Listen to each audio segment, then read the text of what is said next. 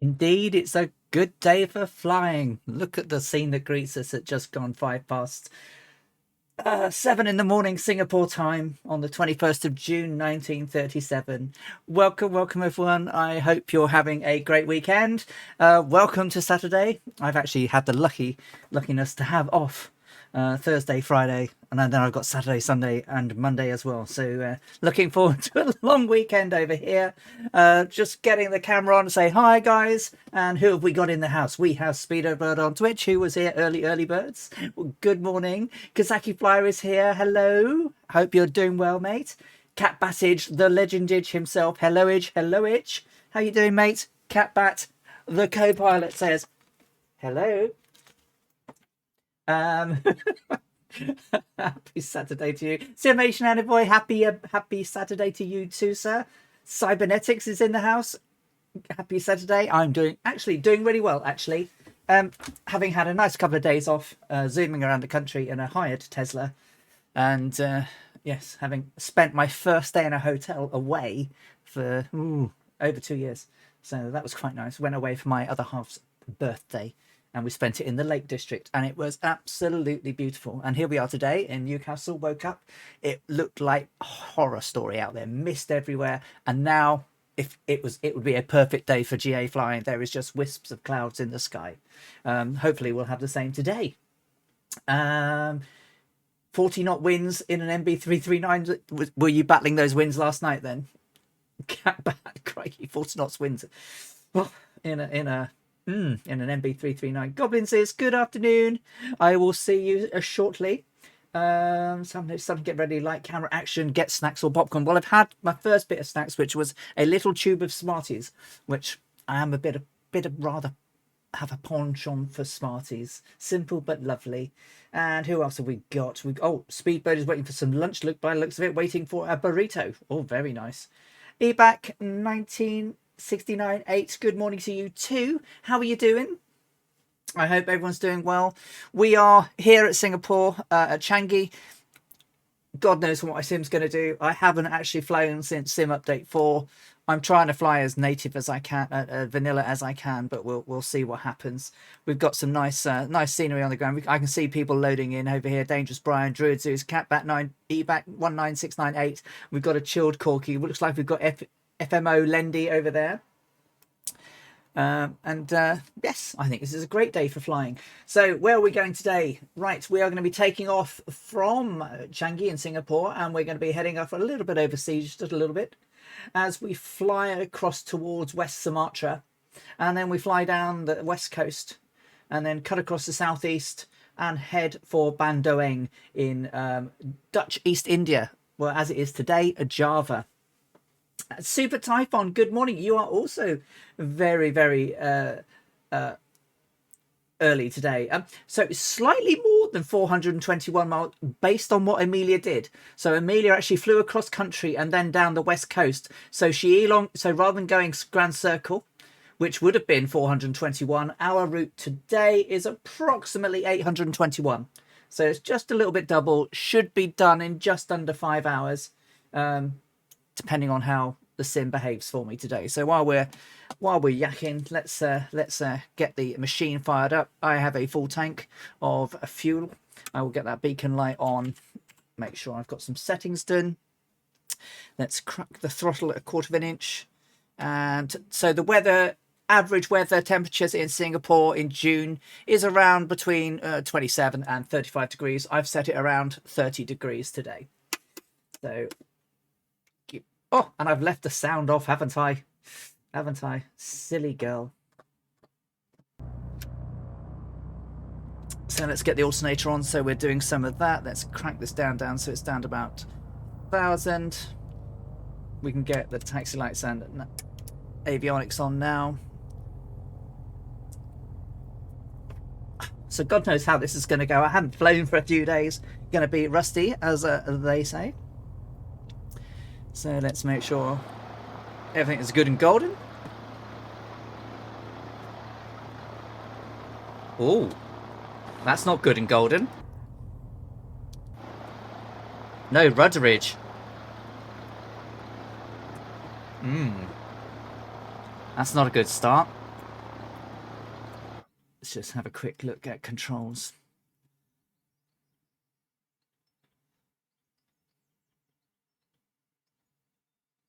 Oh, doesn't even see my rudders.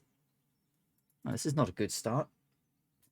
Oh, Brian, I'm so sorry. Have I turned them off?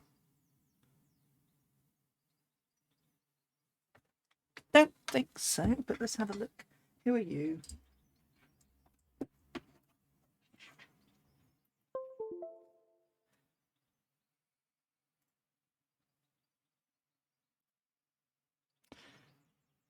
Well, that could be disastrous, couldn't it? Oh, no, not disastrous. It works.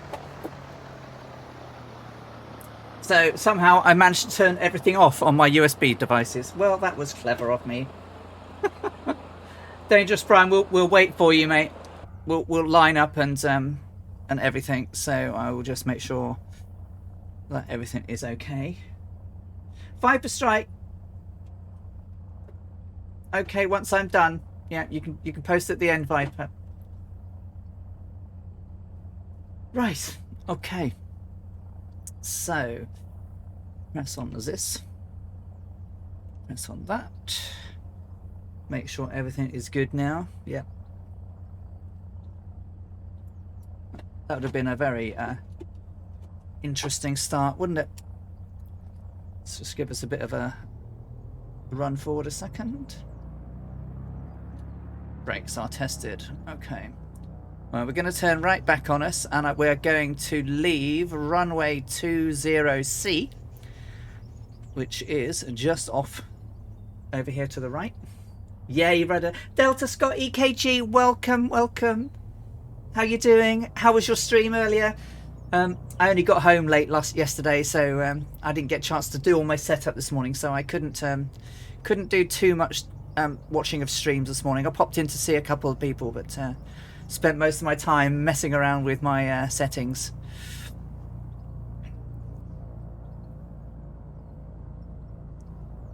A bit stuttery.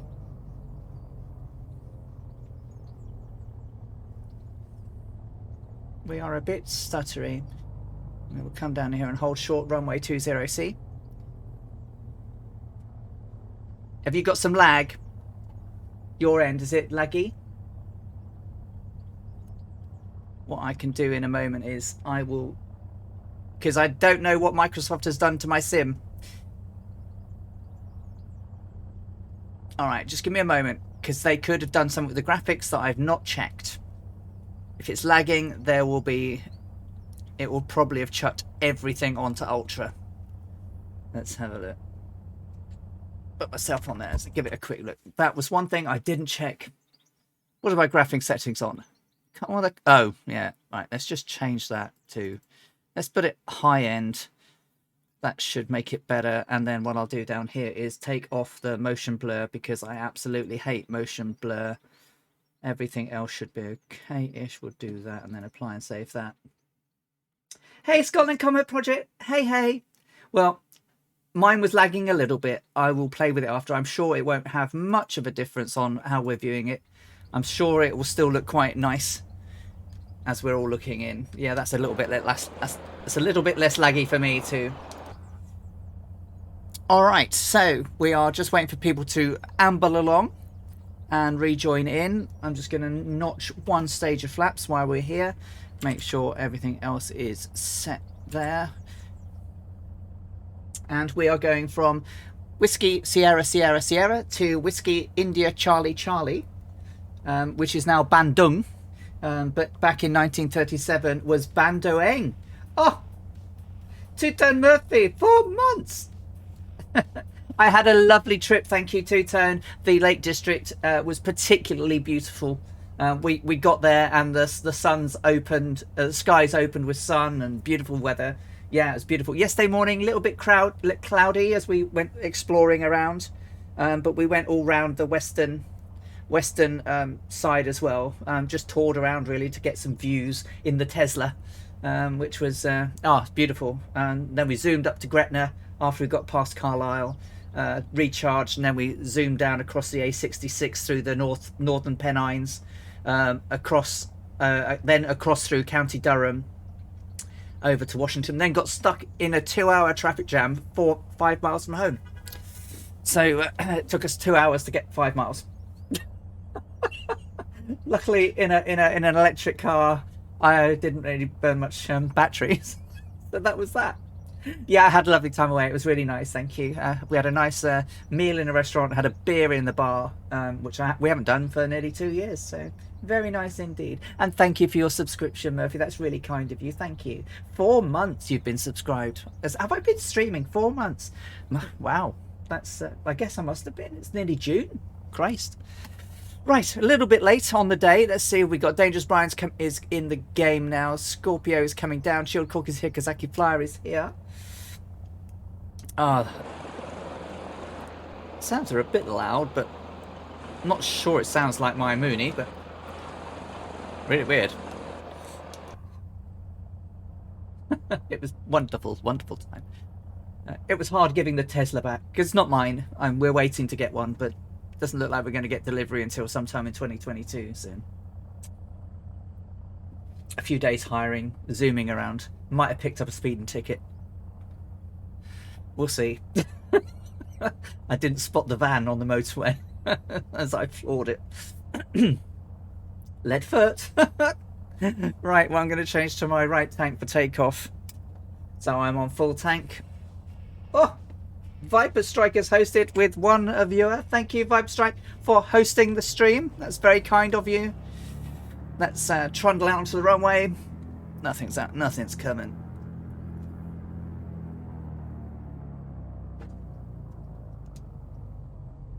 Did I say 20? See, I should have said 20. Am I on 2 or 20? I know I'm 20. Oh, Brian, will you take it easy, mate? And if you don't feel well, then, you know, take a break. Well, I will get up in the air then, guys, and do a circle around, wait for everyone once you get up.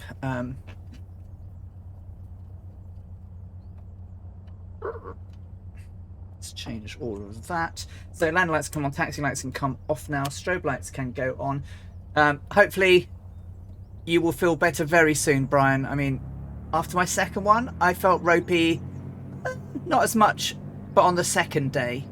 So the day of the jab, my arm hurt like crazy, but not much. And then I just felt a bit headachy and stuff. And then it was all good. Let's hope my rudders behave and they haven't changed any of the sensitivities too much. Doesn't seem very powered. I'm not getting... Have they changed... That sounds weird, doesn't it? Gear can come up. That sounds really strange. The engine has got the Coronado bug going on, I think. We'll get over 300 feet and then we'll take the flaps up. And then we'll trim out. We're going to leisurely take it up to 9,500 today because we haven't got any mountains for quite a while. Yeah, sound bug by the sound. It'll disappear again.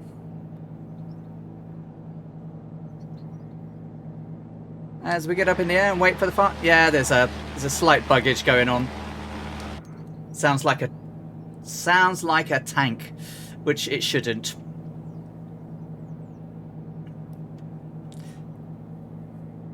I only got in just at the end. I did see you were having troubles on your stream last night, Murph, but I was so knackered.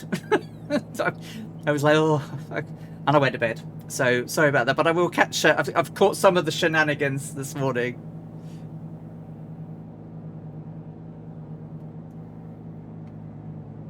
Yeah, it does sound like it's idling, doesn't it? But it's absolutely not.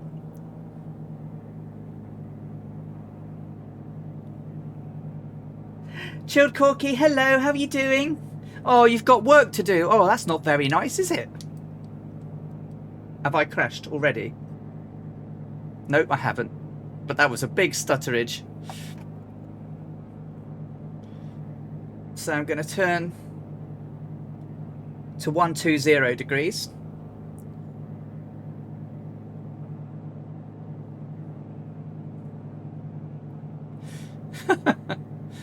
Yeah.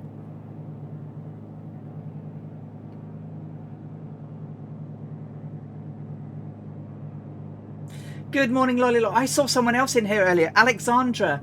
I saw Alexandra. I'm so sorry. I think I missed you with all the names going by. But welcome, welcome. I hope you're having a great Saturday.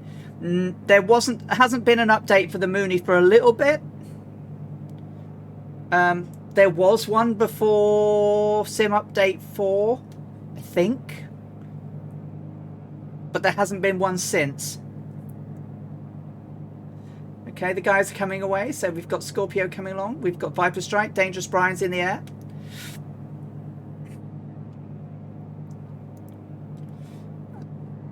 And then we'll turn round a little bit more.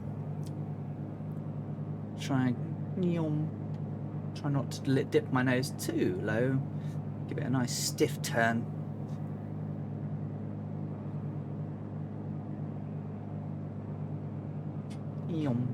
That nose trim is still a little bit temperamental.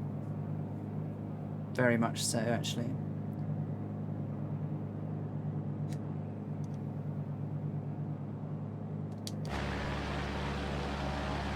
Not sure what aircraft it sounds like.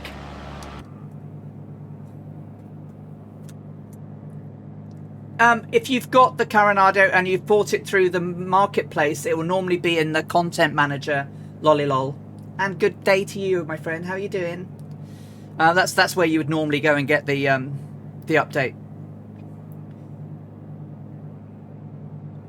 But there was one before Sim Update 4, between Sim Update 3 and 4.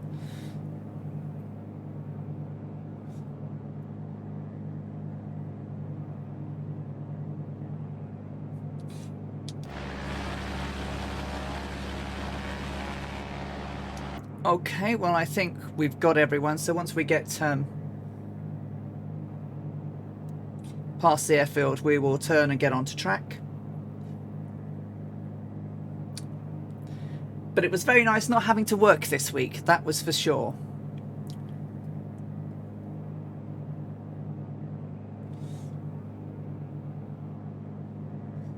Yeah, we're feeling very underpowered. And everything is pushed in, right? Yep.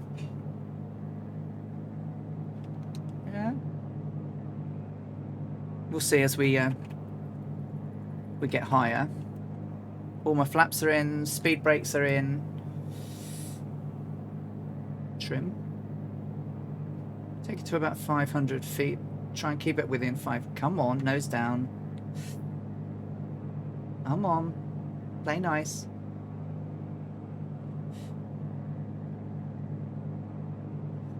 And they said, you won't need to needle chase so much. They tell fibbies. I heard there was... I saw the clip of the droppage of the piano keyboard type thing. So that was a bit cray-cray, Mr. Murph. You should listen to Mrs. Two-Tone, who says, do not mess around with the keyboard.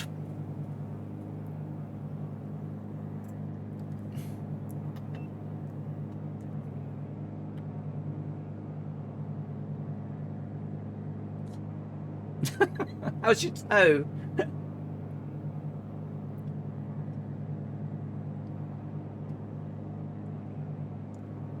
You just set the trim to a slider on the Bravo instead. Yeah, I guess that's a good idea, Catbat.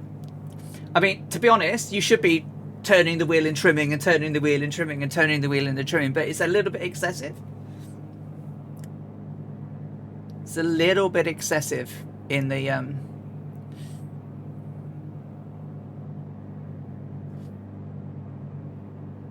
feel like I'm in Avro Lancaster or something.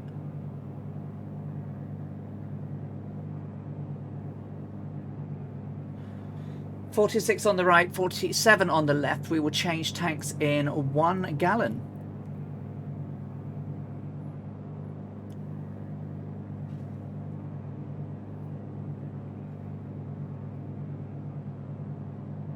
And I don't know if you know, but if you've got a Navigraph subscription, and got the latest Microsoft Flight Simulator beta, you can now have Navigraph in your sim. Oh, except there's one buglet right now, which is a real pain in the bottom, that you have to keep signing in if you restart your sim, which is a pain in the bottom and should be fixed. I've reported it on the forum. So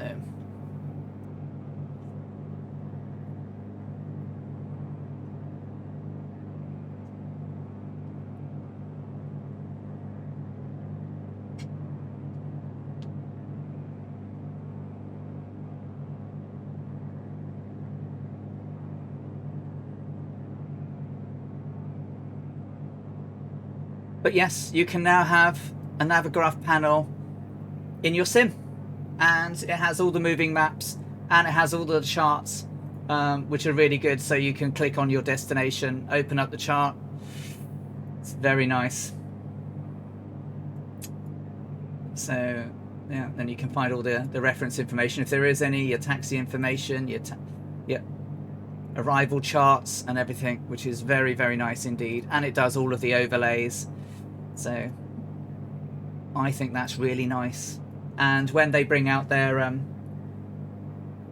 the VFR charts, I think this is going to be fabulous. Right, change tanks. So changing to a left tank now.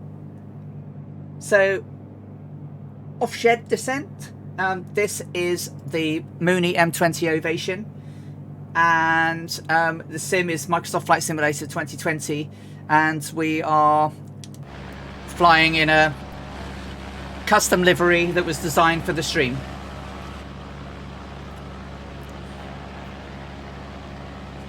And we're flying along with the Fireflies as we head towards Bandoeng in which was Dutch East Indies, which is now Java. Ignore the engine noise, it doesn't sound like that normally. There's a good old bug going on at the moment.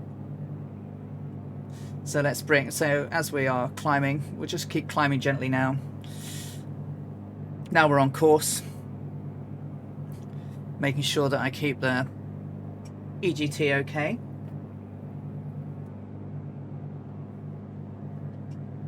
Oh, it's a lovely plane, off shed descent.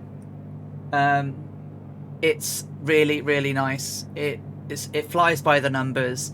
It's just nice. Just very, very, very, very nice to fly.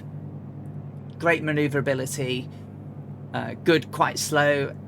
It's very slippy. And it's got great range. So great GA aircraft.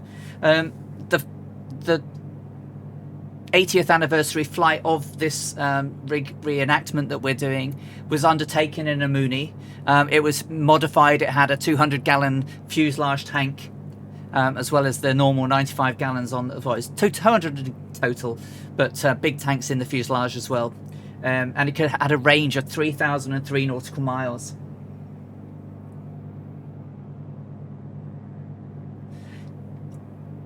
I haven't checked out the gliders yet. No, but I certainly will do.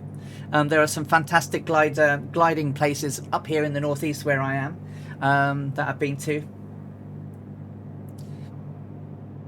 So I'm looking forward to that, but I haven't done so yet.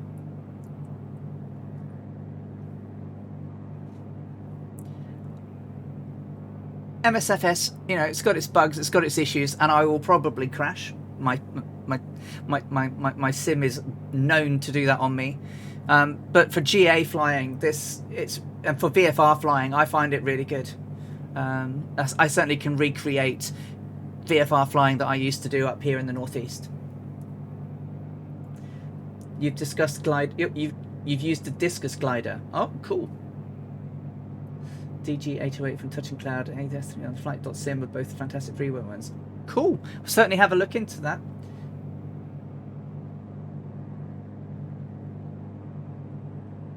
Oh, GNAC, hello. Sorry, I missed you coming in. Hello, you all right? I'm sorry if I've missed anybody. I know I might have done.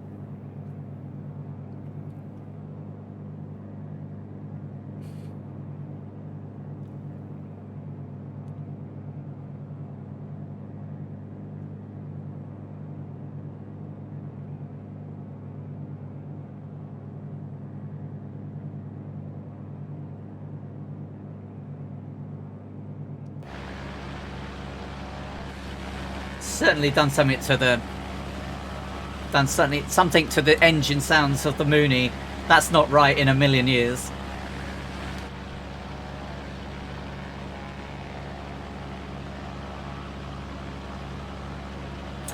This is very true. Off-shed descent. Yep. No, it's a little bit ropey on IFR. Basic IFR, you're okay.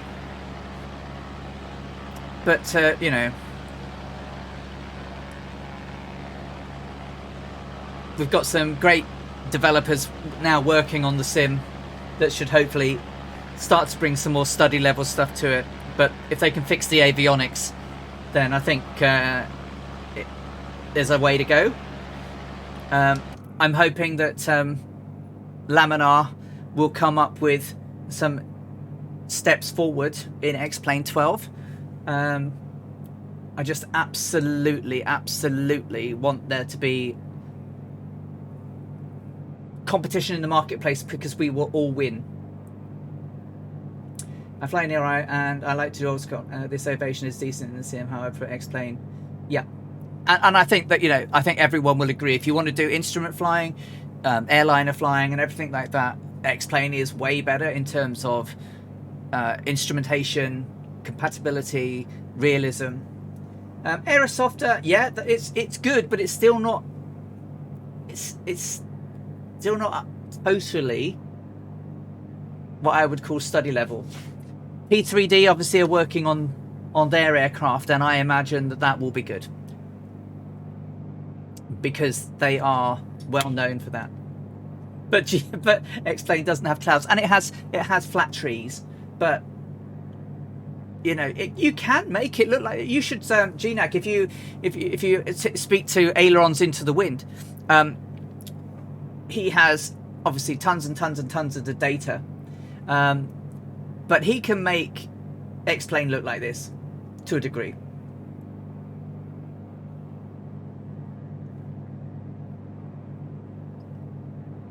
That's what I'd heard. I've never, obviously, I don't fly airlines or anything like that. So if you're flying 737s, then you are well more suited. I am a recreational GA VFR flyer. So I don't have, I'm not IFR rated. I do it in the sim, but only general basic IFR stuff.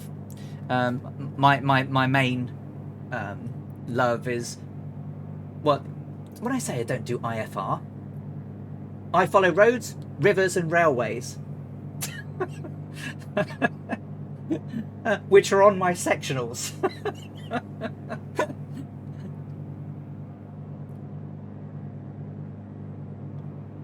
Alright, so let's get into cruise. Let's get that manifold pressure back to 20.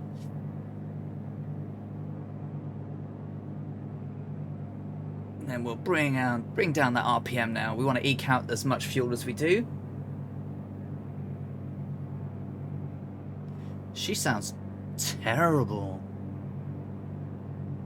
And then I will lean back over peak. Right. And there we go. Now just make sure I'm on my course for the moment.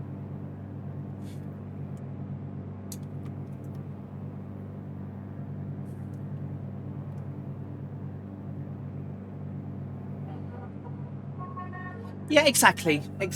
You know, it introduces people to the, you know, the wonder of it, and especially the sim gave us a whole load of escapism right at the time when we needed it. You know, people were locked down, very sort of unhappy times, really. I mean, I've never experienced, no one has experienced anything like this, I would imagine. But, you know, you can fly in this sim without any add-on sceneries whatsoever, to be honest. You know, if you don't want to spend a penny other than what you spent when Goblin Zeus, like I said, I think I'm in a bomber of World War II. I mean, the only thing I've installed today is the update 060 update to the Piper 3 and the Turbo Arrow 3 and 4. That's the only thing that's different. But the sound is not right. Yeah, so, you know, cost is a thing. The more realistic the aircraft is, the more time someone's plowed into it, means the price is going to go up. You know, you take the CRJ and everyone says it's the best one around right now. Well, yeah, it's nearly 50 quid in the UK. And, you know, when you start to look at the levels, I haven't looked at how expensive the PMD3 737 is, but I imagine that might be relatively expensive. Oh, thank you for the follow, Off Schedule Descent. That's really kind of you. Thank you. You know, the more complex the aircrafts get, the more it's going to cost. Let's not beat around the bush. Developers are going to want to get out every cent and penny that they can to recoup the time it takes to make these things. However, I would love to pay more for an aircraft that has been lovingly made compared to spending money on an aircraft that has just been chucked out the door with no real hard work on it. So I updated my Mooney before Sim Update 4 when the last update was there, Kazaki. There was no update for me today. Oh, I tell you what, I did actually update the I updated the Seminole, but I have rebooted and everything. New Skies, thank you for the follow. That's really kind of you. Welcome along. Welcome to the Earharts, which is the name of our flying crew. I've even named the tier levels now, guys. So tier 1 subscribers are now known as the Friendship crew. The Friendship was the aircraft that Amelia Earhart crossed the Atlantic in for the first time, but as a passenger. The tier 2 subscribers are now going to be the Vega 5 Vagabonds, and obviously the elite tier 3 has got to be the Electras. So you're all in the friend zone if you're in tier 1, but that's cool. Friendship was the thing that really gave her the kick to want to do it herself. So don't think it's a bad zone at all. The Friendship was an amazing flight where she proved her worth to some gentlemen. I paid for one plane on this. I knew I was going to be a disaster. Oh no, oh no, no. Change tanks. Actually, no, I'm going to stay left tank, go down to 40, change 5 at there. So, yes, the 737 MAX by, yes, yes. Scorpio, thank you. Scorpio subscribed for the second month on a second 2-month streak. Thank you, my friend. That's really kind of you. Thank you.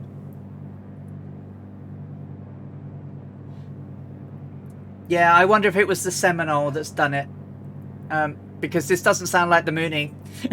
So I'm sorry it doesn't sound like the Mooney, but I'm going to have to put up with it now. I'm hoping that it might do what it normally does, which is changes it after a while. But I did reboot it and everything. There's a couple of bugs in the Mooney that I've spotted, which are a bit strange.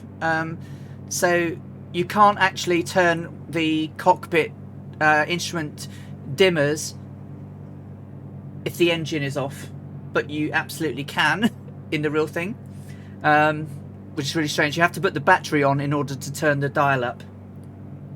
Yeah, the autopilot's pretty solid off schedule descent. Yeah, it's pretty solid. I'm using Navigraph data both in the sim, and I've got my fingers crossed, but I use the PMS GNS 530 mod, so that it works more like a GNS 530 than what's in the game already. The U-turn bug just drives me crazy. Oh, Alaska 559. Thank you so much, Alaska. How are you doing, my friend? I'm sure people know. I don't know if my shout outs are working, Alaska, but I'm going to try this. They keep dying on me and I don't know why. It's not going to do it. I'm going to have to press all the buttons. Thank you, Alaska. I hope you're well. Sorry that my shout outs are dead. If anyone knows how to fix dead shout outs, ping me a message because I can't get them to work again. They were all working and now they're not. I'm off. I turn off the GPS when I fly these. Yeah, I mean, to be honest, right now, because I'm chatting and yakking, it's harder to fly at hand flying. But Amelia Earhart used Sperry. Sperry was her auto gyro pilot, which she used a lot because when she used to write her diaries as she flew. And then it gave her time to sit down and monitor all of the charts and the instruments and monitor all the temperatures and everything. So the Sperry auto gyro pilot did a lot of flying on this flight for Amelia. So I don't feel too guilty about just chucking on a direction. But the route that we're going today is pretty much the route she flew. So she flew from Singapore across over to West Sumatra and then down the western coast, cutting across southeast Sumatra and then into Dutch East India, or now Java, and into Bandoeng, which has now been renamed to Bandoeng. We are going to cross south of the equator again for the third time on this flight, which is weird considering it was meant to be an equatorial girding journey, and we've only crossed it 3 times. We spent a lot of it in the northern hemisphere, across Africa and India. There's only little parts of the journey that's actually been across the equator. So, and then we're sort of going to go through the Indonesian and peninsulas over the next couple of weeks or so. We do some bouncing backwards and forwards between Bandoeng and Surabaya, because all of the instruments failed pretty much just after takeoff from Bandoeng. They landed at Surabaya and then decided to go back and get repaired because Bandoeng Airport was a big airport in the time for KLM and KILM, which was a sister company of KLM, but they had a very good maintenance facility in Bandoeng, so there was lots of repairs, which we'll be able to show some of them. This is Amelia getting out of the aircraft at Bandoeng underneath the entrance to the hangar. They stocked up with 400 gallons of fuel, and this information just basically says who the main person to be there for is. These are the barrels all neatly lined up with fuel and oil, named with Miss Amelia Earhart Flight all on them, and you can see a better picture there with the barrels on the refueling. The engine bit, the aircraft being maintained. We'll see the maintenance sheet in a bit, but then I'll go through some of the bits that they did and worked on. This is refueling. So down the left hand side of the aircraft were special refueling ports because the tank had 6 additional fuel tanks inside the fuselage. This is all the maintenance that was done on the aircraft at Bandoeng before they took off. So there was quite a lot of extra bits of work done there. So I am on 44 left, 45 right. Everything is now in the green, and we are green and blues. Oil pressure is good, oil temperature is good. CHT has come down, and we are now in cruise. We are doing approximately 148. Hey, XBM Smurfy, hello, how are you doing? How long is the flight today? It's around about 4 hours 53 to 4 hours 58 minutes, depending on how I approach Bandoeng. Bandoeng's got a bit of a... It's a little bit elevated, and it does have some hills around it. So, you know, we've been landing at airports like 19 feet, 9 feet, 22 feet. This one's at 2,445 feet. We should be aiming to go in on runway 11. But I may change my mind on that depending on what it looks like when I get there. Because it's quite hilly around, so I'm hoping it'll be okay. And I hope I don't land on the wrong airport, because obviously I've not got any aids on in game other than the flight path. So there's an airport right next door. So I just need to make sure I don't land on the wrong one, which will be a disaster. Oh, lolly lol. I probably could, but it's actually really... I don't really want to mess about while I'm flying, but I can certainly give you a quick look through it. But I tell you what, lolly lol, if you ever wanted me to do a session on the GNS 530, I will happily do one on Discord for you. But let's have a quick look at it first here. So left hand side of the screen, this is where your comms are. So you've got your communication channels. This is what you will use to speak to ATC. Obviously back in 1937 there weren't many of those, and she was using a very new technology. So we're not really using these today, but these are the frequencies. This is your standby and this is your active. To change your standby and actives, you transfer. This is your radio navigation panel, where you would use this to tune into radio, VORs, ND, and so on. And then you've got your standby. So I often preload, depending on how I'm flying, you preload so that you've got the VOR that you're using to begin with, and then you might have the second one, and then you keep changing. This is the VOR. It will tell you what VOR you're tuned to and the radial you're flying. The VOR stations basically have they're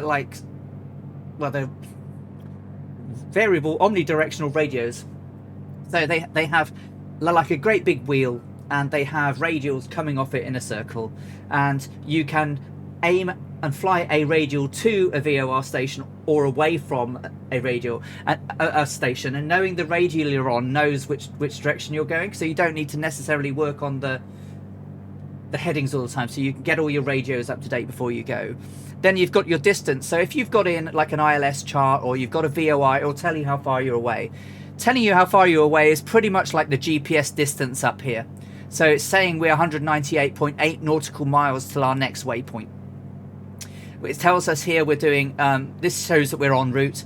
This tells us we're doing 170 knots indicated ground speed. So this is approximately how fast we're going across the ground. Whereas in our speed indicator in the aircraft, we're doing just shy of 150 knots in terms of indicated airspeed. Then this little graph here is basically showing you how correct you are to the course you are following. So if you're on a VOR, this line here will center if you're on the course, but obviously you have to tune the omnidirectional bearing system to the radial you want to go to, and you say you've got a flag here, to and from. So these highlights depending if you're traveling to the radio beacon or away from it. So it's slightly different. If you were off track in a VOR, the line moves, and the further the line moves off, you are either right or left of your target course.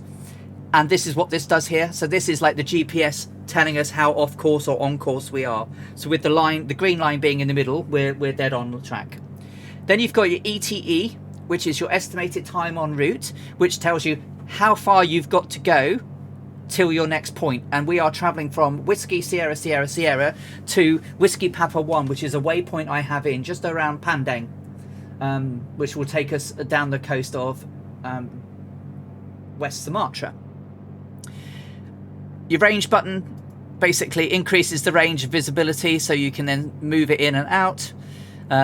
So you can zoom in to see how you're doing, basically based on how many nautical miles of visibility you have. The direct to, so if you're in the air and for some unknown reason you don't think you're going to get to your destination, you can do a direct to. Your menu brings up your menu where you can change your fields, and you can scroll through these, restoring all the defaults. You can change all the lighting and so on.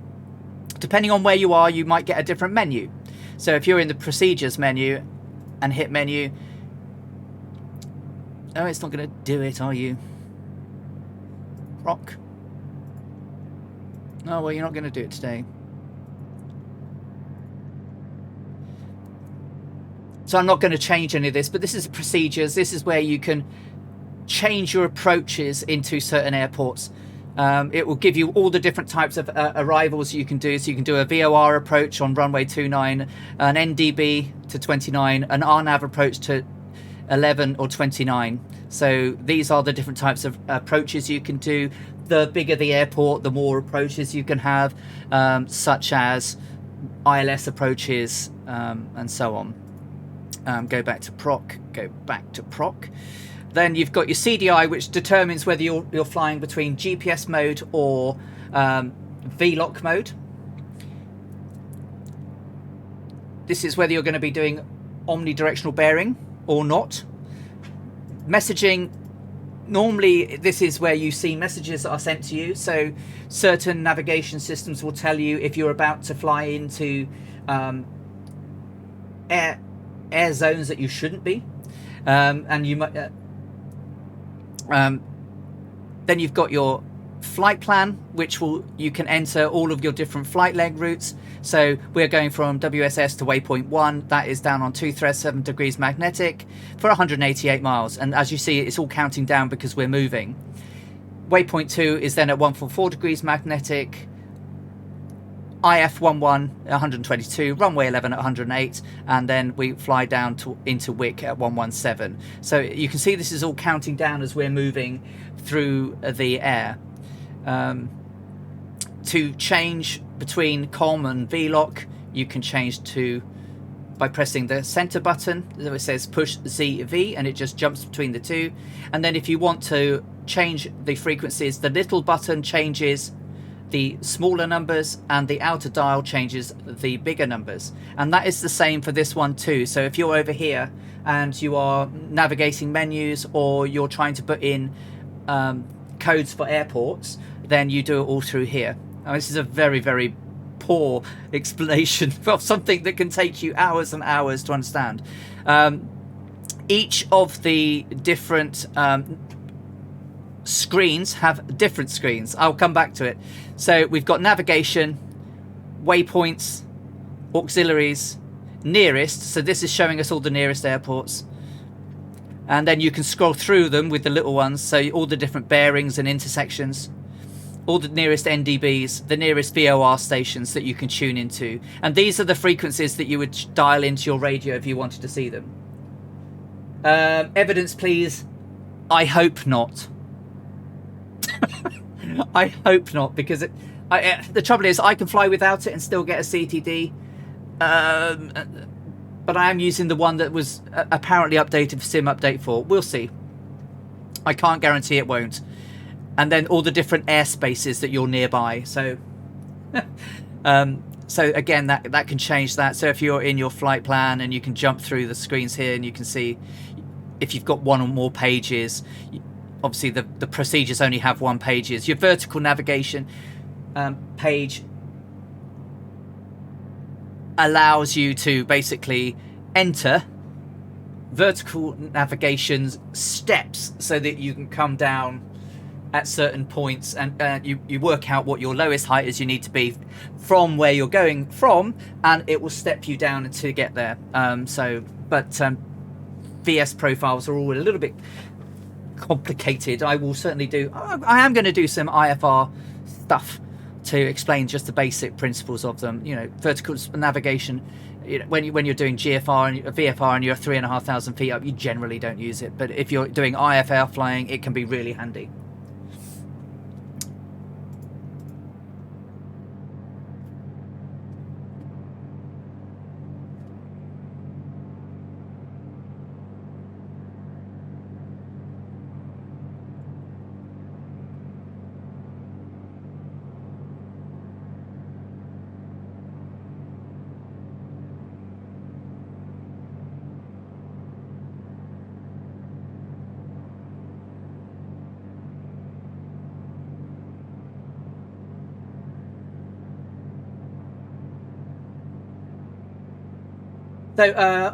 So, Lollylol, you asked me what VLOC meant.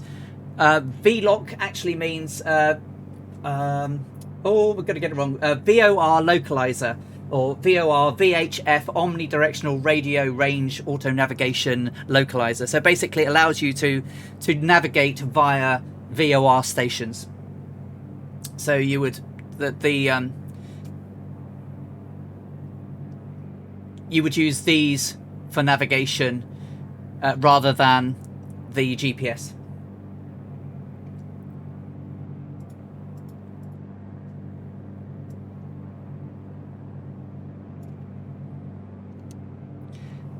$1 gallon till change tanks.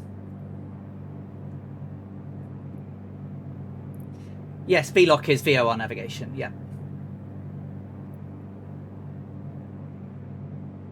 No, I don't have the GTN 750.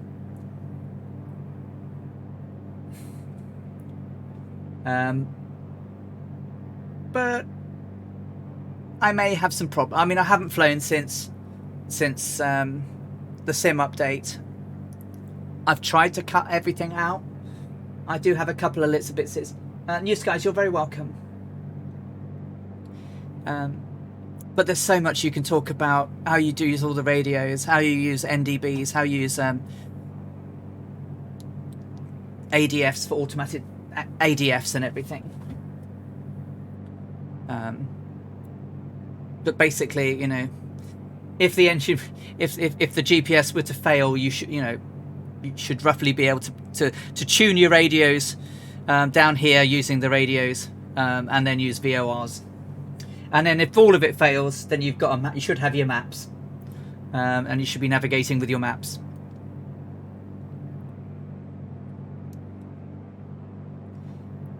I used to fly them with maps on my lap, and as you know, maps are quite big, so clipped into my kneeboard.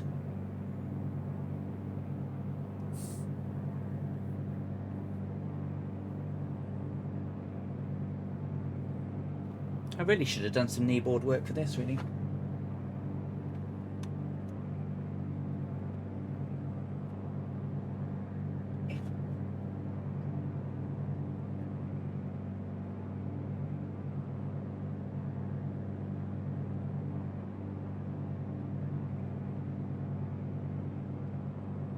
It's my old kneeboard.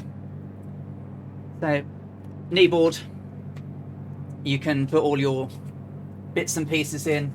You have all your transponder codes for 7000, 7500, 7600, 77 mate contents, your feeder checks, your en route calls, your pilot's log, your pens, and then you basically strap it to your leg, and it's always there, and you've got a stable place for it to write to take notes, to put where you're going, all the different comm stations, and it's really useful. It's actually really quite good for using in, you know, if you want to do, you know, VFR or IFR, you know, because it has your to, your from, your usable fuel, your gallons per hour, how much you want, what reserve you're going to have, where you're going, what your altitudes are, what your headings should be. Then you've got your clearances that you write down, and then you've got all your different comms frequencies that you would need to do across the way. But again, it's got all the different types of failures and so on, what to do. So if you've got a comms failure, put it on 7600. You know, transponder difficulty, you know, 7700, you know, so on. So it's quite useful, and it's useful even in sims. You can have it strapped to your leg, and but it's also got clips on. Check my tanks, nearly there, Sperry. I need to change in. Funny is kind of find my way of the old view and everything. Yeah, so yeah, I mean, you know. When I learned to fly, my Cessna 152 didn't have anything but radios. Just as I was finishing, they retrofitted them with a 430, which was kind of strange. But at some point in the future, you know, they will certainly start to overtake some of the older stuff. You know, there was talk about VORs and stuff being sort of deprecated and removed, you know, but it's just like, that's really dangerous, right? Because, well, I guess even with a solar burst, the VORs could be out, right? But just relying on GPS navigation for everything, I think, could be poor. But VORs are limited in some ways, because obviously not all of them are readable. in the location you're at. Some can be hidden by obstacles, so buildings, hills, and so on. And so you can start flying towards them and not see them.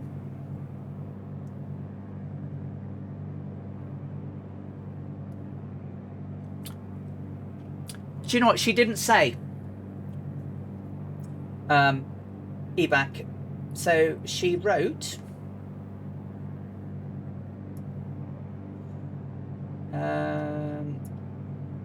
early morning we headed for Java. Our first course lay over the open sea, then across westerly to the shores of Sumatra, then cutting deep across.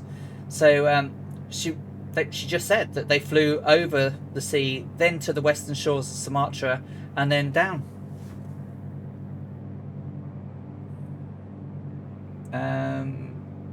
We cut across the southeast portion in the end.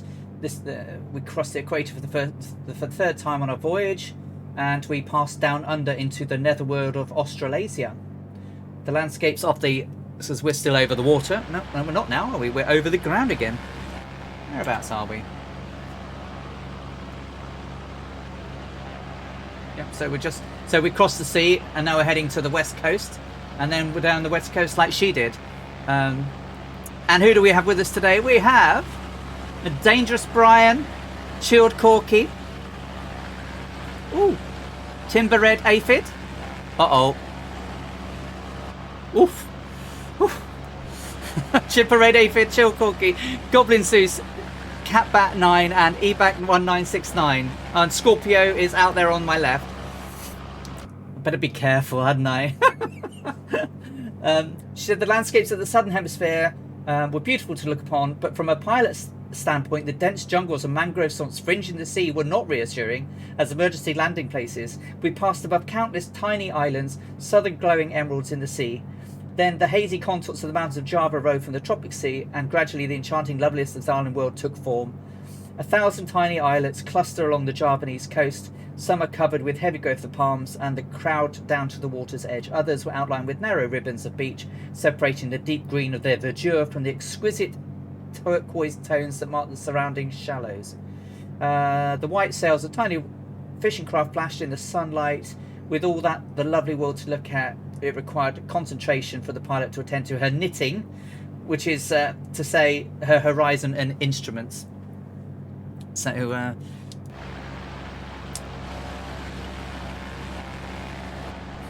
as we can see below us, doesn't look a great place to land, does it?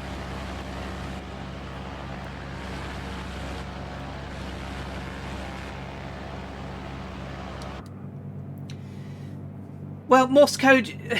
So Morse code, you can't. I don't think you can transmit in these in Morse code, but the VOR stations will transmit a Morse code to you that you will need to understand to make sure you're tuned into the right one. So, for example, if we go to Wick and open the chart at Wick, and we've got some so we've got a VOR runway 29 approach.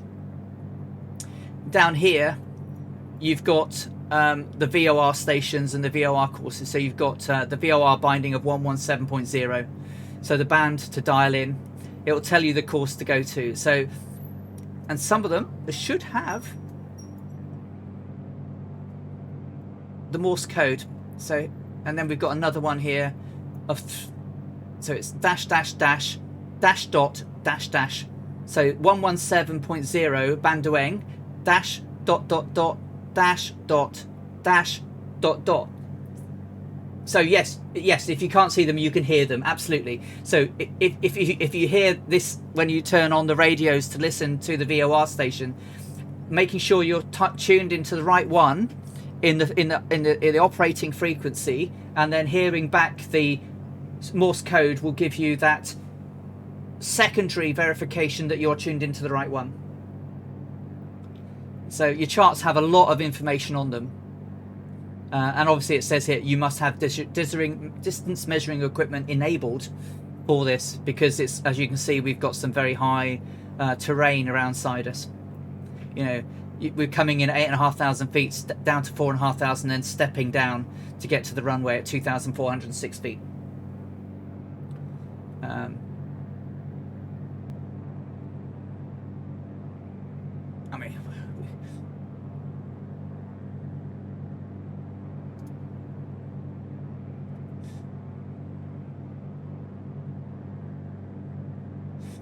So there's your straight in approach, right? We're going to try a tricky one. These are the standard charts that airline pilots use. It tells you max pressure altitudes. It tells you the height of the terrain around you. It tells you all the stepping location, the VOR, the ILS frequency. If you had ILS, it would have all of that. It has your standard arrivals. So obviously, if you're flying bigger aircraft into this, it will give you a standard aircraft charts. You have your standard instrument departure charts. Some of them have references on, and some of them don't. So if you go to Singapore, clear that one. Singapore has a bit more, I believe, in the reference charts. So in the overview, it will give you an overview of the airport, show you where the direction that this is being looked at, so you can see what it looks like from the air. You can then see what the runways look like from the air. So this is runway 02 left and center. So we landed in Singapore and 02 left. And then you've got the 20 center and right departures view, or coming in at 20 center or right.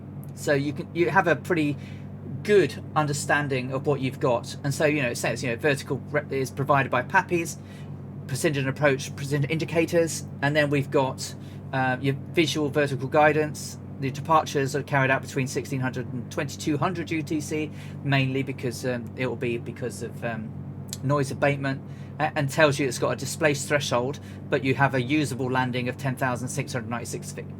So it's useful, but not all airports have this information. You've got different types of maps. You've got high on route, so if you're doing airliner flying, you can use those. And they will give you all of the charts, all of the routes around the world. Then you've got low on route, which is for low IFR really, and then you've got world. But they're going to bring in the VFR charts, and VFR charts will bring you the sectional information that you would normally be used to if you're using SkyVector, etc. Or if you're flying in the real world, you'll fold out maps. Now, when they bring that in, that's going to be a game changer, I think, for VFR flying, without a shadow of a doubt.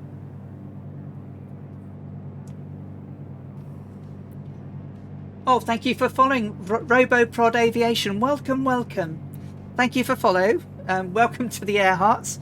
As you catch us flying from Shanghai down to Bandoeng, or which was Bandoeng, back in 1937. We've got a few hours to go. We're about 50 minutes away from our first waypoint, and where we cross down through the west coast of Sumatra. We're flying with the Fireflies of the Two-Tone Murphy Flying Circus, and something has gone wrong with my Mooney engine. It doesn't sound like a Mooney at all. Sounds very much like a Seminole, to be honest. And we're currently over... Oh, Valiant One, thank you for follow. That's really kind of you too. Welcome along. Hope you're having a great Saturday. I'm on the third day of my a very short week, so I'm having a very long weekend this weekend. Spent some time celebrating my other half's birthday, where we went to the Lake District and enjoyed some time out for the first time since lockdown, which was really, really nice. So I am now 40 on the left, 43 on the right. Everything else is in the blues and greens, and I'm just going to make sure my RPM is around the 220. Just want to eke out as much fuel as we can. Just need to tweak the EGT just a little bit, and then yeah, that'll do. And so we're just doing shy of 150 indicated. I wish I could fly right now. My power supply fried. Oh no, RoboProd. That's I'm so sorry to hear that. That's oh, what a nightmare. Well, I hope you can get one soon enough. I'm dreading anything dying on mine. Absolutely dreading it. I'll be raiding my other old graphics card if this one goes, but thank you, Brian. I will pass that on to her. She's happily ensconced downstairs reading or watching anime. If she could live in Japan, she would.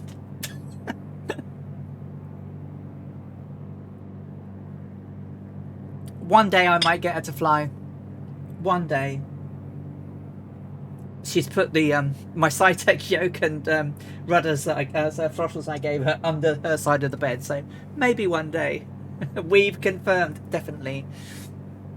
Yeah, yeah, but quite a terrible one.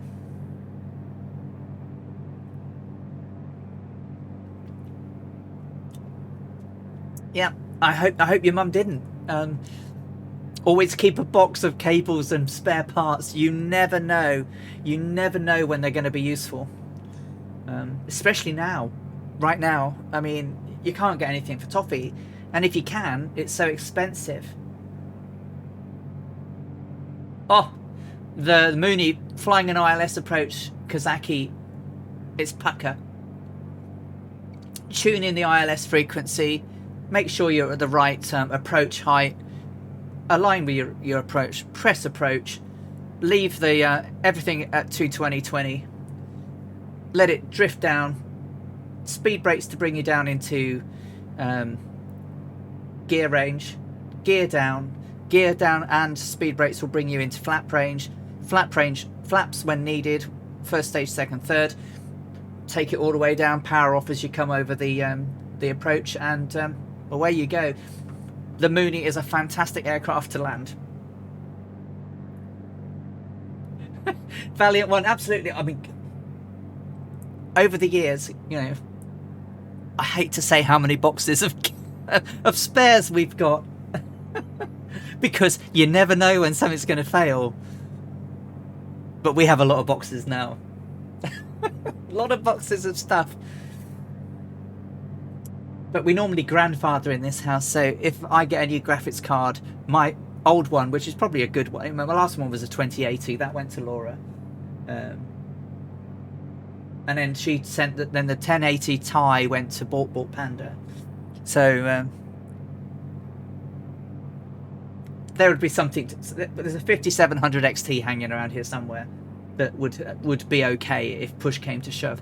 But I saw a darn 6800 XT that I bought for 840 odd quid in January. They were selling for £1,300 this week on a proper component supplier's website. I'm definitely going to be watching their prices in future because that's gouging. You're for that, you know, it just is wrong. Scorpio, I've got drawers and cupboards and associated, and yeah, absolutely.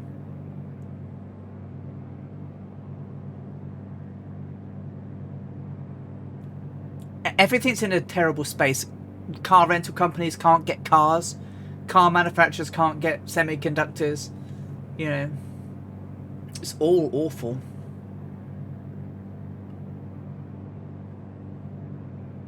Oh, the 1390 failed. I bet you had kittens, didn't you? Crikey. Yeah. So this is the thing now, right? If you've got stuff, don't sell it. If you've upgraded and your stuff works, just keep it, because you never know what's going to happen with what you've got. I mean, I'm sat here at the moment contemplating actually replacing a not very old AIO because I'm hearing some pump noise. It's okay if I put it onto performance mode, but it's a bit noisy on non-performance mode. So I'm like, that sounds like it's going to go. So I might actually get a replacement for it now, and then send it back to get checked, because it shouldn't make the noise it's making in only 5 months. A couple of years maybe, but not 5 months. And it's all fitted properly with the hose being higher than the pump and everything. Use everything as spares. Well, yeah, we do. We've got crates and boxes and crates and boxes of components usage all over the place. It's a bit laggy moving the cameras around, isn't it? Yeah, but I probably need to get another one first, because I don't have an air cooler right now that I can use on my CPU. So I'll get it and then RMA it. And my TPRs, they couldn't get any replacements, so I had my refund. So, I'll wait now for the Charlies, I think. Whichever year or decade they might come out in.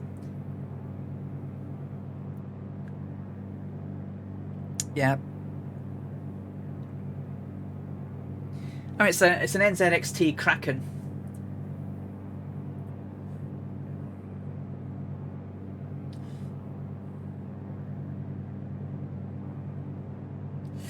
Yeah, I just knew that this sim was going to pump out, you know, it was going to use some heat. So, Scorpio bought a new PC. It was 8 years old and wouldn't run MSFS. Old Peter went to Grandstand. Maybe I'll be chatting with Laura later. I mean, Laura did all the research on my computer system. We shall have a chat.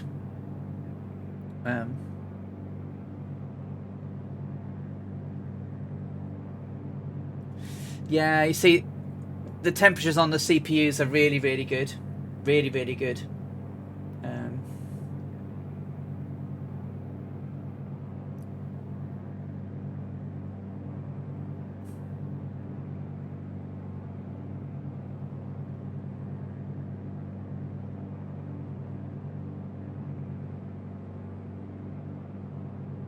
Yeah, at the moment it's like 52 degrees, which is really good.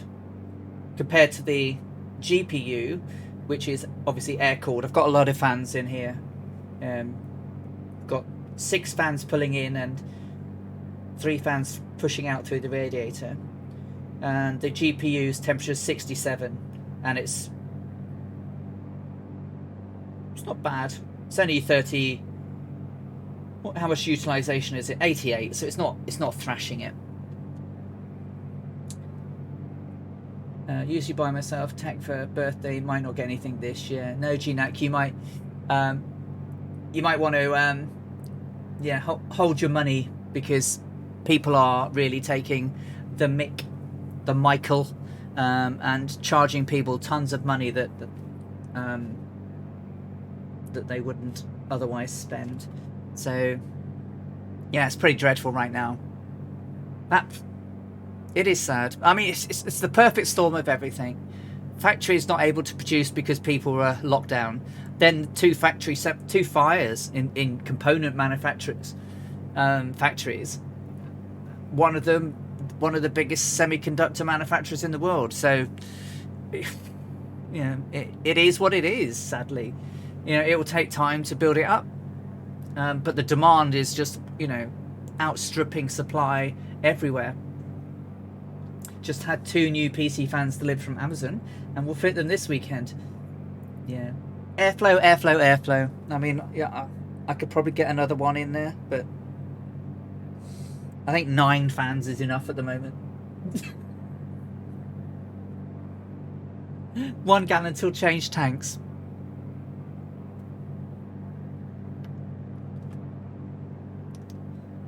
And when I was doing all my tutorials and everything, I didn't really notice that I had undone everything. So putting myself back on. If you're in a GNS 530 and you do change from GPS to VLOC, using the CDI mode, then yes, the course directional indicator will reset. From what I understand, all the areas made by one manufacturer supplied to various brands like Corsair, Cooler Master, etc., EK, etc. Yeah, I don't know, to be honest with you. I would let someone who is more qualified on AIOs than me answer that or talk about that one. I don't know. I just know I've got an NZXT Kraken 73. It's a 380 mil radiator with three fans on it, so 3 120s. I was lucky. I got a 39 when I did. It was an EVGA Elite, and got it that way. Oh, nice. Yeah, I had a bit of luck, but I don't. The sim's not particularly well optimized for AMD. I don't believe. You know, I'm open to hold my hands up and say that I'm wrong, but I don't believe it's particularly well optimized for AMD. And I've got a Radeon RX 6800 XT that I managed to snaffle in January. Just wandered onto a component site, and they had some. And it was like, well, haven't seen any. We'll grab one while we can, and it wasn't too bad. It was over the odds. It was about £100 over the odds, but it wasn't like 400, 500 pounds over the odds like they're asking now for it. £1,300 for a 6800 XT.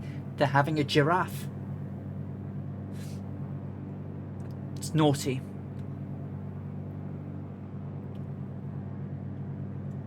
I hope so, Valiant One, because you know a lot of us use them. You know, Dangerous Brian uses AMD, Dougal McTavish uses AMD, Colonel Falk uses it, Draco uses them. In other games, it's absolutely perfectly good. You know, really throws out the FPS. I've got it locked down at the moment in Flight Sim just because I do get some tearing if I let it go crazy. If I don't set the FPS, I do get some midline game tearing.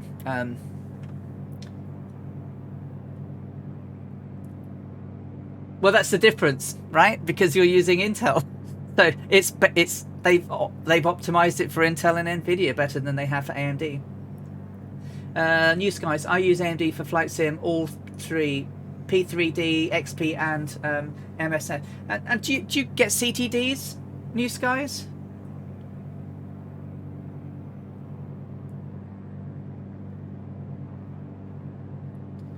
Oh, I did go a bit wonky on my direction. Kazaki. Oh yeah. I am tracking I'm going to be tracking 237 degrees. My 530 says I am 101 miles out from Whiskey Papa 1.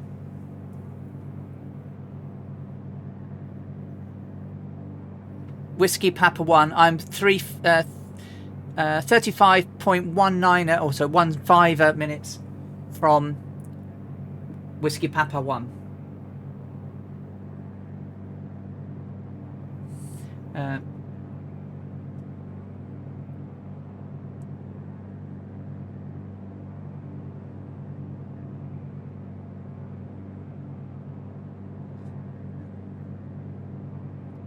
So, you know, it was a bit of a toss-up. I wanted to do more flight simming. I wanted to use it in VR. I had a 2080, but I had quite an old CPU. I had a 5820K, so a Haswell E. So it was like 7 years old. 7 years old. It was starting to be a bit long in the tooth. Still a very good CPU from the day. And I thought I'd upgrade. And at the time, the Ryzen chips, you know, nice lots of cores, pretty good for gaming, a bit of longevity in them still, plus the motherboards, the 570 can upgrade to a 5000 series. So I will upgrade to a 5000 series when I get it. I still think they're, you know, the 5900X and the 5900X is probably what I'd go for. The extra few percentage that you get out of 5950 is probably not worth it for me. Draco, good morning. You've had a busy morning. I'm sorry you've had a busy morning, but welcome. I'm glad you're here. New Skies had a 2080 Ti, but it failed 2 months ago, so you had to get a 3070 at a premium. Oh crikey! I hope it wasn't too heavy a premium. See, Dangerous Brian's got the 59, so I'd go for that. I haven't done yet, but having looked, if I have to change the, if I have to change my AIO, I might change it out at the same time. Haven't decided yet.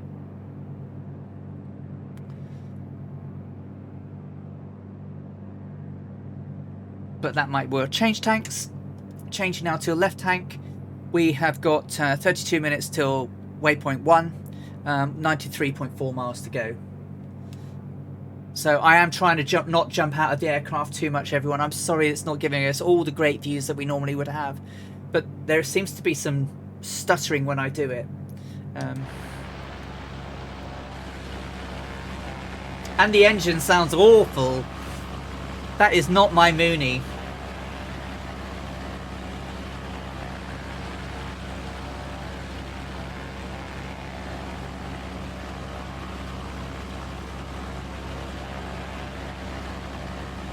Listen to it.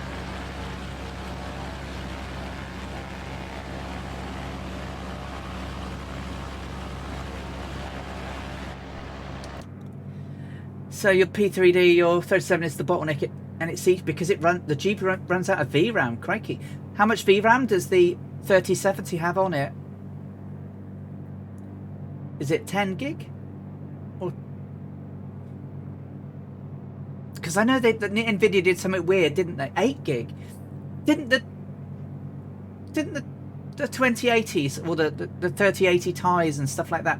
The 30s didn't they have more RAM?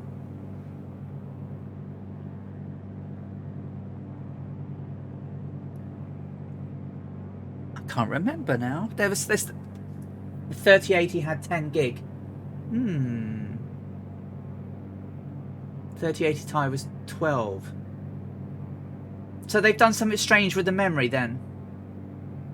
And the 3090's got 24 gig. That's true. Because the 6800 XTs have got 16 gig, which is quite a lot.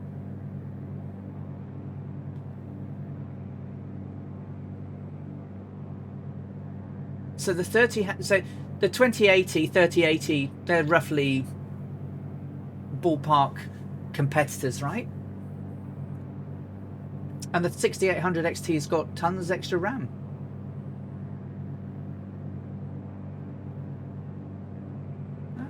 That is crazy. But I just wish that they will bring the stability in, because it is frustrating, you know, trying to chat, and it not doing the right thing. So please, Microsoft, if you are watching, my friend Dangerous Brian has had another CTD this morning. He doesn't have it in any of his other systems, and he can play games for days without problem. 17 has an 8 gig of video. Its bandwidth is just like 256 bits. Oh, crikey, that is a narrow pipeline.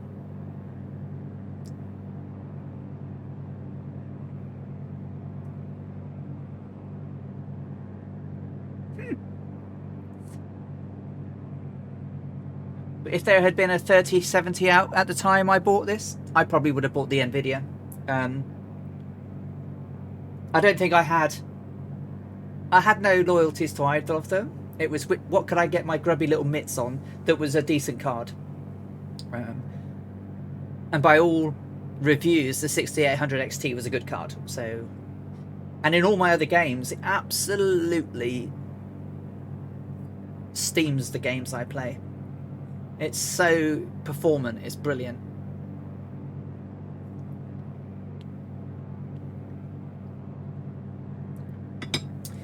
So how's everyone's week been?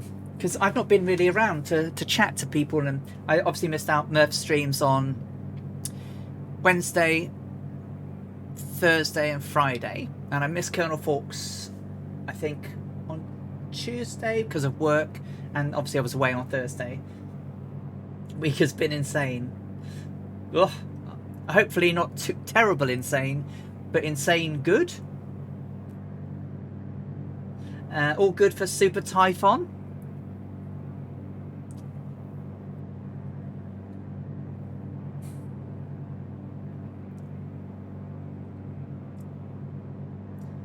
GNAC has a 3-day weekend. We have a 3-day weekend here. Although I took Thursday and Friday off, so I've had 5 in total. But it's nice, which means it's a 4-day week next week. I enjoy your long weekend, GNAC. Whereabouts are you?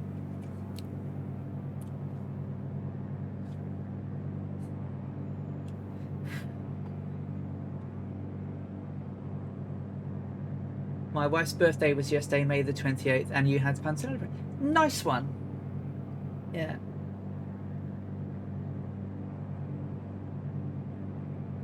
Captain says, except in my head it's been great. Oh, Catbat.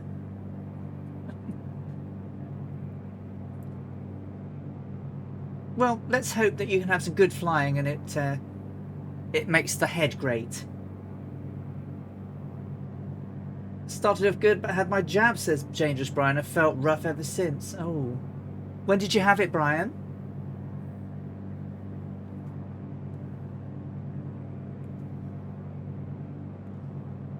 Goblin Zeus had a calm week. Some work and first vaccine shot. Oh, brilliant news. Well done, Goblin. 28 degrees Celsius, sunny. I am not complaining. Well, absolutely not complaining, right? So, yes, beautiful here. Beautiful. Draco says, insane goodness. Podcast is blowing. Lots of interviews opening up. 2 weeks until our summer vacation and school's out. And it's a 4-day weekend. How cool is that? You can go on Amazon now and buy some surströmming for when you get back, and then perhaps have a few more days out of school when it's being disinfected and rescented. Dangerous Brian Thursday. Yeah, so hopefully you'll feel better in the morning, Brian. Yeah, I certainly felt better. So the day I had it didn't feel really anything. Then I was pretty rough on the Sunday, and then I was okay on the Monday. So unlike the first one where I had it, I was rough the first day, rough the second day, and okay the third day. EBAC 19698 has shut down and secured at Whiskey India Bravo Lima for breakfast. Good luck and rest of the flight. Thank you, EBAC. Have a great breakfast with your family, and I hope you have a great day, and we'll catch you soon. Thank you. You take care. Yesterday's flying was awful. I've never crashed this much in 6 months all in one day. Oh, do you mean crash as in hit the deck, or crash as in the computer crashed? Oh, Super Typhon has been sick for 4 days. Well, that's not very good. I hope you're feeling a bit better today.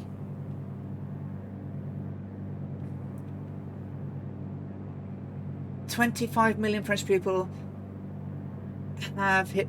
I nearly said 25 million French people have hit the deck then, because I saw Catbat's 9s coming up. I was part of the landing challenges. Oh, crikey. 25 million French people have had their first vaccine of around 70 million. Nice. Yeah, and scientists are starting to unravel the secrets, aren't they? There's some more positive news that came out today. So oh dear, hit the deck or the ocean. So yeah, the landing challenges. Yeah, I wasn't there, so I'm quite glad I missed them.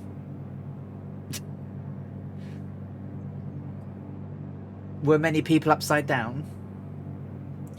Oh, you were in the Caribbean, weren't you? So does that mean that you went to Sabah and St. Bart's? I didn't look at the flight plans because I didn't do them.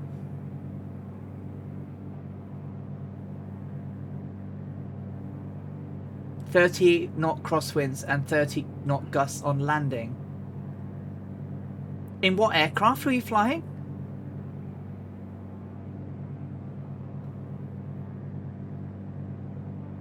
And Murph was having a fun time. Yeah, Murph was having trouble with that game services, wasn't he?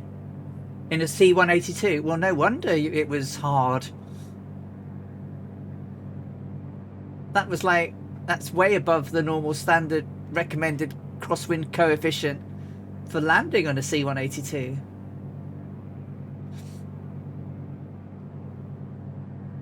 Sabah and St. Bart's were with windage in an MB339. And did you come in to St. Bart's the proper way over the drop? Or did you come in over the sea?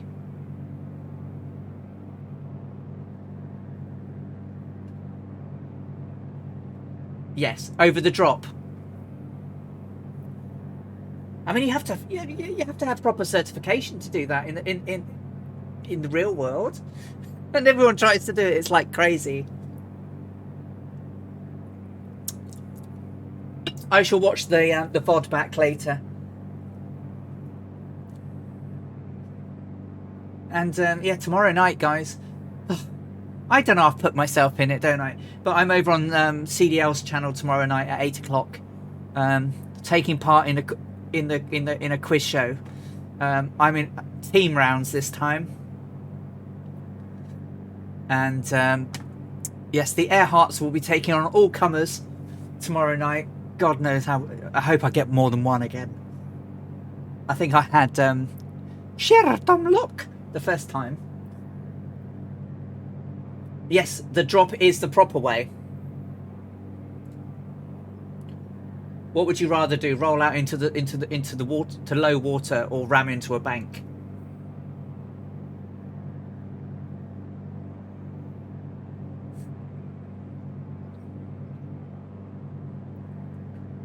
I guess they're both bad, but yeah. But coming over the drop is the proper way. But in the sim, there's too many trees in the way. I haven't done it recently, but did they? So there should not be. So when you're coming across in, and you've got the rock that you line up with, you should be able to see the runway over the crest of the hill where the road is, and that allows you to line it up better. But when I first tried it, when the sim came out, there was a load of trees in front of the road, so you couldn't see the road, nor could you see the runway beyond it. And yeah, it should be way easier over the sea. But without the trees, it's actually better. They fixed it up a bit, have they? I'll have to have a look and have a go, I think. How you doing, Scott? You all right? It was complete and utter carnage.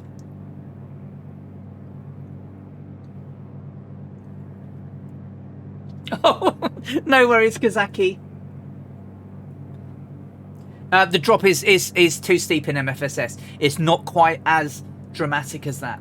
Not quite as dramatic as it is.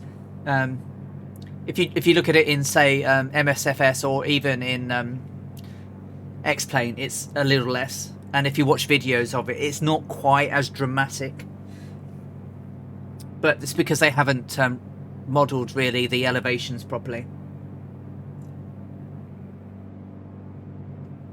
Hey ho, Dougal. I've had a lovely few days, thank you, and it's continuing now because it's beautiful up here in the Toon.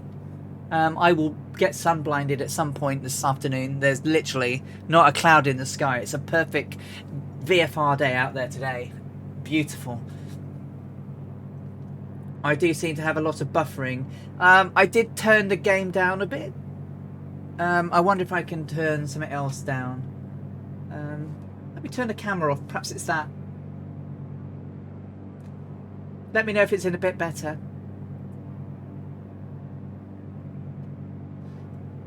Well, if I break out the sunglasses, I won't be, my sunglasses are so dark. I can't see anything.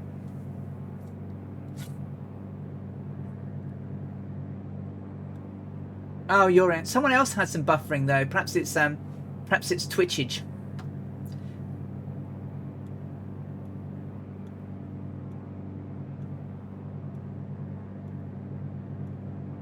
No, I'm running with a cache file.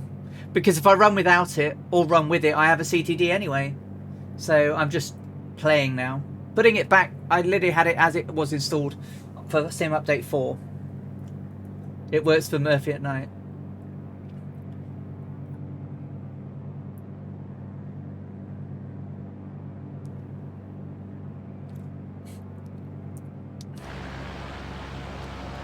But my Mooney seems to have a sore throat. It doesn't sound anything like it. But we're over, heading towards west coast of Sumatra. Listen to that engine. That's awful.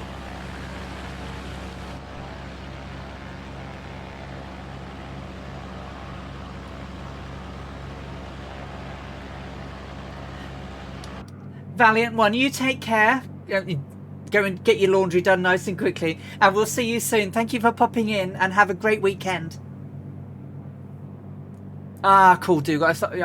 Yeah, it's a bit noisy. I'm trying to run in Windows mode to see what happens when I unplug my second monitor. Blue with just one, they stopped. I don't know. No, I don't know either. See, I was going to fly with my laptop and not my second monitor today, and then I forgot I was going to do that, and now so I've got my second monitor in. I'm wondering whether because you have second monitors, Brian has second monitors, I have second monitors, Colonel Fork has second monitors. Is that a thing? I don't know. Someone tried to land in an Orbex landing challenge at Saab at night. I barely made it. Oh. No. Saba's terrible to land in the day with no wind, no clouds. Even on a perfect day, Saba is hard. My first ever attempt at Saba ended in a cliff. The second one ended overshooting. The third one wasn't pretty, but I did stop. Just.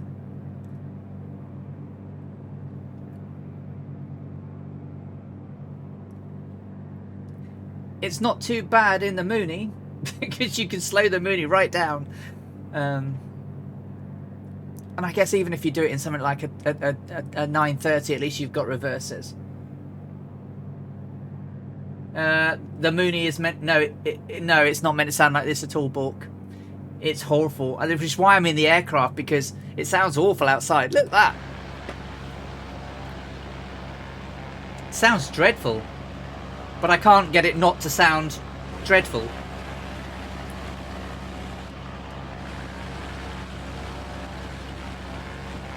Sounds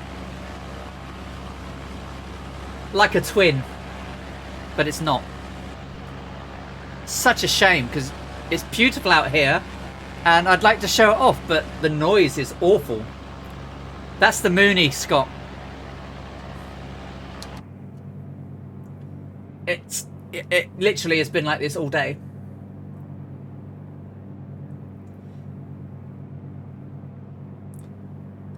Oh God, Dougal, I don't know. Nearest field is where we're coming up to. We will Tarbing, Whiskey India Echo Tango.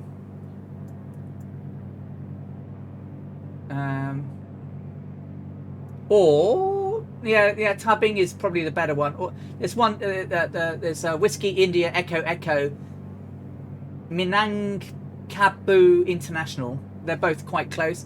We're approaching them now from the northeast, and we will pretty much turn southeasterly as we get to Padang, which is the airport near Taibing, or Tabang, if that makes sense.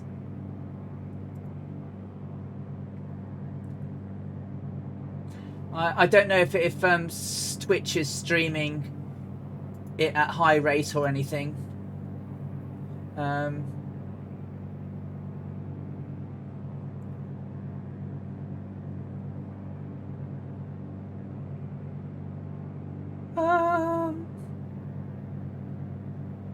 Can't tell.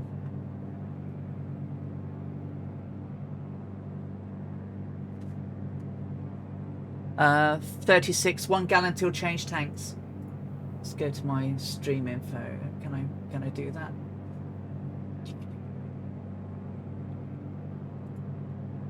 I was a little bit ill prepared for the stream today, actually. I thought I'd done all of my work, like all my screenshots and everything, before I went away, and then I got up this morning and found I hadn't.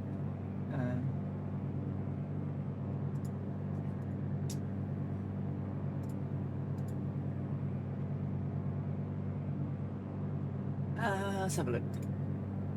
Dashboard.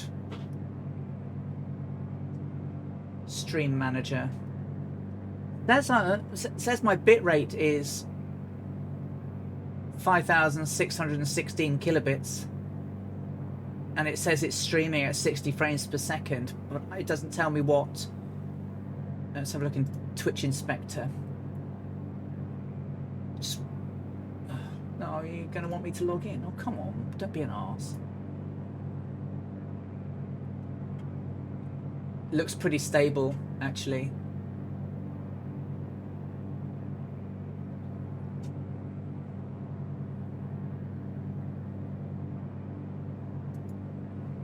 Sorry, I don't know. Twitch is saying it's looking pretty solid.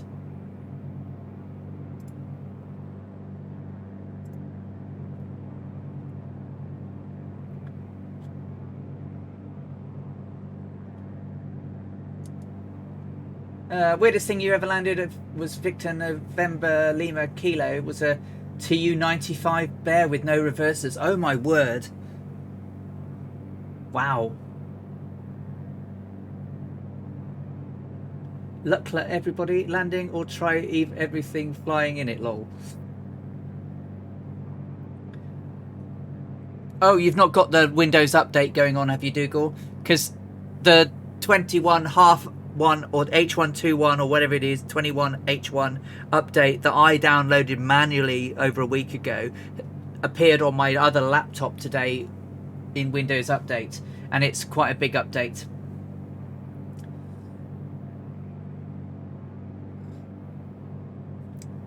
Usually if I get loads of buffering or stuttering, it's sometimes Windows Update being an asshat. I have tried landing at Lukla. I am useless at it, but I have landed it. I had to have a couple of go-arounds, Goblin. I did it in the Cessna 208. When Murph tried it. What did Murph try it? Did he try it in the Eurofighter and ended up dead? So it's one of the crashes I remember he crashes. I've got a little notepad, you know, write down every airport he crashes at. I'm going to have to add some more to it by the sounds of it from last night. But I did watch his clip, the clip that someone had of where he got the keyboard out, and Mrs. Two-Tone was going, "Don't play the keyboard. Don't play the keyboard. Don't play. I've got this. I've totally got this." Let it crunch as he drops it on the floor and onto his toe. Oh, that made me howl this morning. Absolutely howling.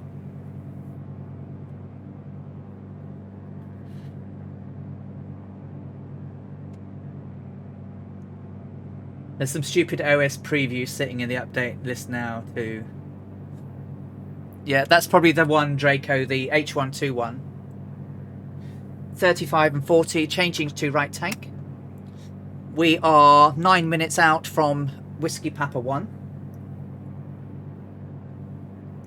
Welcome back, Bork Bork. Did you get sunburn?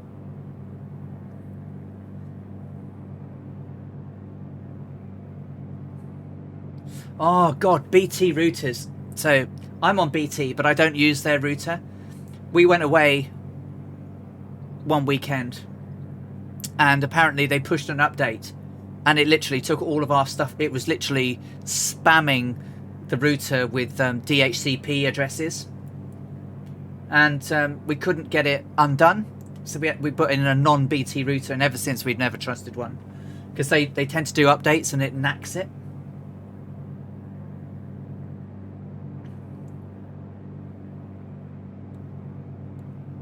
You got sandal. Oh, Bork! You know what you can do? Quick! Get the sun loungers out. So, Bork Panda bought us some sun loungers because the weather was beautiful. The day she bought it, the next day we never had any more sun. But you can get them out now, Bork.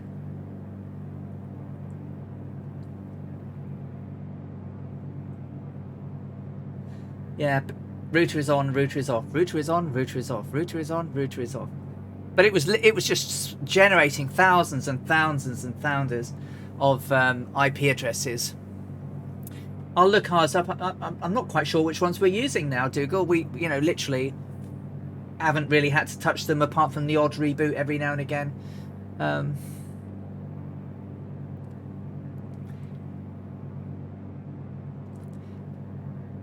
But anyone else got some recommendations for routers for Dougal? Because, I mean, there are some goodies out there, right? No, it wasn't. The whole estate got done, didn't it?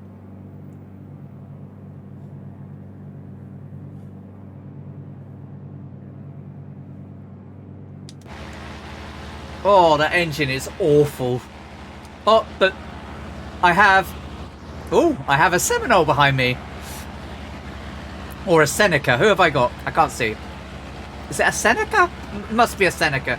The Seminole will be too slow. Scorpio's in the Seneca 5. Nice.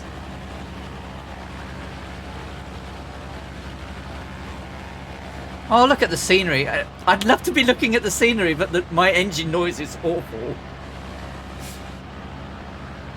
It's pretty out here. Perhaps I'll turn my headset down a little bit and hope it's not too bad. Or perhaps I can put some music on and drown it. The sound bug is back, yeah. Listen to it. It is not a Mooney, is it?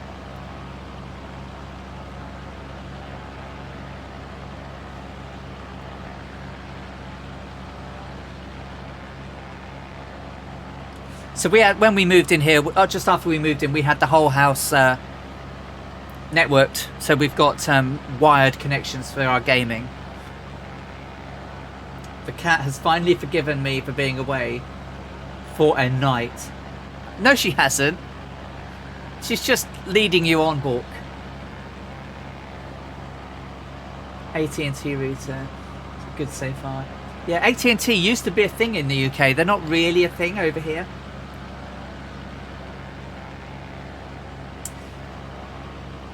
They used to use the tax software I worked on. So when there's Dangerous Brian just above me. Dougal McTavish is behind.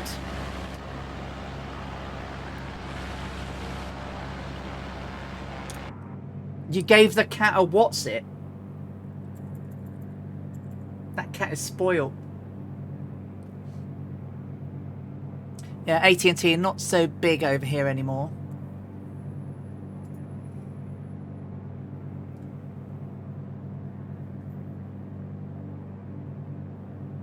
These hills look much taller than my elevation plan thinks they are.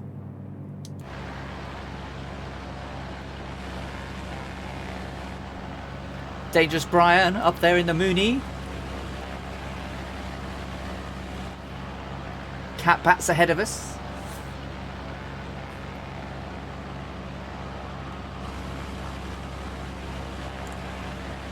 Oh, that sound is dreadful. Absolutely dreadful.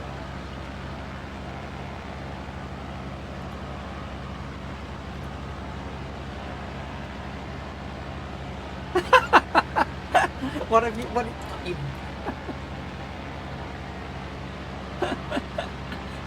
Oh dear. Yeah. Kazaki's using it. Old veterans using AT&T. Yeah, AT&T seems to be the way to go. What about the UK? Not so sure.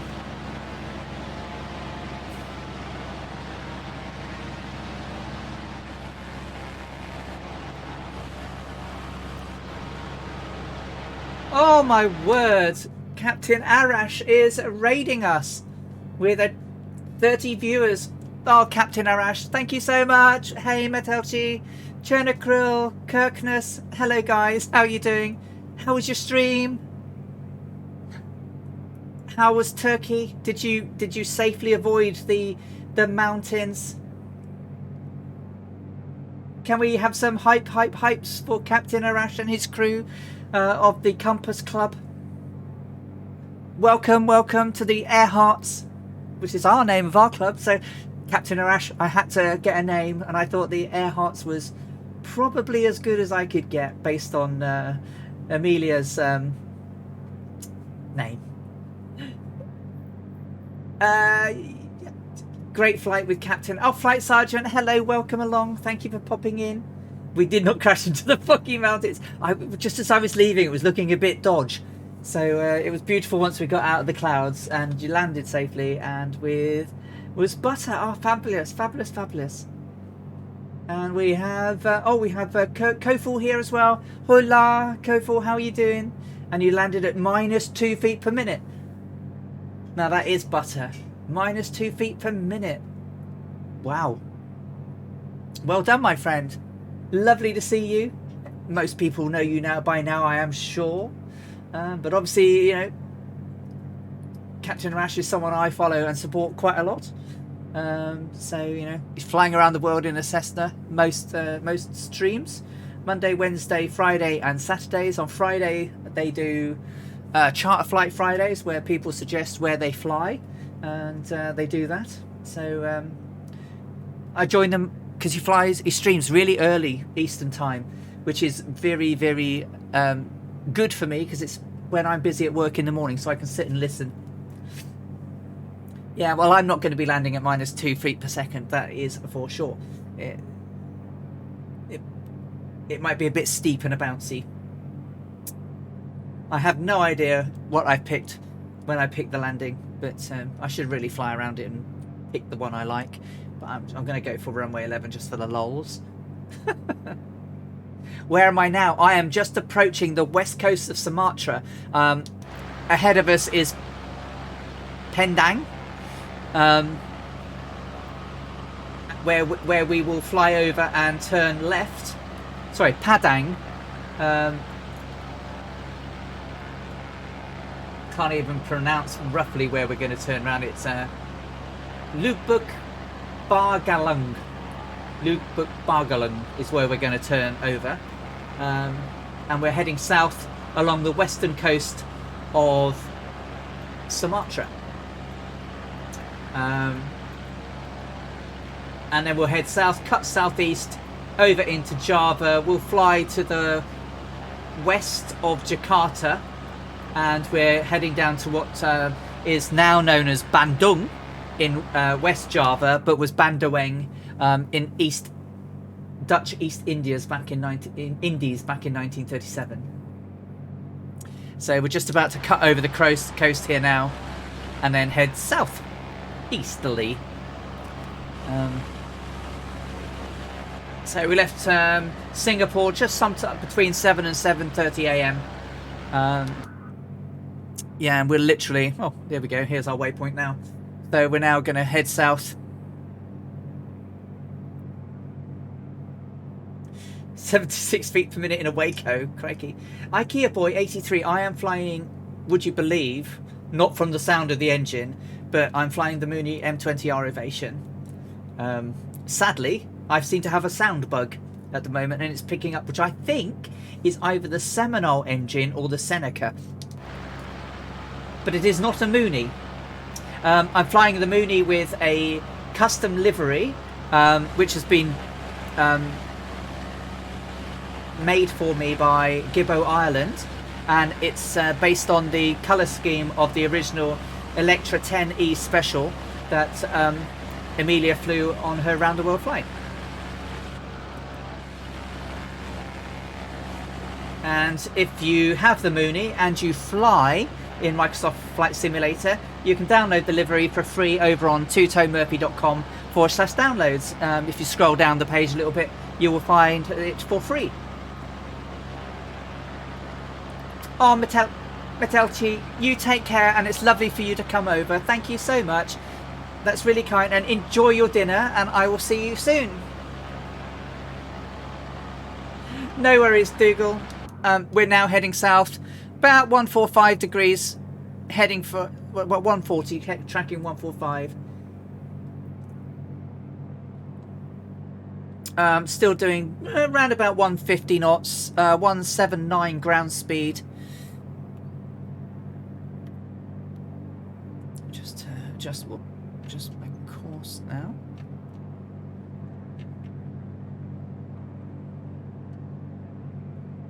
Cool. So yeah. Now we're heading south along the coast. There are some taller hills along our way today. So for those that are just joining us and want to see a little bit more of what we're doing today, or just in case you're not here at the end, so this is a picture here of Amelia getting out of the Electra on arrival in Bandoeng. She always gets out of the top hatch. This is the info sheet where she roughly knew how much fuel and oil was waiting for her. So there's 400 gallons of fuel, and all of the fuel were in named barrels, and it has Miss Amelia Earhart Flight on each of the barrels, written upside down and the correct way up, so you can in 2 ways. And here are some of the barrels here being used to refuel the aircraft in Bandoeng. This is some of the maintenance they did. There's quite a lot of maintenance they did on the aircraft, and I'll read some of that out in a moment. XPF Smurf, we're on North Europe again, refilling the aircraft. There were 6 refilling spots here down the side where the internal fuselage tanks were. 9,500 feet, Scorpio. Yes, we shouldn't need to go any higher than that, she says.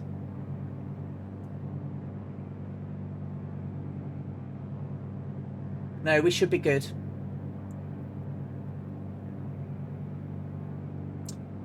Or chuck it at 10,000 just to be safe, but we should skim. There's a mountain of 8,700 feet, but we're over 500 feet above it, so we're nearly 1,000 feet above it, so we should be good.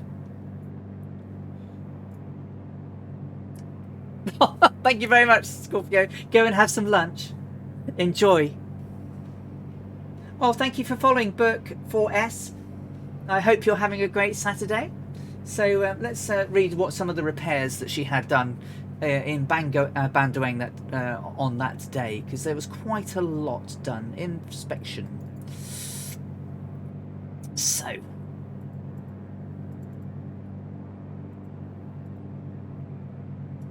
what did she have done? She had, so the engines both had the compressions checked, valve clearance checked and adjusted, oil and fuel strainers were cleaned, the spark plugs were cleaned and checked under pressure, oil tanks were drained and filled with Stanavo 120 oil, left engine Zerk fitting in propeller hub was replaced, one spug plug was replaced as the inner thread was worn, timing of right magneto advanced 4 degrees, right engine number 3 thermocouple lead repaired.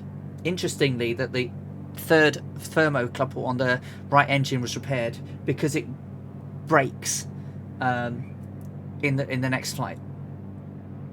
Plane landing gear electrical motor brushes cleaned and landing gear switch cleaned, flap gear motors brushes cleaned, landing gear shock absorber struts inflated. These things keep deflating.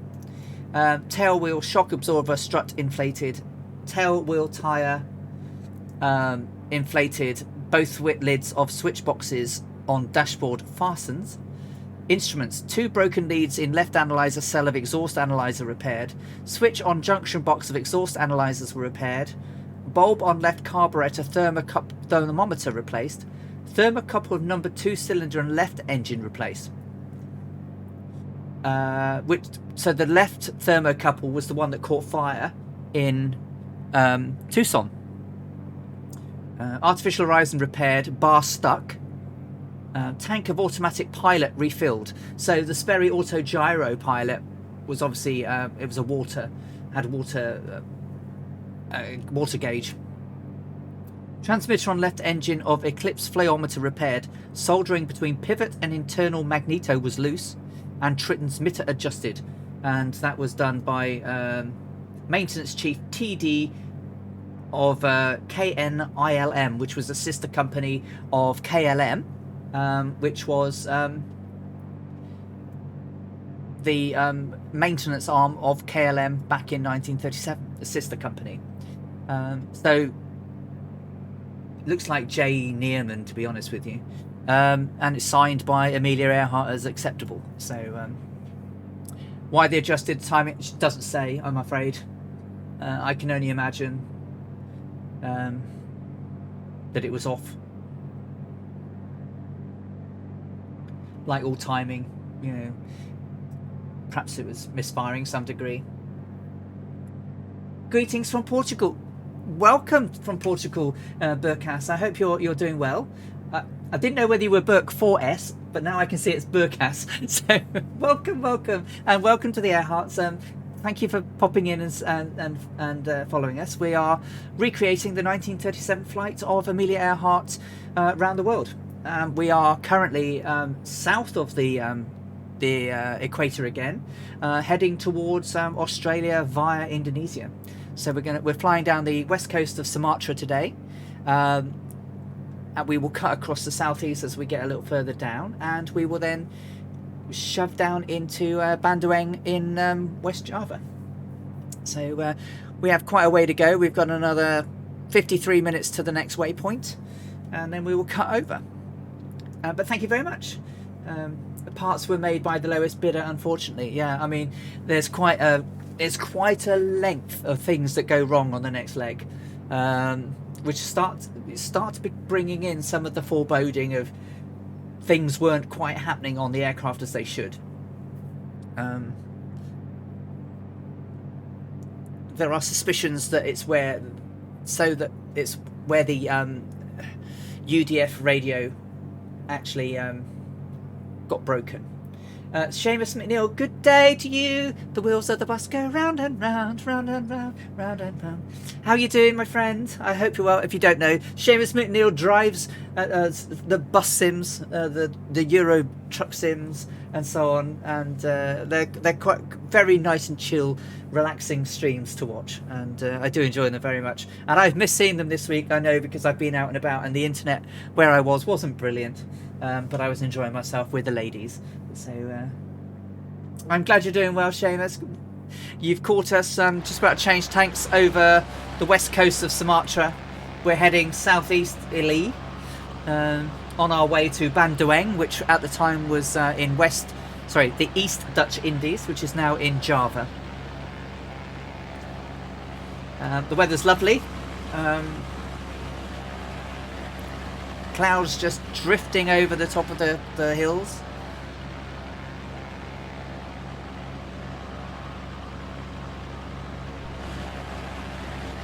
When your lucky rabbit dies, give up the mission. A waste of time. Yeah, definitely.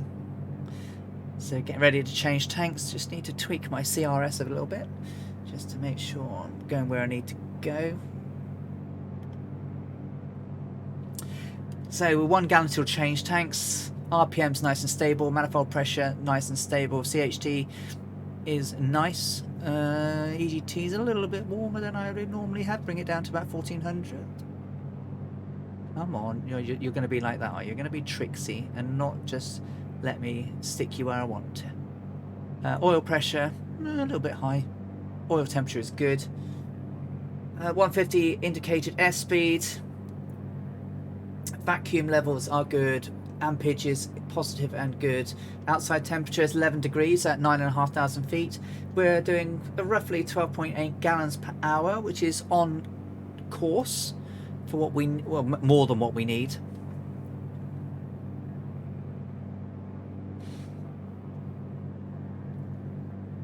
Change tanks. So now changing to left tank. And I'm just going to take the camera off a little bit. Put us to outside. Seamus, ignore the noise. I have the Mooney sound bug, and it sounds like a tank. So I will be right back.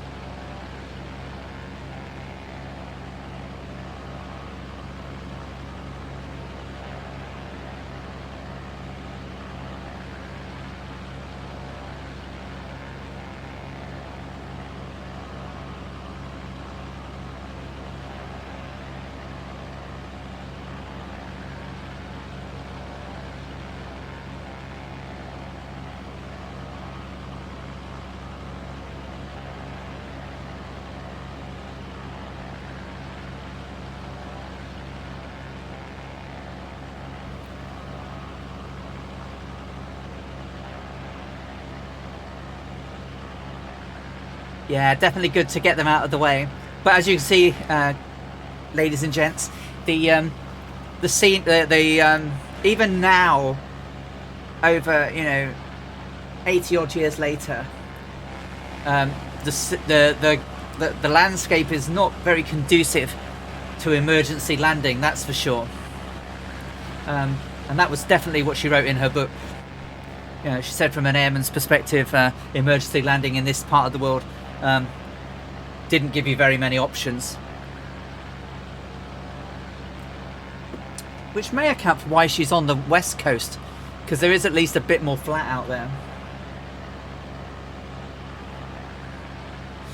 So we've got Catbat 9, we've got Chilled Corky, Dangerous Brian, my wingman as always, Dougal McTavish, my other wingman, catching us up, firewalling it all the way.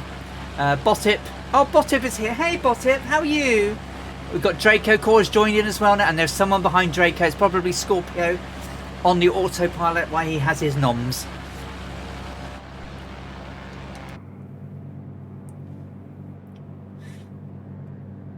So,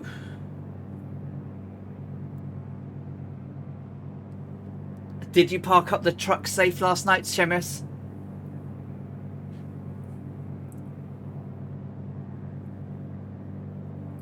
Where did you drive from and to, Seamus?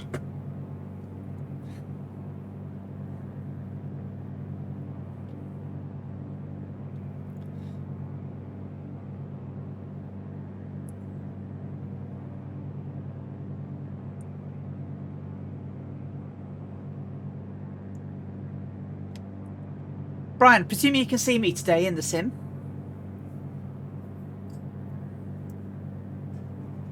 It was Euro Truck Sim, and I ended up in the Czech Republic for a grand long drive. Ah, cool.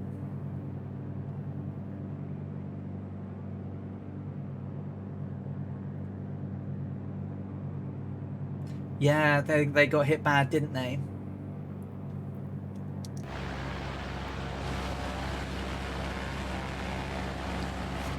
Scenery is stunning though, isn't it? Isn't it stunning? Oh, is that a volcano over there to the left?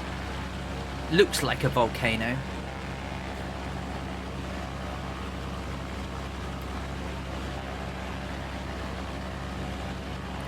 Ah, nice, Brian. Oh, you want to tell me about my... Yeah, yeah, sure. Yeah. So, it was Laura's birthday on Thursday, and we haven't been anywhere very much since lockdown. She particularly, and I, which she more than me, she's hugely into electric cars. We don't have one ourselves yet, because we're saving for a Model Y. So I hired a Tesla Model S for a couple of days to take her away for an overnighter. And Bort Panda came with us, and we drove up through the Northumberland National Park, through Coldstream, which Seamus you'll know about, and from there we headed over to Gretna, not to get married or anything, but we got to Gretna Green, where they have Tesla superchargers at their service station. We topped up there, and then we went down the M6 a little bit to T-Bay, where we chopped up again, and then we drove to Lake Windermere, and we were at a hotel there. Went out for a walk and about there in the town. Had a nice drink when we got back. Had a nice evening meal for Laura's birthday. Watched a lovely sunset over Scarfell Pike. The lake was beautiful, and then the next day we took the Tesla around the Cumbrian roads, to go took a journey through the passes and everything in the Tesla. I don't have an order. We are set because they're not available for us to order. We want the Model Y, but Scorpio. But yes, when the Model Y is available in the UK, we will probably get one. And the reason I say probably get one is just that Laura's been looking at the financials, and she was like, well, if we're not going to get the Y until mid 2022, that gives me us more time for the deposits, etc. La di da di da. And it might be then that the S comes affordable to us because we'll have a little bit more time. So we're going to see. So if it's available, we'll probably get the Y because it's a nice car. If not, might get an S. He probably does love us. They are lovely cars. I mean, lovely. I mean, you know, as a techie, as someone who loves tech, those cars are superb. I mean, Bork Panda is probably one of the most conservative drivers we've ever had, and she loved it. You know, it's probably the biggest, most expensive car she's ever driven, and she did a lot of driving yesterday in it. But she got in her little Mazda 2 today, and she was like, "Harumph, my car is so slow." So yeah. So we will put an order for one when we are able to. But it was lovely. It was really nice, and because, you know, I was one of those people who were, you know, at severe risk of death if I got risk of death if I got COVID. I've been particularly more locked away than I probably needed to be, but I just played it safe. So going around and out and about. I mean, it was heaving. I'm not. I mean, it literally was heaving. There were so many people out and about. I was quite anxious for a while, but, you know, we got back to the hotel and we had a nice beer in the garden, you know, or on the outside of the hotel, and it's the first time we've been to a pub for a beer since before lockdown in 2020. So it's been quite some time, and we haven't had an overnight stay away since November 2019. Yeah, it's very bumpy over these hills. You're welcome, Seamus, but it was great. It was really nice. And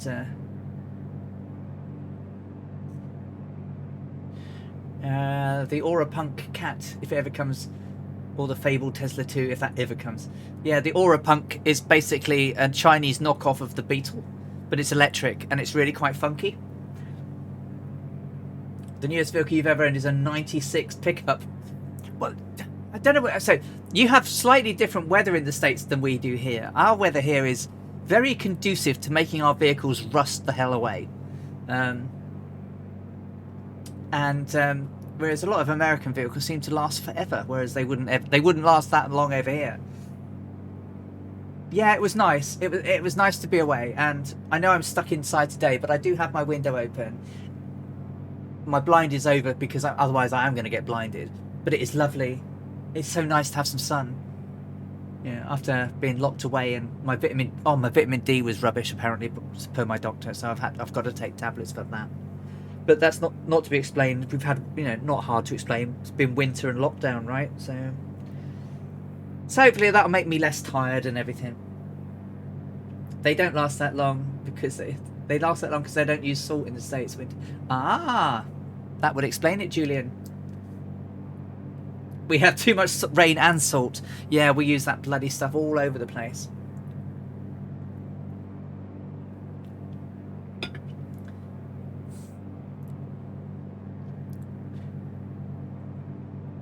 Thank you, Catbat. It was great. We had a really lovely time. Is this noise turned down yet? No. God, it sounds like I don't know. Very noisy. Oh, there's a wingman. It's a Dougal. And a dangerous Brian over there.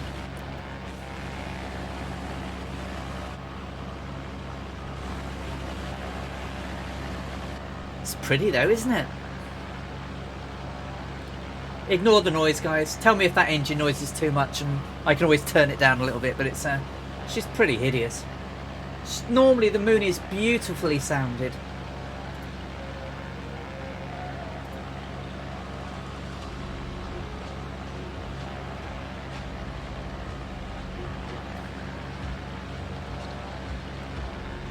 Absolutely, Julian. Don't you worry. We will be going over that car with a fine tooth comb.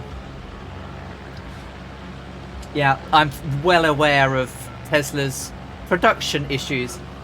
I'm hoping that It's worse than a lawnmower, GNAC. I'm hoping that the Model Ys will be made in Giga Berlin, but I don't think they are. If they were made in Germany, I'd have a lot more confidence in them. But we will be looking at the panel gaps, the paint, chips, rust issues. We'll make sure we'll have a big list of what to look for. My other half will make sure of that. She knows exactly what to look for. If she's not watching anime, she's watching Tesla videos. Thank you, Kazaki Flyer. I did have a lovely time. It was really nice, actually. But today would be lovely to be flying. Really, I mean, it's perfect. It's absolutely perfect here. The views would be beautiful over the coast. Not bad in game though, is it? Look at the views. That's definitely a volcano right over there. That has to be.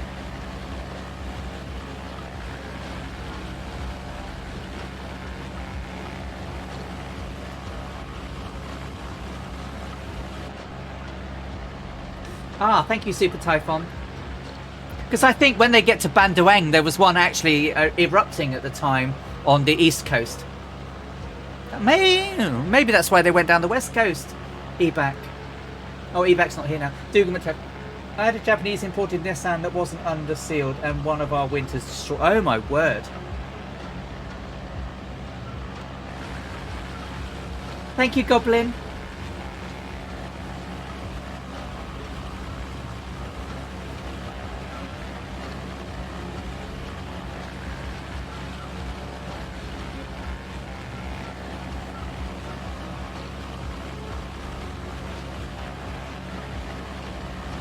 Julian, we are roughly West Sumatra.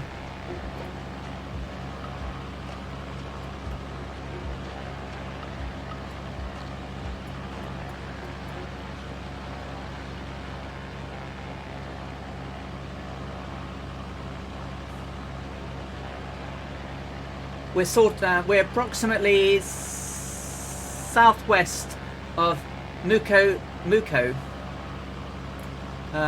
We are north of Bengkulu. Sorry, yeah, northwest of Bengkulu.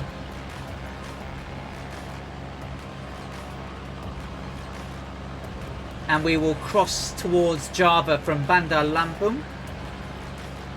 We will fly to the west of Jakarta,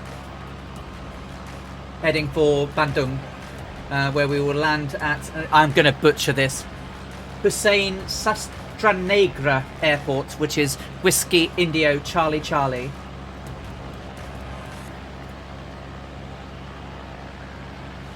Yeah, definitely.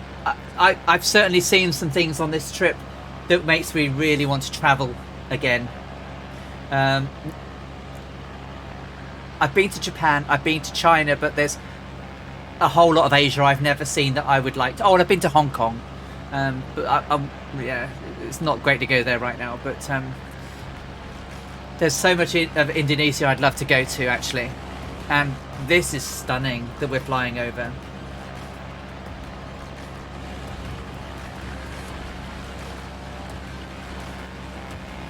The big El Grande MPV. Wow.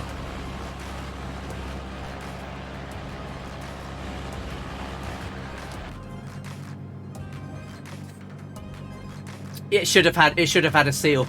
That's for sure. Certainly if it was being sold in the UK. Went straight through the base. Christ.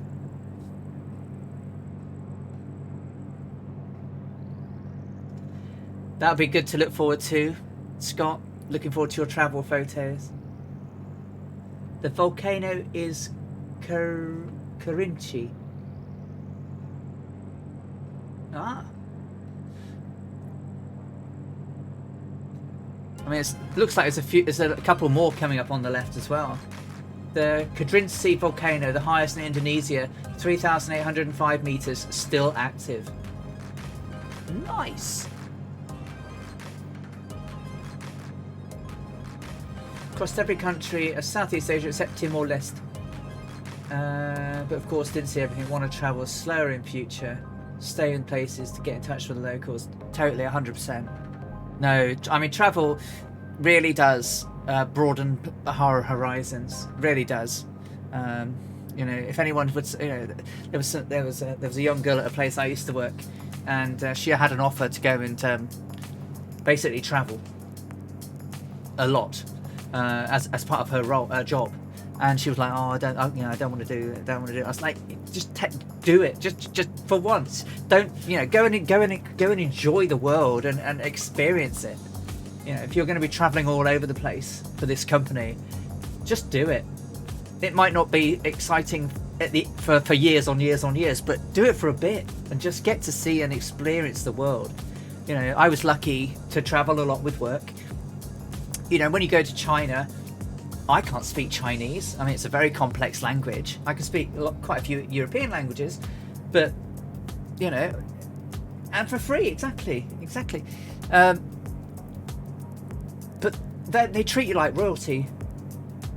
You know, when you work for a company, you know, the whole ethos of their society. You know, I was older than anybody. They wouldn't sit down until I sat down first, and things like that. And but every night they took us out to dinner, not just like me and somebody else or me and a few people. The entire marketing team and sales team came out to dinner with me every night for 7 days. So it wasn't like a little bit of dinner every night. It was literally banquets every night. It was just fabulous. And of course, I tried all the food. The only thing I couldn't quite pull myself to try out was the sea cucumber. No, I couldn't do. But I did everything else.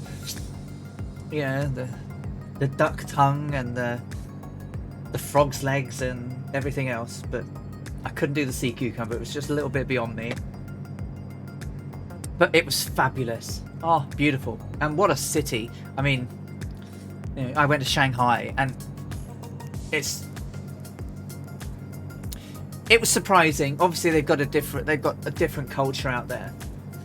But some of the things I know, obviously it's very smoggy because of the car use and things like that. But then you see you combine that and the train from Pudong Airport. Pudong is a maglev, you know, so it was really strange. But one thing was, despite it being I wouldn't say it was totally smart everywhere, and there were run-down places, but those run-down places weren't dirty, or you know, you wouldn't see people litter, and not once in like 7 days out there did I hear anybody raise a voice at anyone. Really strange, because over here you hear noise and loud mouths and people having a go at each other all the time. Road rage, on the other hand, yeah, there was a lot of that. Oh, Splasher6 has just subscribed and is on a 4-month streak. Woo woo hoo! Hey Splasher, how you doing? Good to see you, and thank you so much for subscribing. That's really lovely of you. Thank you. How are your streams going, Splasher? My shout outs aren't working, my friends. I wonder if it works. Try this. Is it that? Can I do that? No. Try this. Oh, hang on. Let me try something. I wonder if I can do it this way. Yeah. You've caught us over West Sumatra as we're heading down towards Bandoeng. Look at the scenery. It's fabulous.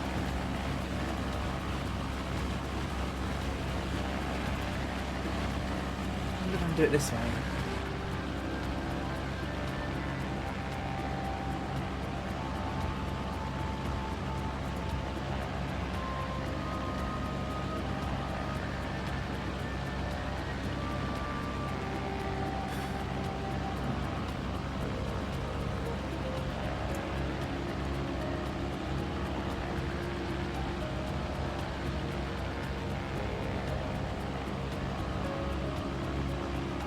Nope.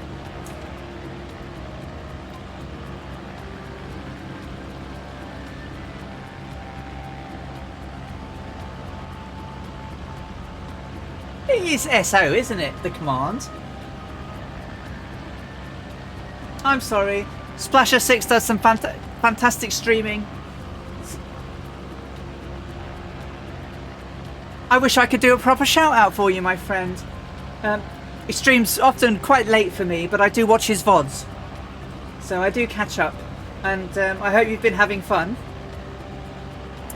Well, it's not Sperry particularly, it's Twitch.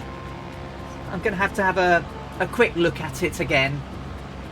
So, Vibe Strike is hosted me to... Oh, Colonel Foxtrot, Katie UK, Arctic Turn, Seamus McNeil and Captain Arash. That's really nice. Thank you, guys.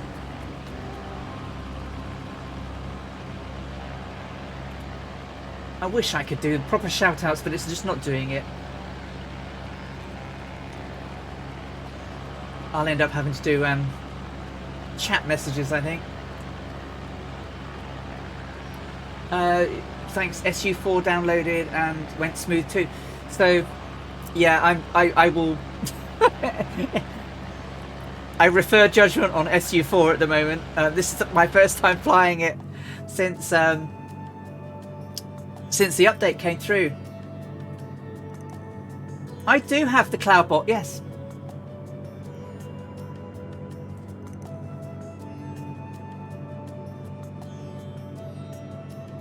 And Cloudbot should have the command for shout out.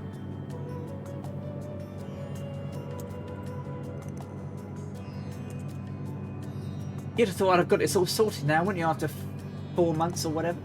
Can't believe it's been 4 months, or 5 months really. Crazy, where's the time go? Cloudbot. Commands. Default.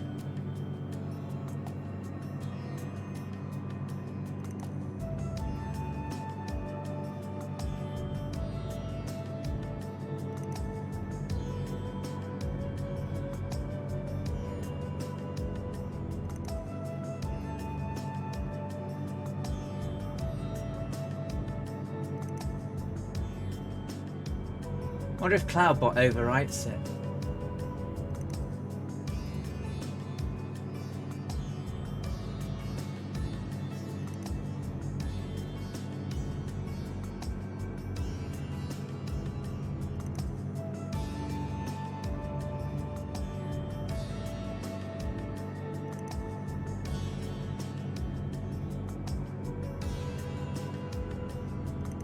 I will look it up, guys, because it's not being nice, and I can't shout people out.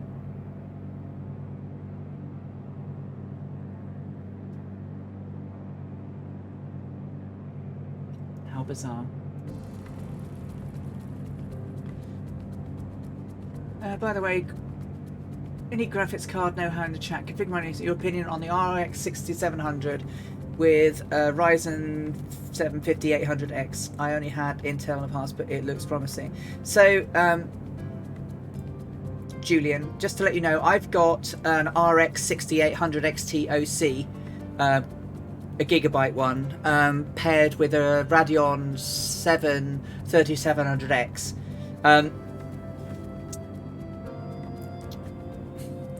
In terms of stats, reviews, and everything, and performance, really good. Okay, the 5000 series performance, you know, certainly Brian could probably mention that because he's got the 5900X. I think that he would say that the performance of his Ryzen 5900 is good.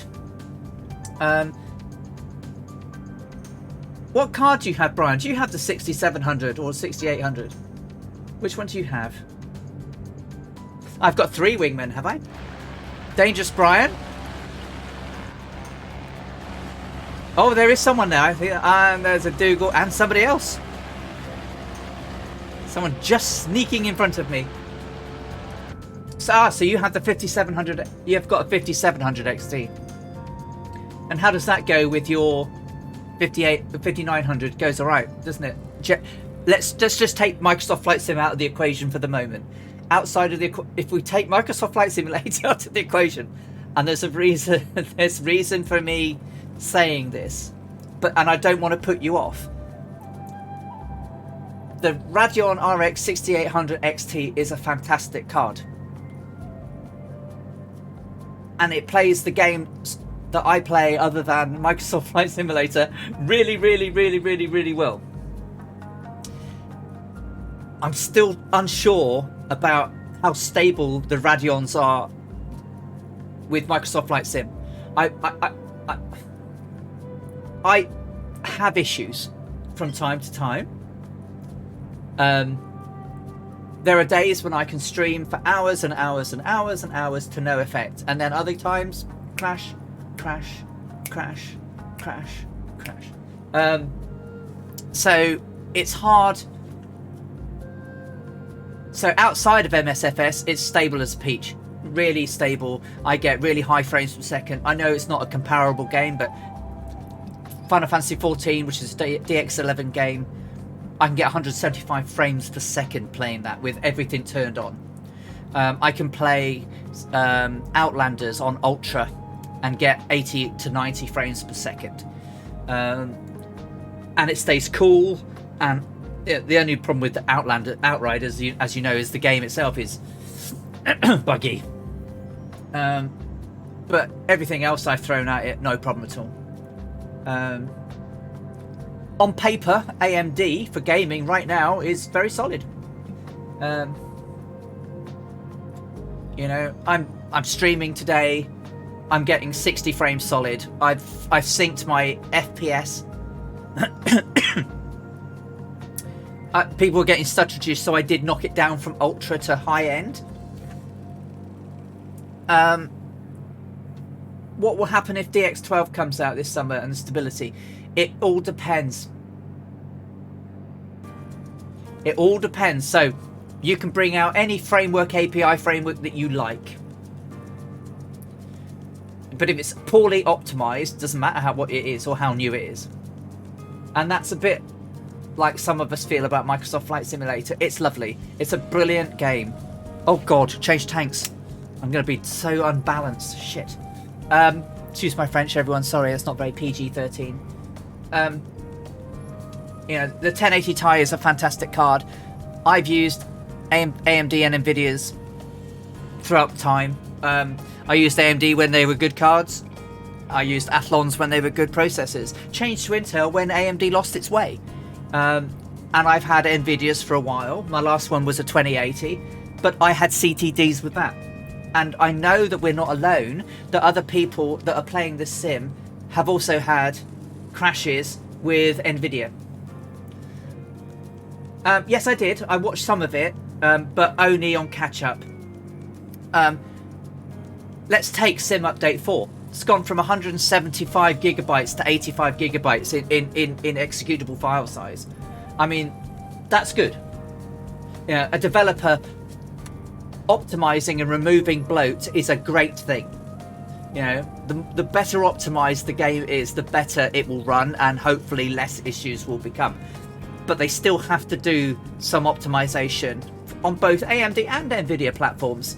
But I think they've done more for Nvidia. Take VR as another segue. I think they did tons of optimization for the G2, which I've got, that they didn't do for others. So they predominantly did a lot with the G2, and so out of the box the G2 knocked everything apart.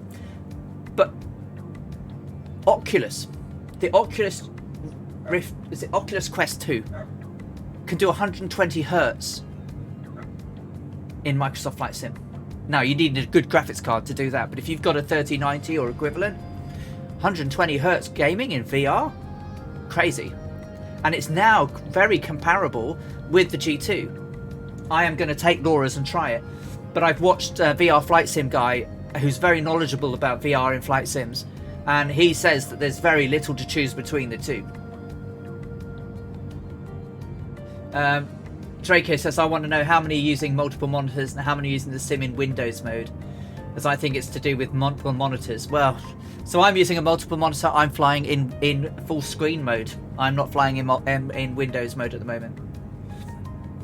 Planning to get a single Odyssey 34-inch screen My old one, 34-inch screen. My old one is just a 1080. Yeah. So I've got a 34-inch ultra-wide screen LG monitor. So it runs at 3440 by 1440. So it does need a little bit of a grunt to run it. So I have the stream running on my other screen, Draco. So I've got a portrait monitor here with my stream. I guess I'm running my streaming software in windowed mode, but the game is running in full screen.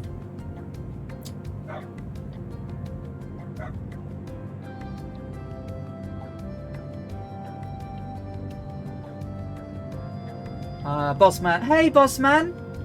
Good to see you. I rolled back both my CPU and GPU in January and turned off updates, and I've had no problems since. CPU, GPU. Doing to average 2 monitors here, both windowed. See, I have a suspicion. And how many CTDs do you get, Scott?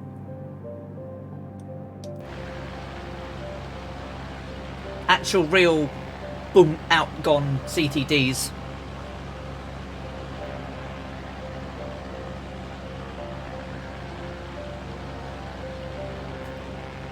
Botip is running on a laptop, yeah.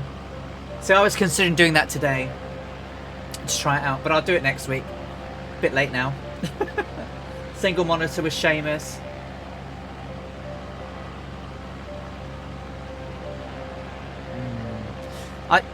And there was a thing, wasn't there, when Microsoft Flight Sim came out? There was, because I don't think they've integrated multi-monitor support yet. You know, for people where they've got, ooh, crikey. Sorry if you heard a big.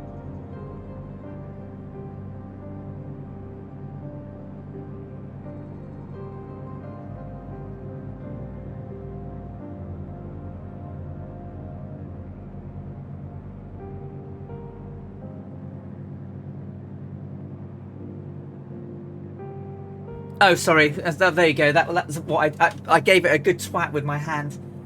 Turn it off. Should be back. Am I back? The top of my microphone on the Wave 3 is just got if you touch it, it turns off. It's not a button. It's literally sensitive. Yeah. So yeah, I was just saying. They were saying when it came out there was no multi-monitor support, and I wonder if that's got something to do with it. So when they launched Microsoft Flight Simulator, I think people that there was something to do with multi-monitor support. So a lot of people had like 3 monitors, so they created a peripheral vision, so side windows and windscreen. And I think it didn't support it at launch, and I'm not sure, Draco. And I'll hold my hand up, Microsoft. I'm not sure if it does yet. Does anyone know? I can't remember reading it where they've said now supports multi-monitors. And I wonder whether running a separate monitor, even though it's not the game, is enough to trigger a crash. Well, that's where Draco and I are thinking right now. We've tried everything between us and Colonel Falk, and yeah, I don't think it is, but who knows? But so you don't think there's multi-monitor support? No, I don't think so either. But I'm just wondering, is the fact that I'm running everything on a new window, sorry, on a new screen? So I've got open. What have I got? Windows Explorer, which I don't really need, so I'll close that. Today I've only got a browser, and I don't really need that right now. Then I've got Streamlabs and Discord, and then the game. That's really the only things I'm running. It shouldn't matter, Dougal, that's the point. But we tend to open a lot of things, don't we? Especially when we're streaming and things like that. You know, for example, I've reinstalled Adrenaline as well. Absolutely. It's like, well, I've turned it off and it still crashed. So I'm now putting it back in anyway. So for example, I don't know if you've seen this yet, guys, but if you use Navigraph is now integrated in the sim. If you've got the latest beta, so you can have moving maps All the charts and everything's all in the game. It's resizable, which means I don't actually have to have it open as a separate application per se. This is using the cloud charts, but it's quite nice because you can click on your charts and bring it all up and view them.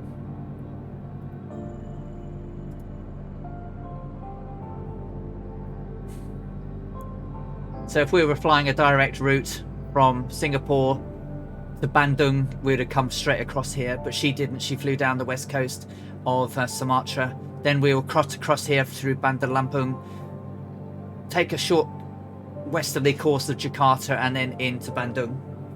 So that's really nice. So I'm hoping the more things that we can actually show in the game with proper integration, the less CTDs I hope it might have.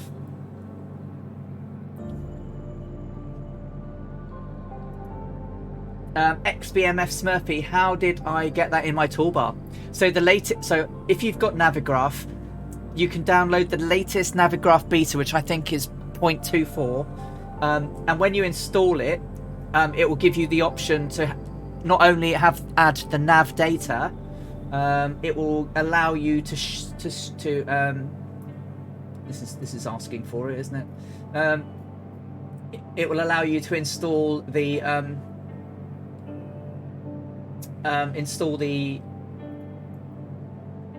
charts, and if you have the CRJ, the Aerosoft CRJ, it will give you the option to integrate the nav data and charts with the CRJ as well, directly into its EFB. So they're really starting to wind up the integration now. So I have Navigraph subscription. I've used it for years and years now. It's really good in sims. It allows me to fly, use proper procedures, fly proper approaches, DME arcs, all of that good stuff that I don't fly on sim. Maybe one day, once I've got through some of these historical recreations, and perhaps I can do like a midweek stream one night or something where it's more real world flying using navigation, and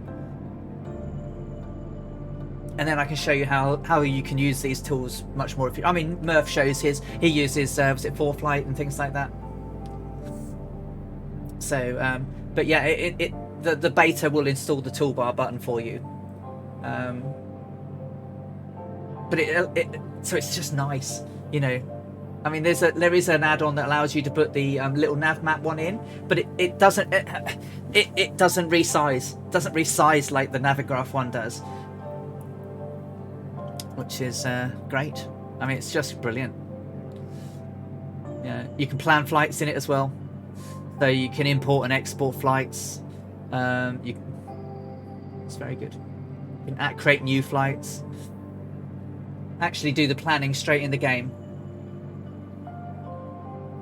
And then you can do even more information down here. You can type your route in, you can change your approaches and departures, so literally you can show visual overheads. So as we come down in here, you can see the different approaches to Bandoeng with all the RNAV approach here, so you can change the RNAV, change that to runway 29, and then you can see the runway 29's got an RNAV approach, an NDB DME approach, a VOR DME. It's really nice. You can plug in alternative airports. You can just say, I want to come in runway, I'm going to say runway 11 through Taris, and then you can see here that we would come down here to Taris, fly an arc, and then into runway 11. Is Ali's plane jumping for you? It may be because I'm doing some stuff through my window, maybe. But Dougal's right on my wing still. Sorry about that. Does it stop? Have I stopped jumping now?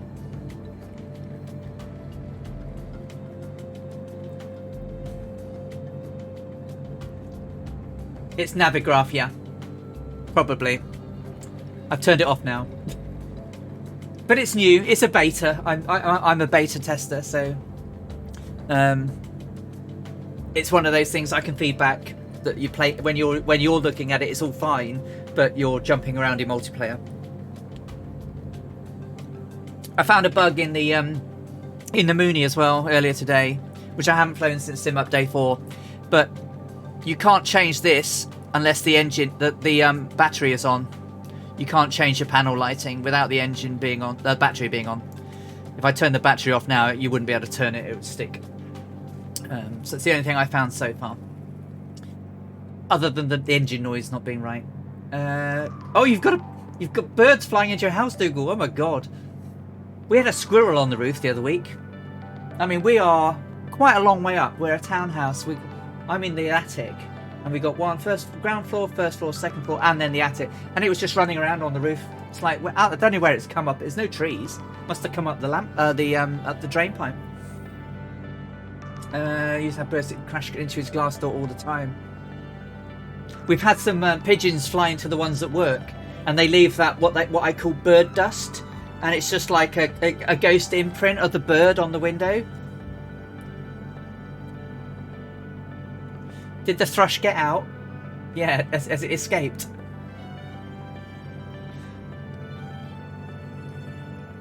$32 gallons on the right, 29 on the left because I was yakking. We have 8 minutes 10 till waypoint 2. We're 23 minutes out from that. 23 miles out from that. And the weather in Sumatra is glorious.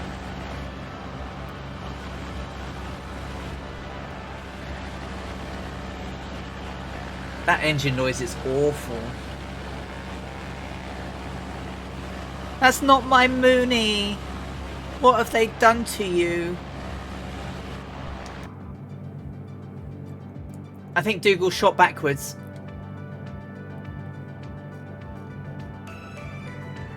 Ah, okay, Draco.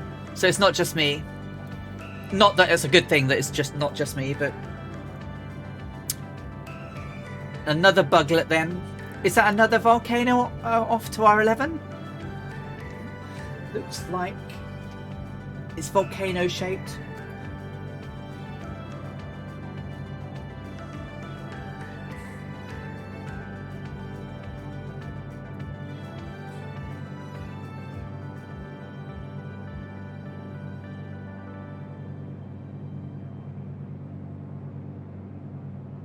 Looks like a volcano. Could that be Bukit Dawn? Down? Bukit Down?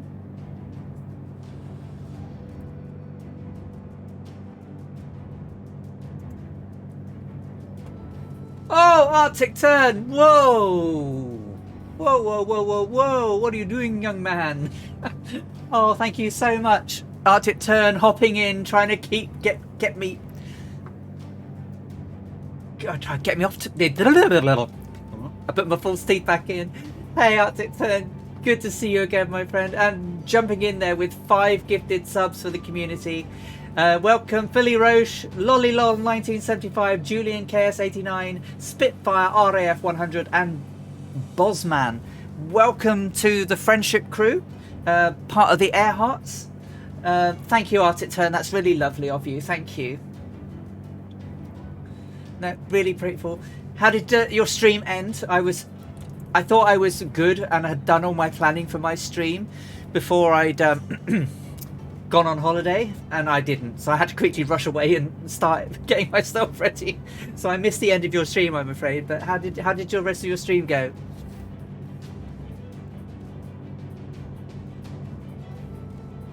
Seamus, did you just say buglet? Yes, I did. It's a wee buglet.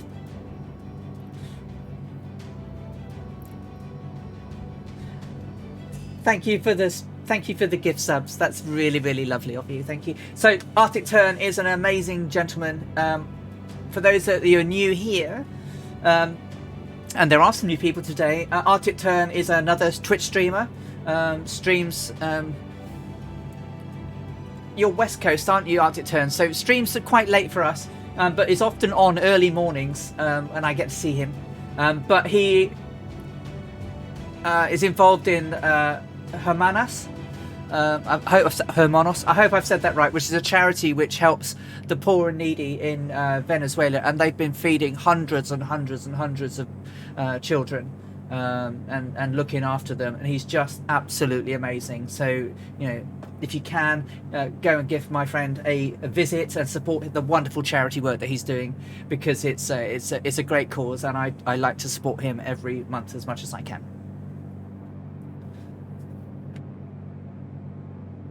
Goma and Bujumbura were amazing. Yes, I saw you just taking off for at Goma, and then I was like, oh my god, I have not done all my stuff. You're welcome. I can't think of better channel support, really. Oh, thank you. That's lovely. Thank you so much. There is one thing I'm gonna. So, it's not a charity per se, but I'm probably going to try and do some fundraising at some point. We have quite a few veterans in our community, and some of whom have not had the greatest of times. And I know a couple of organisations in the UK that are not really ready for to get charity status, but they're doing such great work on the ground. I might do some fundraising for them, as well as other charity causes, when I move on to my Amy Johnson series. I'm probably going to do some stuff with. I'll speak to the guys and see what we can do. But I might be able to do some help, do some fundraising for Mr. Arctic Turn as well. One off it here and there is not to undermine what you're doing, but certainly I want to start with the veterans first, because some of them don't get the support they need once they leave. So I'm probably going to do some work to raise some money for Ops Spartan. They're looking to pay for new websites and everything so they can expand their services to people who need help.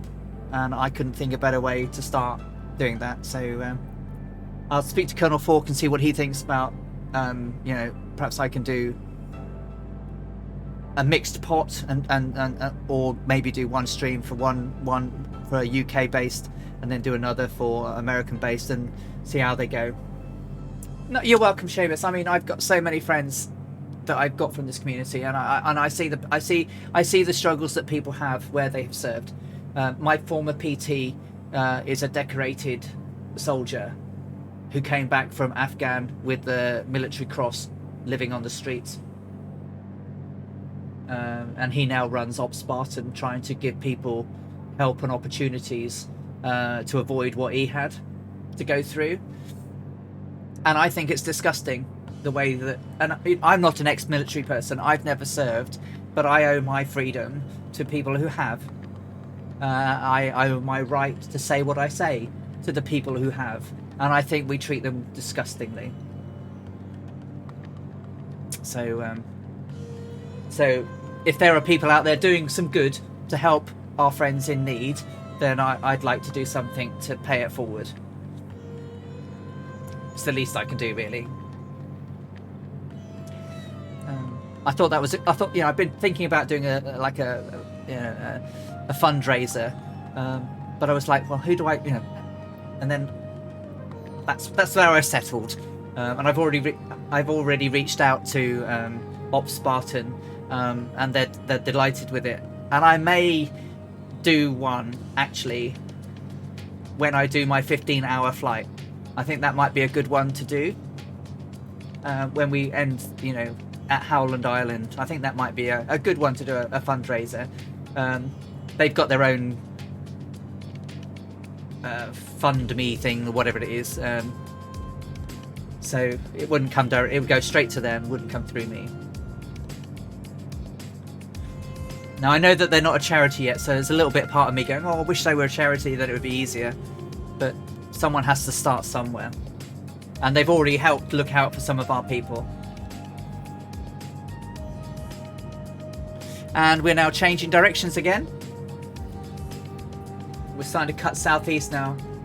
Colonel Falk has joined in, and with a 4-month streak. Woohoo! 4 months already, hey. I can't believe it, Colonel. 4 months. As I say, Kazaki, they're not a charity yet. They're still working towards it. So I don't know whether they'll be done by the time I get to my first fundraiser. But kind of what I was just saying, I was thinking of doing a fundraiser on one of my flights to help with veterans, because we've had veterans who have been affected in our community, and I was thinking of doing some fundraising, including people like Op Spartan and things like that. So I'll speak to yourself and Stuart and see what other people think about. But I was thinking of doing that on one of my long streams, just as a trial to see how that goes. But paying it forward by getting involved in the community, if you understand what I mean. So good to see you, my friend. I hope you had a good week. Sorry I've missed quite a bit of your stuff, but I've been out and about. Oh, change tanks.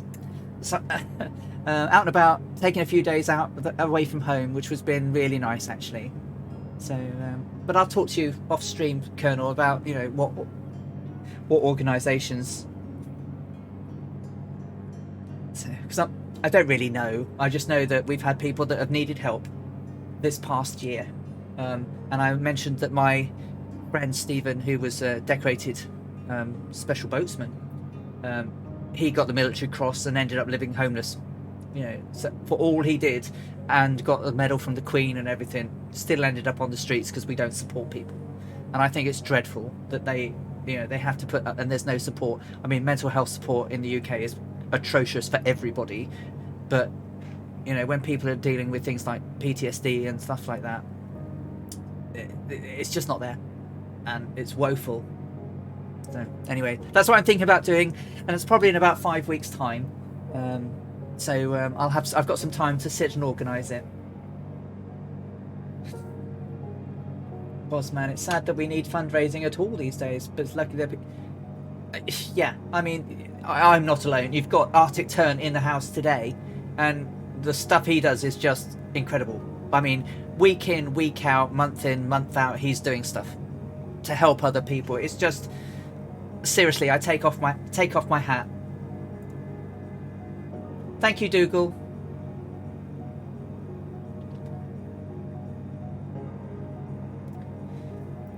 So and you see it today, right? You've got government ministers, I know I'm talking politics, saying, oh, look at how we should be proud of the amount of food banks we have. No, you should not be proud. You should be proud if you didn't have any.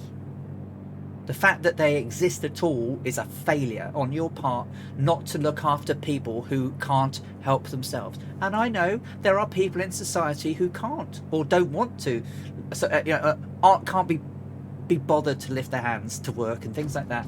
We know they're out there, but there are many more people who cannot help themselves, and it's those people that I would like to help. So I'm very left-leaning, but only for those who cannot help themselves and need help to get back on their feet. If you can could be on your feet but choose not to, that's a different matter, and I won't go that far. Exactly, they should be proud if they're not needed. I know, right? Arctic Tern. Honestly, it's like well, yeah. Halifax didn't have any. It didn't have any food banks 5 years ago. Now it's got 10. It's like that's not something to be proud of. We've got children in the UK, Arctic Tern, dying of starvation. In the UK, a G7 nation has children and families so poor they have to decide whether it's them that eat, the parents that eat, or the children that eat, because they can't feed them all. You should have a look at how bad the food bank situation is in the UK. It's awful. I mean, it's not. It's awful everywhere, but particularly in a country that shouldn't need it. Dreadful. I'll get off my soapbox now. Sorry, guys. Back to flying.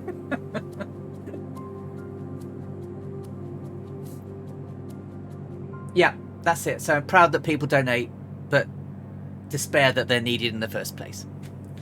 Yeah. Yeah. And there are lots of people who don't want to help themselves. There are absolutely a lot of people that don't want to help themselves, but there are so many that can't help themselves. and that's why we are needed.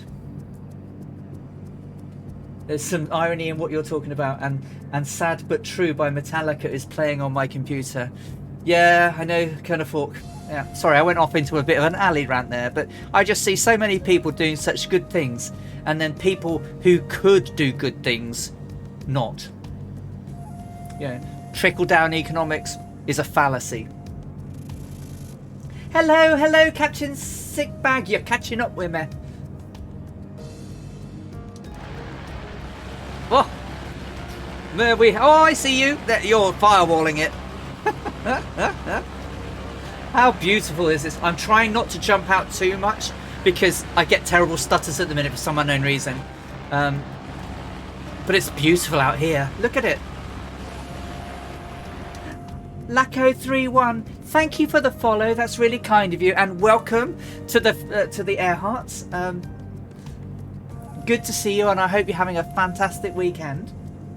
So on a different subject, anyone know about induction cooktops? I've read a lot about them and thinking about it. I know. I cook with gas. I have no idea. So anyone that can help Scott or Old Veteran 965.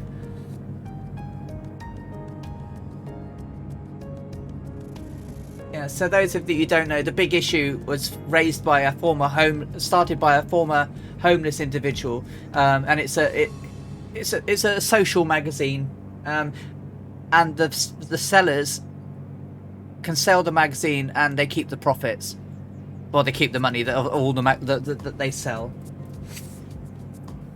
Oh no, Draco! No. Thank you for following N861V for Victor. Lovely to see you. Thank you so much for following. We just lost Draco. Yeah, and just people just walk past. I mean, there was a big issue seller in King's Cross, and it was absolutely heaving. It was before pandemic, heaving, and she was walking around and trying to sell these things. And at the time, I had no money. Because I generally don't have cash on me, and she had come along and asked, and I didn't have anything, and she looked really quite dejected. But she was asking everyone. No one was interested. No one wanted to buy any. So I just went over to the cash point and got 20 quid out and gave it to her. And I said, go and find yourself a bed. She'll probably use it for other things, but hey. You've never seen someone's eyes light up like they did, but hey, they lit up. And so, DeWalt, hello, how are you doing? Lovely to see you. Yeah, you and Monkey are the same. She'll always give. I generally don't have cash, but there is a big issue seller outside of Newcastle Station who's really got it hyped. He's got a square. So when people go, "Oh, I haven't got any cash," he goes, "Well, I can take cards." And the big issue got it for him because he said no one's got any cash anymore. So they don't buy it. Now, that's probably an excuse. I mean, normally in my case, it's not an excuse. I generally don't have cash. I just have a phone with cards in. Oh. Sorry. Sorry, Draco.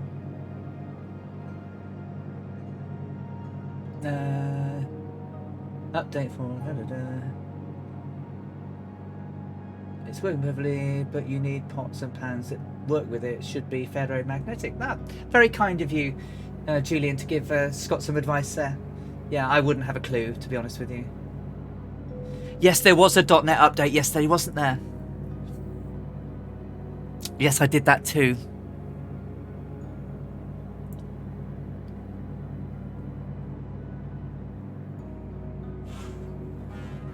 I try to keep 10 times more in case I bump. Oh, yeah. See, you're selfless to a T, Bork Sauce. I keep saying this. It's you and the Queen that don't carry cash. Well, lots of Swedes don't carry cash either.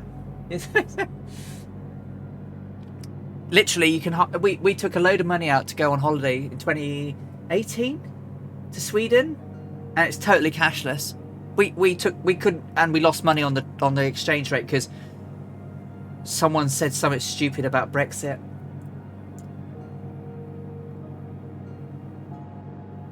Oh my god, VC runtime 140 DLL and the .NET. Oh. How many people are close on my tail right now?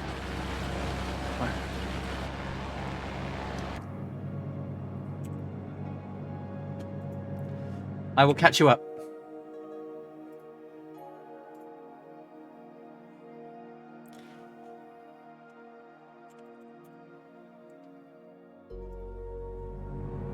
Just in case. I did a quick save. I will catch you up, guys.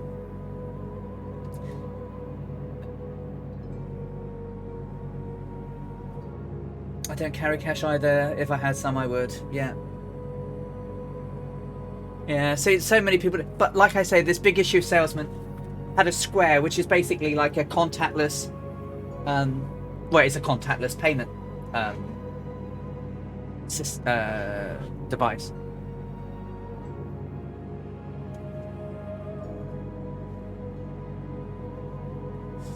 Yeah, so it's probably not great, but we proved last time when I lost all my my rudders and everything that actually it does pick up from where you left off. So, and as we are quite a long way into the stream, right? We are 3 hours in.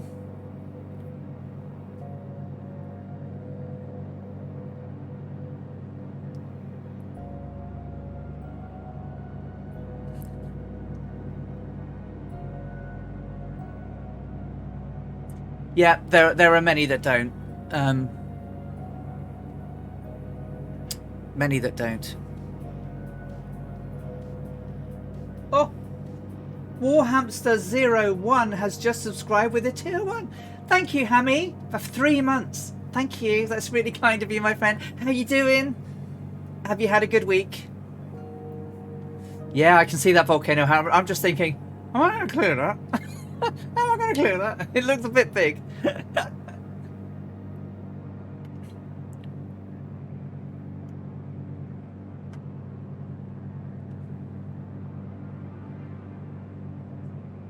Yeah, so at the moment I just use gas.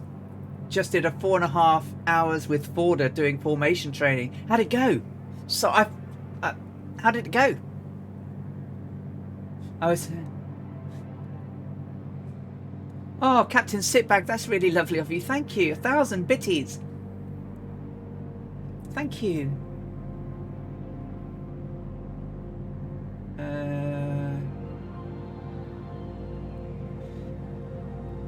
With not carrying cash at September, it doesn't feel right. Just buying a newspaper. I'm a generationalist to have real money in my pocket. Yeah, it's been a while since I've carried any. Odger RC, hello and good afternoon and good morning, good evening, wherever you are. I hope you're having a great day. It went well, brilliant. I will watch his VOD. I'll watch Howard's VOD later. I was very naughty and I thought I had prepared all my stream before I went away. And then when I logged on my computer this morning to check everything, I hadn't. So I had to sit there and I missed quite a few people's streams this morning when I realised I had been a lazy alley and not done everything. So we are 27 and 30, 2 gallons till change. Tanks, we are now 1 hours 51. So we're about 2 hours out now from Whiskey India Charlie Charlie. We're tracking 123 degrees magnetic at approximately 150 knots. Just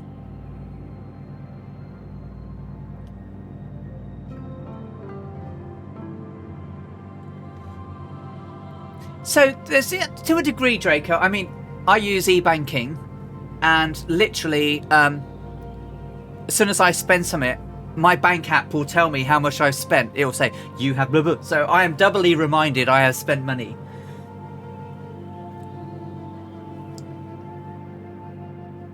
Oh, crikey. Ah, avoid. I think I missed you. I think I missed Scorpio.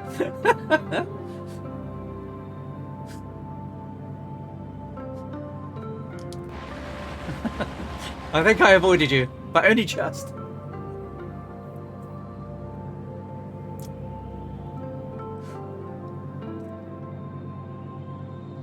Oh, sorry, Dougal. Did I hit you? Oh, crikey. That was... There's no worries. I mean, at least there's no collision carnage or anything. It's like... But I do like to practice safe flying and not crash into people. But I wasn't really paying attention. There's a new plane out on the market called the... Oh, is there?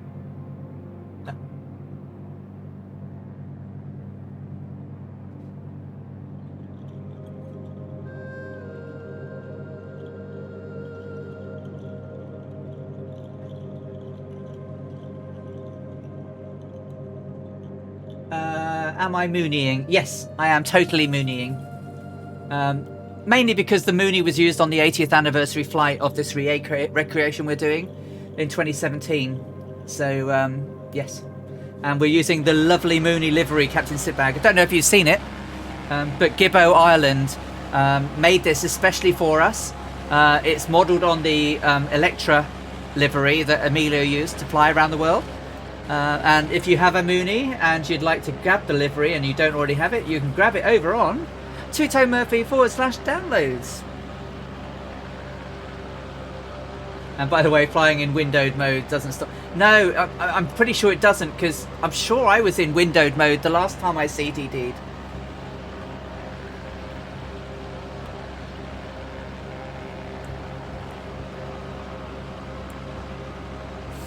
Isn't this beautiful out here?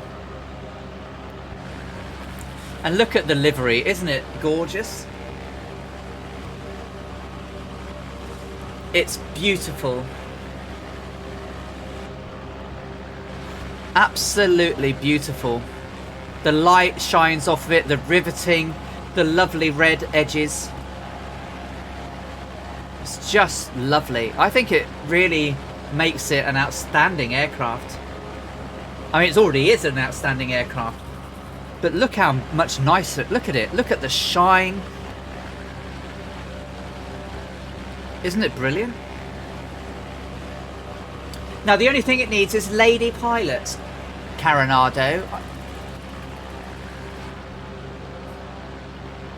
Then it would be perfection. You're vertigoing. Oh, I'm sorry, Catbat. Oh, you're you're in the vertigo. Oh, right, vertigo. It's like, oh my god, have I turned? Made it's like some form of epileptic fit or something that I'm making people feel vertigo.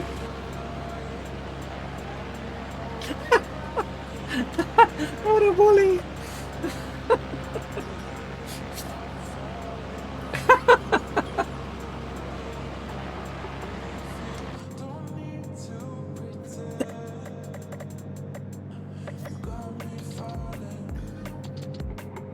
I think we should avoid that volcano. It's quite high.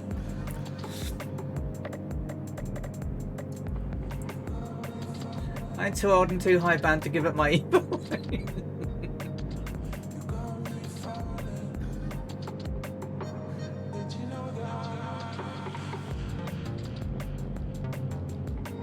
Yeah, but if you do go to Sweden, just beware. It doesn't take cash. A Russian gentleman was at the hotel that we were in, trying to pay with cash, and they wouldn't take it. I mean, it's literally, he had, I mean, you know, bundles of cash, and she says, I can't take it. I've got nowhere to put it. Definitely gonna need more. Oh, I don't know. I think we're gonna scoot through the gap. I think we'll be all right. I'm at 9,500 feet though, so I think I'm okay. There might be buffetage. It might not be pretty. I should care. I mean, my elevation chart is tad off, I think, or no, I should clear it. Should clear it. As long as I don't mess about and lose any altitude, I'll be fine. You could be here, folks, when Ali makes an elevation mistake. Well, the gap... There's a gap between the hill and the volcano side. There should have been. Well, I think I'm good. Nah, I'm fine. I'm miles away. Look at lovely flying by Dougal there. So, I wish I was as good as Dougal.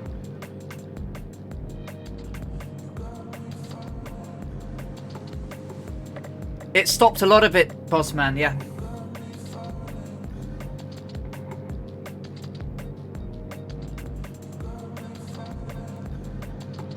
That is a pretty stunning volcano.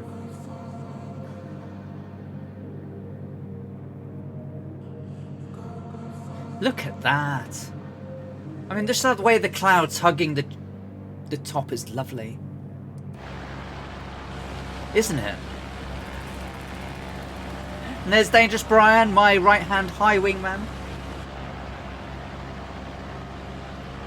So, Kozaki Malmö, if you watch any Swedish television, Malmö is on fire. If you watch any American television, Malmö is on fire with race riots and all sorts of stuff. Yes, it has had trouble in places, but do you know what? It's beautiful. I was really taken away by how nice the centre of Malmö was. The old town, the shops, the buildings, the architecture, the mixture between old and new. Really nice. Look at this.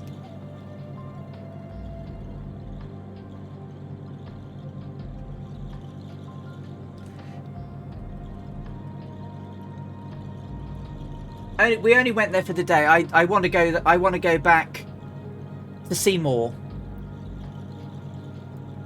We spent 3 days in Stockholm, and then we spent most of it over in Halmstad, where Borbor Panda's parents are from and family are. And then we travelled out from there. But we hired a car and drove across the country. Stopped at, was it Linköping, or I can't. Oh, it was Jönköping we stopped at. Linköping's always on fire as well. Not from a rioting perspective, but they seem to have a lot of fires in Linköping. If you watch any of the crime shows, it's Seymour, Sweden. Sweden's beautiful, beautiful country. Went down to Ystad, and because I love the Nordic noir stuff. We went to Göteborg and Ystad. Ystad was fun because I got to sit in the set of a Wallander. Oh, that's right, Jönköping, and on the way to Gränna. Yeah, which Gränna is it's quite a nice place, but basically all they sell is rock, which they call polkagris. And we came back with tons of it, and tons of it we didn't eat.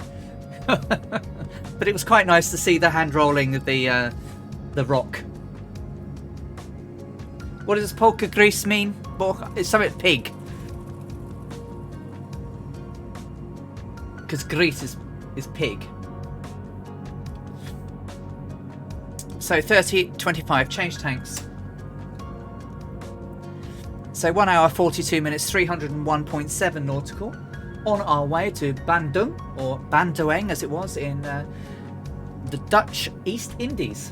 Polka Greece. Polka pig.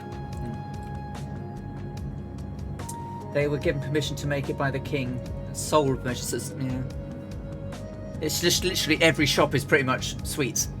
It's incredible.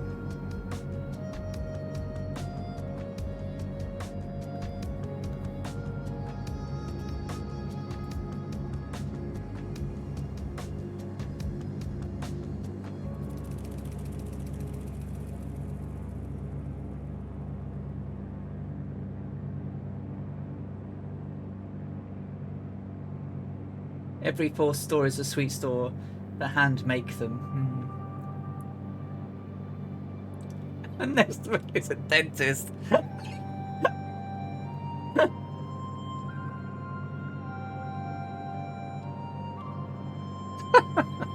Pork.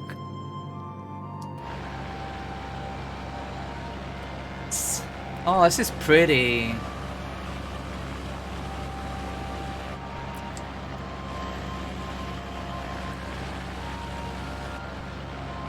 I had a tiny tub of Smarties that Panda bought me.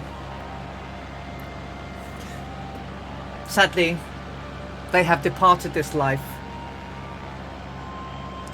and gone in my belly.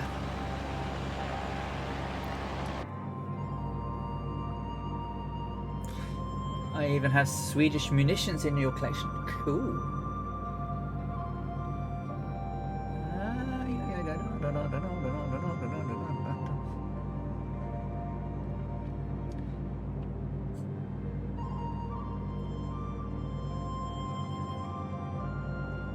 These should be really the highest hills now, Brian. Once we're past this lot, we should be okay. They still look a bit low. Oh, if need be, I've got Welly to get over them. I'm not too much low. Should be alright. So we are golden. Everything's in the greens and blues as it should be. Got 54.4 gallons of fuel left. 4 hours 14. I hear a noise! I hear a noise, but I can't see what's happening. Someone did something, but looks like my bot has broken again. Oh. Someone did something nice. Who was it? Whoever it was, you did something nice. Hello! My silly bot has died. It's a volcano, Dempo. Can I see? Can I see? Oh! It was Captain Arash. Captain Arash has bought one of Amelia Earhart's Gildan Soft Styles t-shirts. Thank you so much. And here we go. This is I'll stand up a little bit. There we go. The Amelia Earhart t-shirt with the original John E design, which you can grab away on the store to celebrate this this flight. I knew someone did something nice, but it wouldn't tell me. So thank you so much for that, Captain Arash. I hope you enjoy your t-shirt, because Captain Arash shows off the muggage on his stream every day. It really, really warms my heart to see the Amelia Earhart mug on his stream having cups of tea. Oh, there we go. No, you're so welcome, Captain Arash. Thank you so much. Oh, your sherbet ship. Yeah, it's a little bit slow, but hopefully it'll be with you soon. They do make them in America as well. Fingers crossed it'll be with you soon, Colonel Falk. 6.5 by 5.5 Swedish stuff I started. It's old. Oh, thank you for following. Real Sim Pilot. Thank you very much. That's really kind of you. So my bot is sort of working, but sort of not working. So hello, welcome to the Earharts.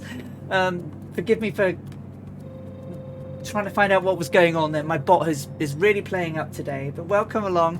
You catch us at 1.5 hours out from Bandoeng, which is now Bandoeng in West Java, which was formerly in the Dutch East Indies, and we've flown from Singapore today over to Sumatra, down the west coast of Sumatra. Now we're cutting across the southeast, heading towards Java, and we will soon be there. And we're on leg 23 of the Amelia Earhart Memorial Flight. As of this morning, I think we had around just over 10,000 miles to go. You can tell when it's really broken because everything that's... Oh, there we go.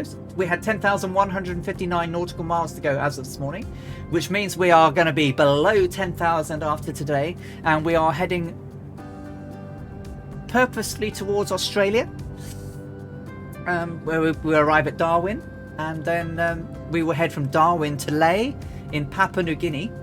But before we do that, we've got to do some bouncing around Indonesia. The Electra had a load of problems in Indonesia, and then Amelia got unwell, and so they went to Bandoeng, which is where we're going today. Then they flew to Surabaya. Most of the instruments in the aircraft stopped working on that flight, and then they flew to back to Bandoeng to have it repaired. Then they flew to Surabaya, where Amelia got ill with dysentery and had to fly back. And then they went from, instead of going to Surabaya, they went from Bandoeng to Kopang. So yeah, absolutely, calling the medics in. And remembering that all of this flight, she was suffering terribly from sinus problems that were caused by the Spanish flu pandemic in 1918. She suffered really, really badly, and often had to have a drip in place because the pain was so bad, to take some of the pressure off. And so we're joined by the Fireflies of the two-tone Murphy Flying Circus. We have Dangerous Brian, Cat Bat 9, Dougal McTavish, Scorpio, Botip, Druid Zeus. I know we've got some more. Chill Corky's around somewhere. Captain Sitbag is over there. We've had EBAC 19698 as well. And we're over Java. No, especially not. Can you imagine? As a pilot with really bad sinus problems, with no pressure equalization, other than yawning. This is beautiful out here, isn't it? It really is.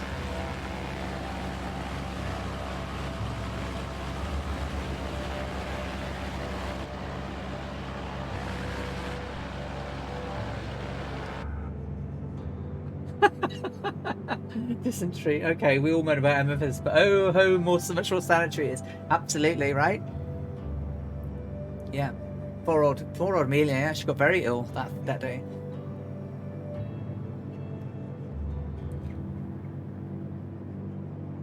You need to descend very slowly, yeah.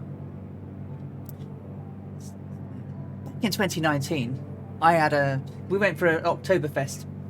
Drinky poos, you know, proper beer in a British brewery, and we made the decision to walk home, which was not a great idea. And the air hit us, and the alcohol got to us. Laura had a brief balance problem, and she slipped over. And as I bent in to help pick her up, I hadn't noticed there was this god awfully big granite statue, and I literally headbutted it. And really bad black eye, bruised face, bruised head, lump the size of God knows what else. Some of these were hills. And Laura couldn't remember any of it. She came down in the morning and goes, "What the hell have you done?" It's like, you don't know. No, you're totally gone. So yeah, really bad. But we flew to Sweden in November, and we came back, and I'd had a bit of a cold, and I forgot about my head. But coming into land, I had the sinus pain I had was just incredible. I've never felt anything like it. So I can only begin to imagine what Amelia had when she was flying all this time with really bad sinuses. There's a guy in Tyler, Texas, that owned a MiG-17 there, decompressed at 20, flew 400 miles. Oh, man.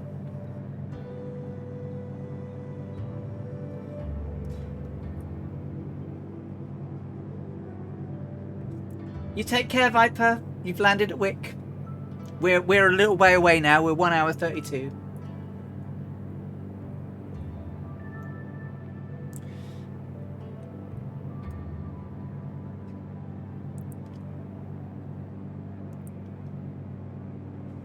Oh, that must have been dreadful for the chap. Oh. I can wince. Because I only had this thing. But every now and again, when I get a sinus problem now, it hurts. And I reckon I've done myself a mischief over my right eye, where I headbanged this statue. I'll post a picture of my wondrous black eye later on, just for giggles. Oh my god, it was awful.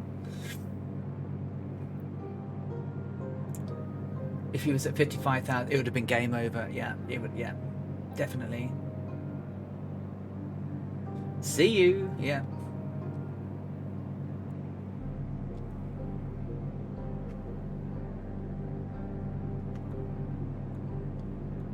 Oh, see you, Vips. We're over hills again, so we're not that high over them. It's not quite scud running, but close. We're getting to see some scenery though, guys. I mean, I know I'm not outside as much, but I really am trying to avoid it. But it's beautiful out here, isn't it? Looks pretty untouched. I don't know if that's true in real life, but I'm not seeing a lot of settlements and things. The odd one or two. Isn't it incredible? So 28 on the right, 24 on the left because I was yakking again. It's beautiful.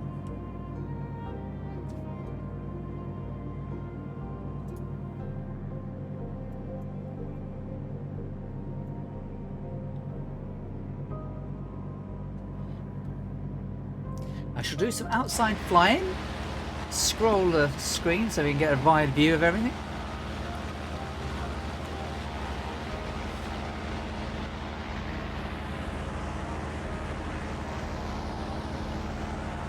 If we were to fly our 2 o'clock and carry straight on, Christmas Island is down here. Do you know what? I didn't realise Christmas Island was this. Why did I think it was in the Atlantic? But anyway, it's I guess with the Polynesian heads, it really should be around here.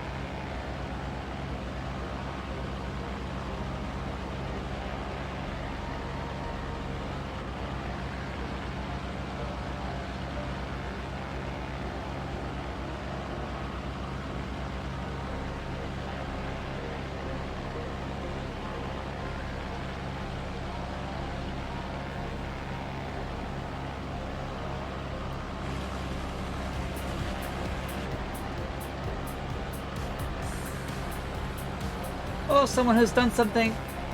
What has someone done?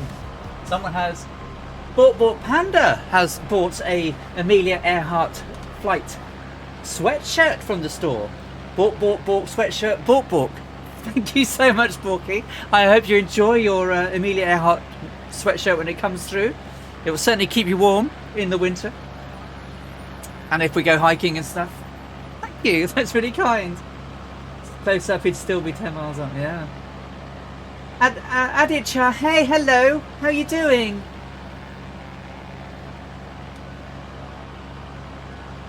Good to see you, my friend. We are just... Yeah, some Borky merch, yeah. We are crossing southeast Sumatra, heading towards Java. Yeah, doing good, thank you. Yeah, we're doing great. We've had a raid from Captain Arash. We've had subscribers and gift subscriptions all around. Lots of resubs, which is nice. So yeah, we're having a great day, and we're about an hour or so, an hour and 27 minutes now till we sort of get towards Bandoeng, or Bandoeng as it is now.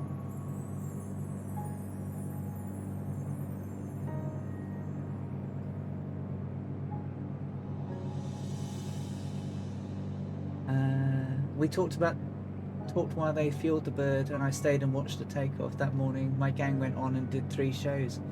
Wow.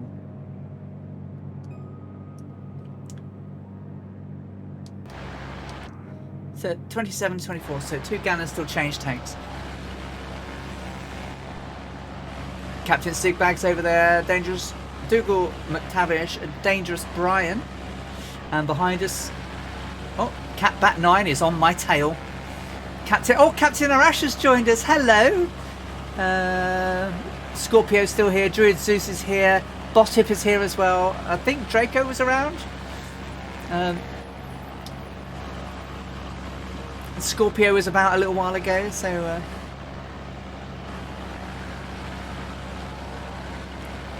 I mean, Amelia wrote in her diaries that from an airman's, but whilst this was beautiful from a viewing from the air, it was this part of this country, or this certainly this the terrain she was flying over. You needed to take a break before you could join in. No worries. You're very welcome to join along. We're not that far into the flight now. I mean, especially you've been flying for hours this morning already. Yeah, not very conducive to landing. Even now when it's not, 80, 90 years on, it's not quite 90 years, but 80 odd years on, still not as populous because of its terrain, I guess. Well, she wasn't totally on her own. No, so she had Fred in the back.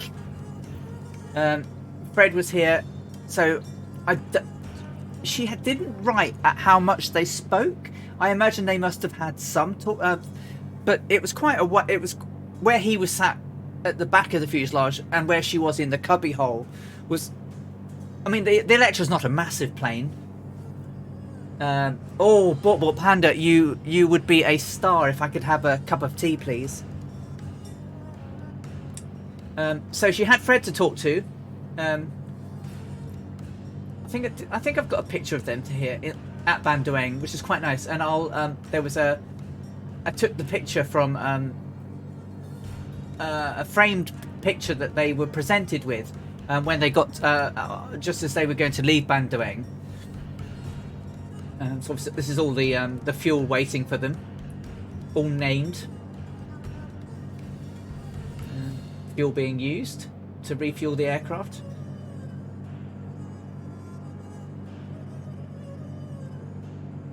Maintenance of the aircraft, which they did a lot of, which I read out earlier.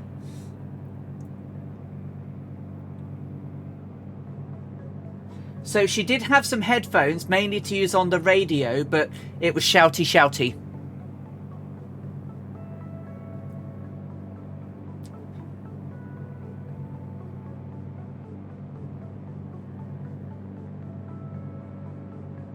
Yes, if you're this way, Brian, Bort Panda will definitely make you a cup of tea.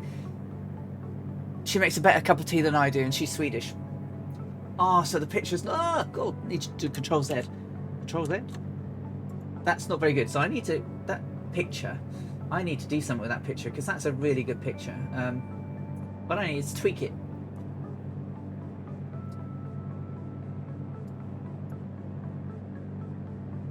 So turn that off. And then if I go to that, and a bit of this, and do a bit of this into that one, it's this one. So I can do that, and then save that, and then I can make it a bit bigger. So here's the picture here. And this is Fred, and this is Amelia in Bandoeng with a local vehicle.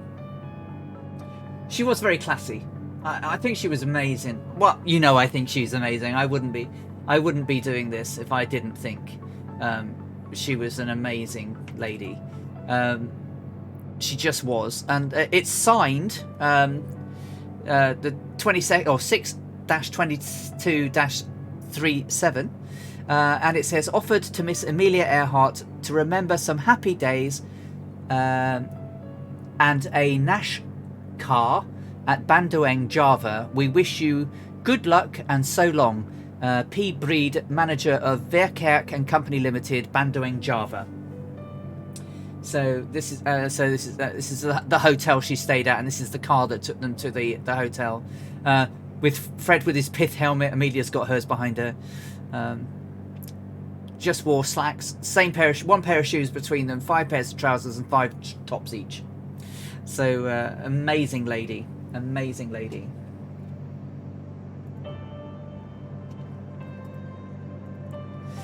26 and 24 getting ready to change tanks.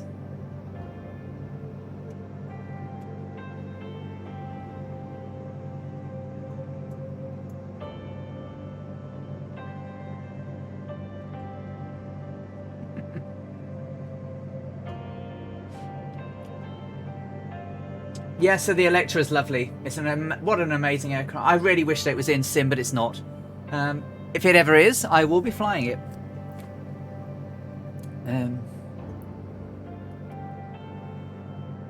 You're welcome. Yeah, I always keep talking about the tanks because, especially when I'm reading what you're talking about, trying to reply to you, trying to look where I'm going, watching everything, making sure, I'll be like on the tip. Why is my plane going to the left? Who was it the other week that ran out of... someone ran out of fuel and nearly crashed because they'd forgotten. I am going to name my bot Panda and make it Pop's message so people will... So I think I have someone to make me tea as well. Oh, Seamus is going to name his bot Panda. Oh, it was Dougal. Yeah, it's Dougal like, why am I crashing? It's because I've run out of fuel. I knew someone. Sorry, I couldn't remember who, but it was, yeah, it's like, why am I slowing down? Why am I pirouetting towards the ground? Ah, I'm out of fuel.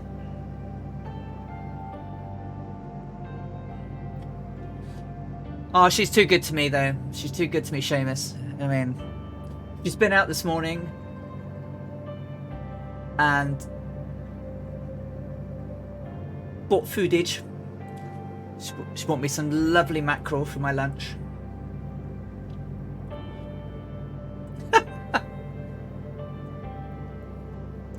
Well, Annalisa's not a bot, Seamus. Annalisa's real. She's in stream telling people as it is right there and then. Yeah, whereas a bot, bot's not really. A bot's not real. Is that a get out of jail free card? I think that was a get out of jail free card for you.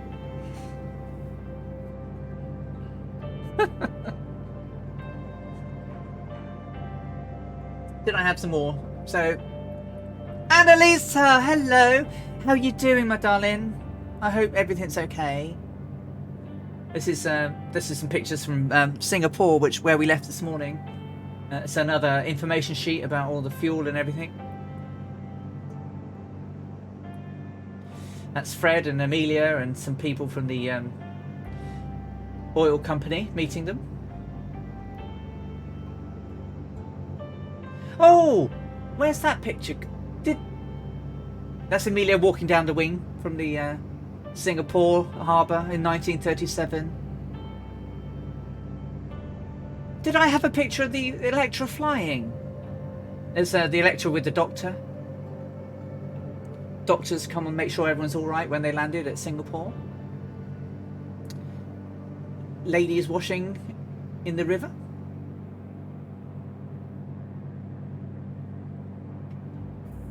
Airport diagram.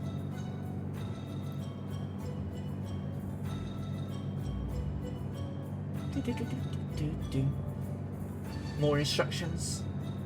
I wondered did I have that there?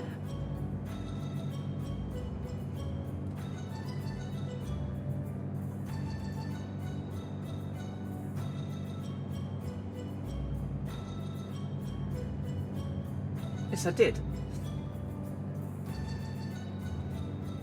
So yeah, in the screenshot, the aircraft, the KLM had an aircraft in the area as Amelia approached Bandoeng, and they actually took a picture of the Electra coming inbound towards Bandoeng, which is one of the only. So there are probably I think there were 3 aerial shots, but only one on this this part of the journey. They took one as she left Burbank, one as she flew past the Golden Gate Bridge at San Francisco, heading towards Honolulu in March 1937. But only this one, I believe, of flying in the air from the air was taken, and it was done by KLM.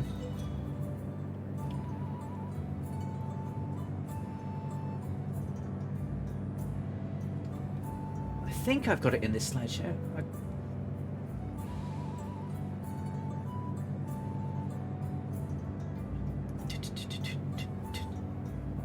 If I haven't, it's not showing it.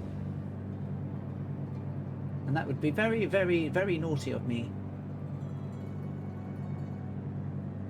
I've cut that one off, I know, but I can't resize it without resizing. Yes, this one. So this was taken by KLM as she approached Bandoeng. Yeah. It's the only airborne photo they had of the Electra on this second attempt. And obviously the Electra outside the hangar. Thank you, Bok Bok. You're very welcome. Cheers.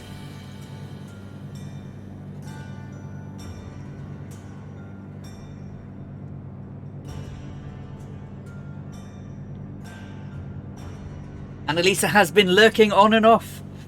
Her ears were burning. You didn't get away with that then, Seamus. I tried to get you a get out of jail free card, but nope. Do you know what, Annalisa? When you came in, I waved and everything, and then I realised I haven't got my camera on. Hello, darling. How you doing? Look at this. Captain Arash is with me. Dougal, Brian, Scorpio. Got a nice little, nice formation flying going on.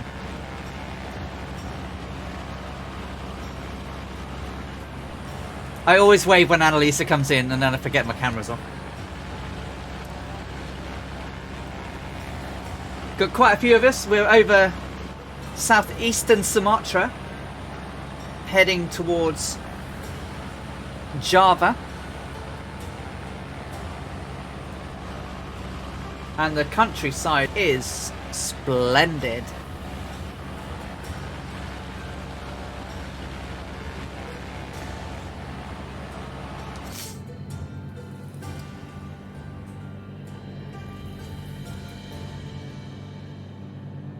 Oh, change tanks. Sounds like a new TV show. Can't cook, will cook. Shouldn't it be like, can't cook, oh my god? Or, told you I couldn't cook.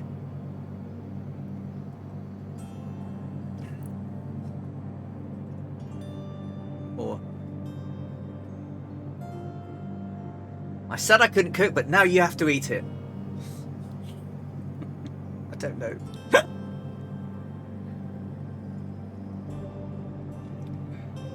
Oh yes, that's right. It could be kitchens burning.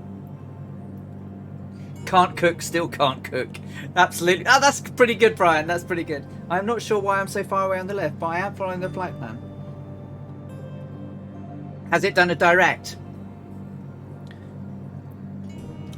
Sometimes when you load in, it loses waypoints. I don't know why it does that, Captain Sitbag, but it looks like you're on the direct routage.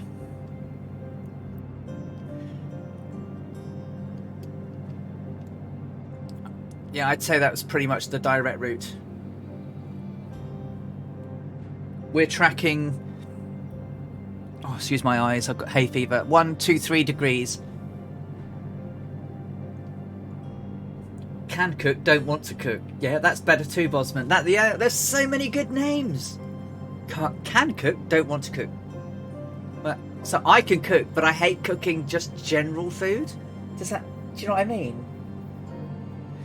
So, slam stuff in the oven type food, I hate cooking.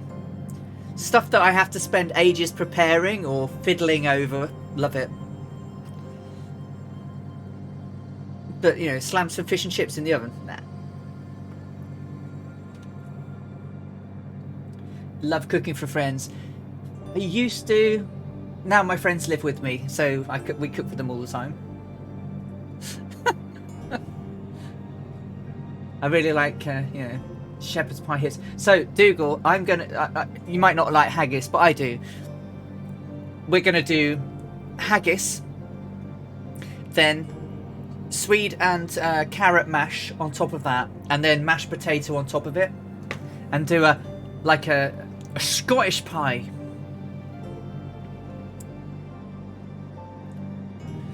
Oh, it's gonna be grand with some onion gravy. Oh, rip roaring.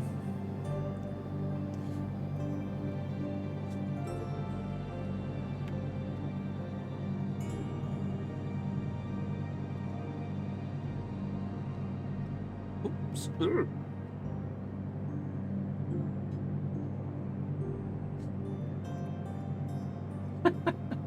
can't fly Untitled. Well, so there was always room for a veggie, so... Oh, but it's mashed reed with carrot is lovely. Oh, with lashings of butter and pepper. So, whilst I do eat meat, I do like vegetarian food. Bort particularly likes vegetarian food. So I won't say no to it. I mean, Laura doesn't eat vegetables at all. She just doesn't like the texture.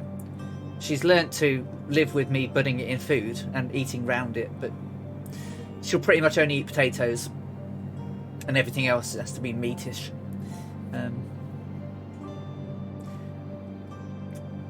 So I had some sweet potato fritters the other night. They were particularly good.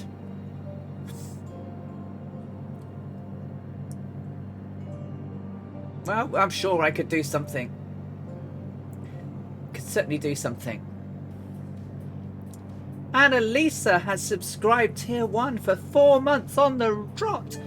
4 months, Annalisa. Can you believe? I keep saying to everyone, can you believe it's been? I mean, it's probably been 5 months, right? Because I started in January, and then I didn't get affiliate for what, about a month. So yeah, 4 months. I can't believe I've been streaming for 4 months. And I still haven't quite gone potty enough for you lot to not come and spend time with me.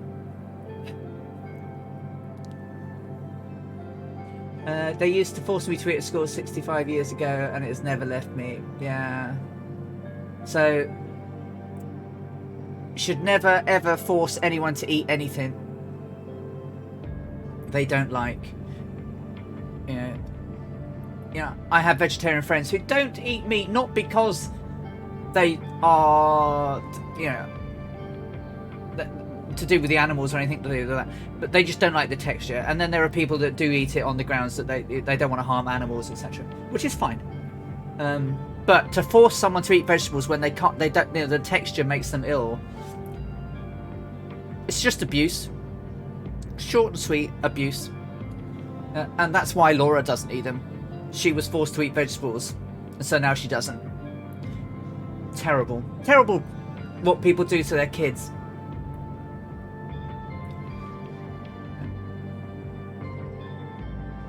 Eat your dinner, eat your vegetables, or you're not going to bed. Or you're not staying up. Or worse. So... time flies with us, doesn't it just? Absolutely does, Captain Arash. And it's amazing, the journeys and the fun we've had. You know, I tell you, once the world opens up again and we can get to travel and meet up with people, there's going to be some wild flight sim parties and some meetups going on, I can tell you. That's the way my mum treated it. I had to at least try it without knowing if I didn't like it, I didn't have to eat it. So that's the way it should be, old veteran. That's the way it should be. It's not often the way it is. Kazaki Flower is down and clear in Wick. Nice one, Kazaki. I'm still pootling along here. I've got about an hour to go.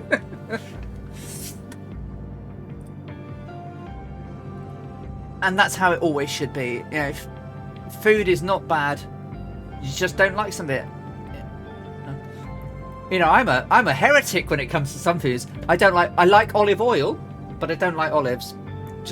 Or celery. I will put celery in my gravies and my stews. I don't mind them in the stews, but I can't eat them raw. Don't like them. Even though they're really good for you, because they take more calories to digest than they do to eat. So they're really good for diet.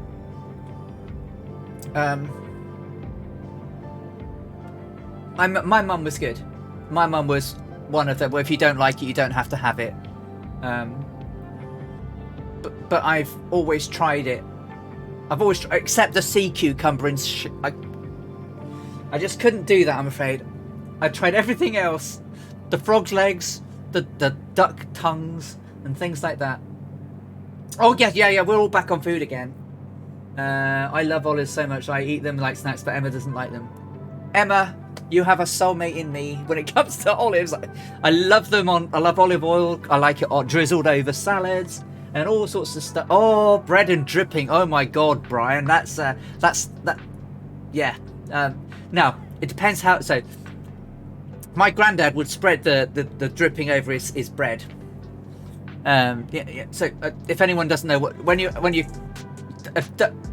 got your beef, you cooked your beef, you pour the beef fat out of your pan at the end and leave it to solid.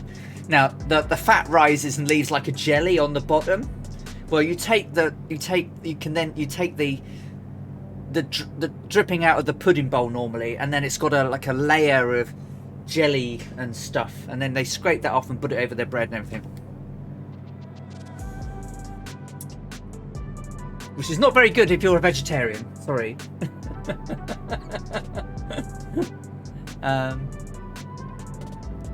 The Geordie version of olives is olives stuffed with bird's eye chilies. Yeah, pretty much.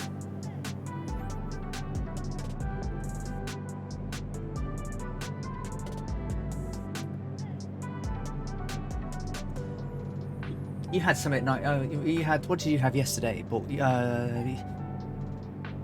goat's cheese panna cotta. That looked quite nice. Well, that's because you're an honorary Geordie now. You're more Geordie than me. Pilot Peely, good afternoon. How you doing? I hope you're having a great day. Oh, sweet corn. Oh, I love sweet corn. Oh, sweet corn, beetroot, freshly cooked, coleslaw, fresh tomatoes, cucumbers, radish in a bowl. Oh.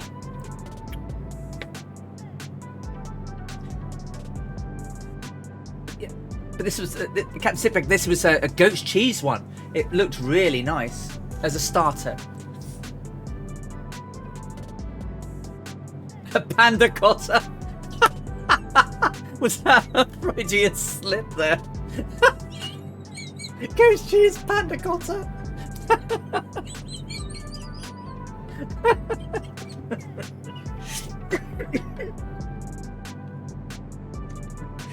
1 point to autocorrect.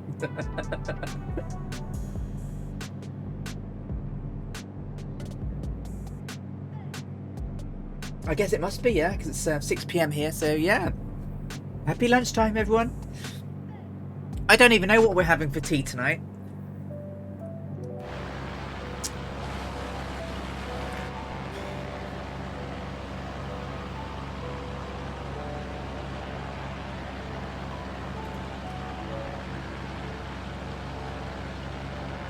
So we're coming up just on our 11 o'clock. We should have, I'm going to make this wrong again, Bandar Lampung.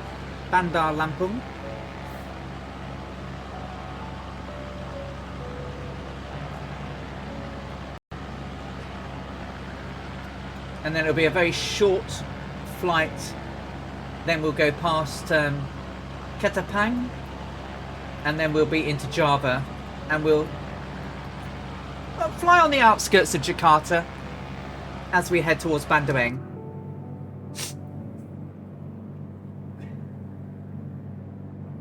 Need to forgive me a moment. I just need to quickly grab some more antihistamines because my hay fever's really kicking off. It's grass pollen season now.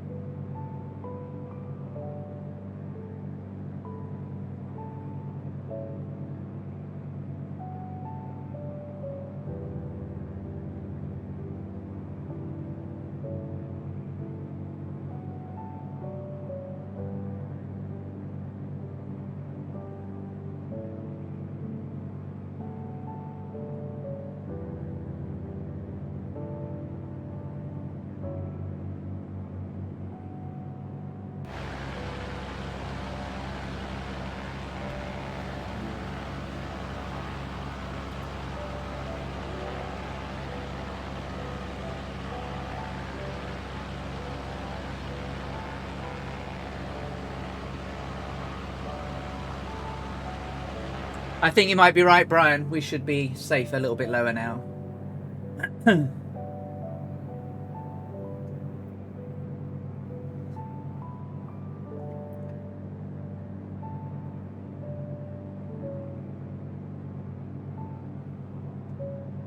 We could fly a bit lower. Get a better view of the ground, I guess. Could at least take it down to 6, I think. Just so that we're keeping within sort of... She didn't say that she obviously she flew over the mountains, so we had to do that too. But yeah, it's pretty flat now, isn't it? A little bit. Well, it's a little bit raised as we come into. Just having a quick look at. Yeah, we should be good at. Yeah. I might drop it down to 6,000 feet actually, and get a bit of a view as we get down there.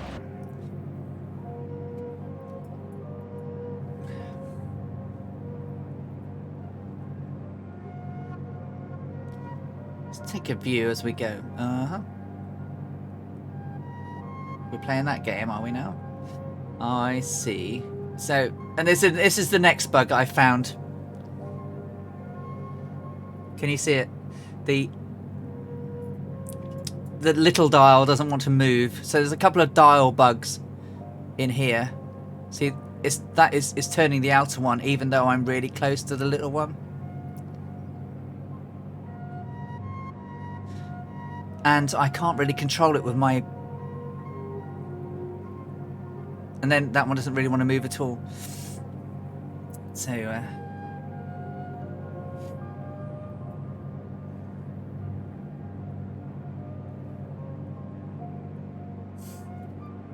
So yeah, there's a couple of dial bugs or buglets in the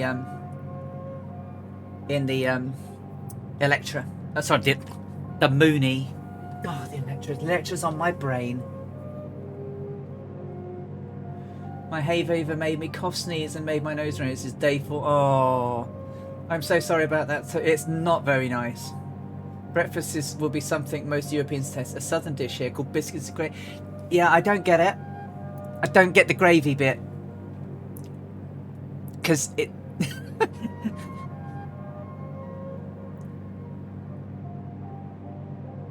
Time to blow up some rocks in Elite Dangerous. You have fun.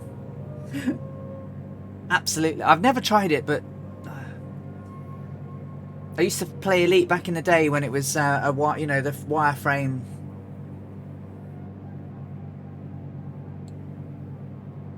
on the Amiga. Helloage once again. I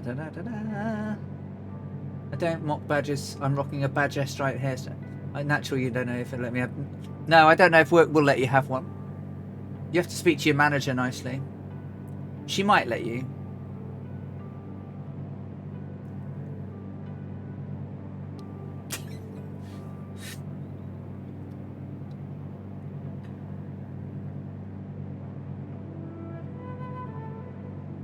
It's a bacon. My wife makes a wonderful bacon gravy, just nice and warm and sticks to your ribs. Oh, I mean, I don't know if I've tried. I've seen it. I've seen people having it. Maybe one day when I come and visit, we'll have some.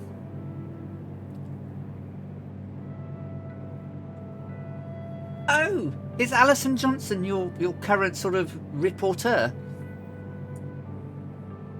I might let you. You have to speak to me nicely. Yeah, I'd recommend you wait till you pass your probation, then we'll see. So let's just tweak my mixture as I'm descending towards 6,000. I'll let you know if I whack on the air brakes. I don't like overspeeding on this. I'm coming down quite gently, but you never know. Been having cough drops and 2 pills a day. Oh, well, feel better soon, Super Typhon. We really do. Yeah, well, Paul will probably have to give you the proper okay, as he's the big boss.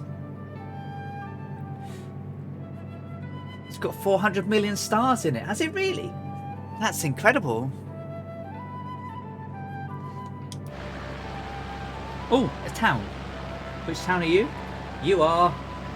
Ah, that is That is not Bandar. That must be Gedong Tatan. Because this town over here is Bandar Lampung.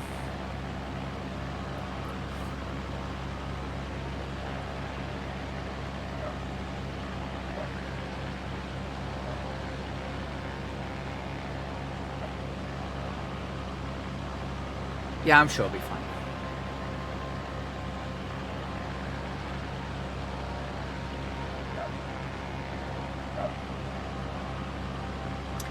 Not as impressed as the real Galaxy with 200. No, well, there are limits to what a computer can generate, but still, 400 million's not bad for a game.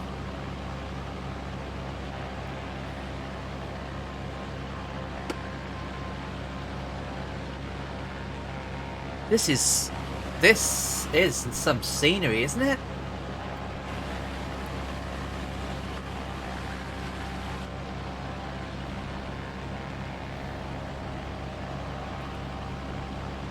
Splack Treat, thank you so much for the follow. That's really kind. Thank you. We're just crossing over southeastern Sumatra, heading towards Java. We've got about 49 minutes-ish, so about 55 minutes, I reckon, till landing, when we will complete leg 23 of the Amelia Earhart Round the World flight, where we're recreating her 1937 equator girding tour.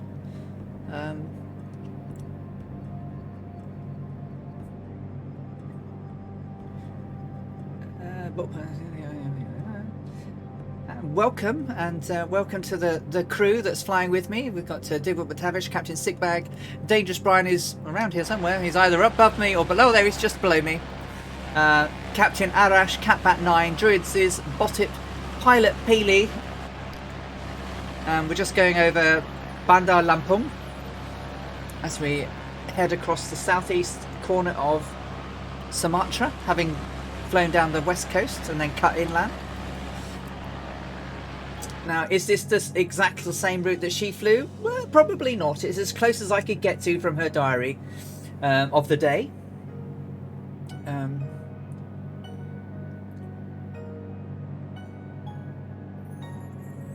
Bandoeng is an enchanting place, so that's where we're coming to. It's an enchanting place perched amongst densely wooded mountains, so it will be good to see if it really is still perched between wooded mountains. It's where we've been several times before. She's been her diaries are still very true to this day. I mean, I still remember I got goosebumps when we flew over into the mountains as we crossed towards in Eritrea. And it was just like, it was like she said, endless sands, and then suddenly green and foliage, and literally the mountains started up very small with grass, trees, and then as we came over the top, the only thing that we really needed on that sheer scarp face that we flew over was a waterfall. Not particularly brilliant for that area, so it was very unlikely to be, but that would have been just so perfect, the view that we had. There is positively everything horticultural possible, from tea, coffees, European garden vegetables, spices and flowers. By the way, and I did not know this, 80% of the world's output of quinine was grown in Java in 1937. Not quite sure if it's still that today. Change tanks. Change tanks, guys, if you need to. Not that it is needed for it locally, for Bandoeng has a reputation for delightfully cool and healthy climate. After a too brief acquaintance with its attractions, I find no reason to question the assertion that it is one of the modern model cities of the world. After my plane had been comfortably put in its hangar, KNILM, a local organisation, mechanics began their inspection. I took a trip to an active volcano and went up to the crater rim of which one can drive in an hour. A beautiful mountain road where people journeyed, some laughing, chatting, carrying baskets, varying loads, not often on their heads or heretofore, but on poles over their shoulders. Rice fields in terraces bordered the road, and the steepest mountainside I could see cultivated patches. Surely no indolent people farm in such a way. So yeah.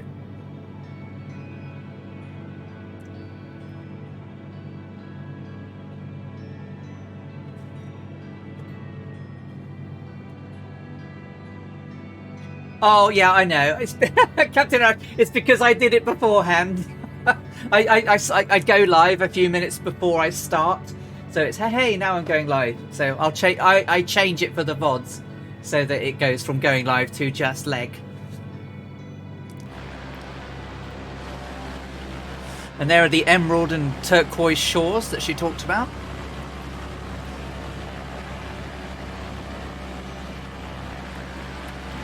Yeah, it's just because I do it a few minutes early, and then it means if people have forgotten, or they get the notifications a little bit early.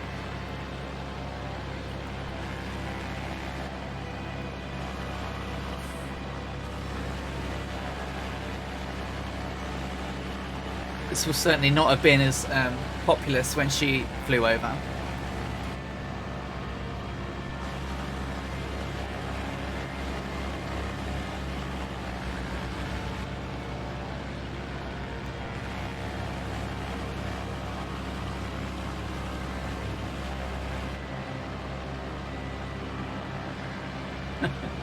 There's method in my madness.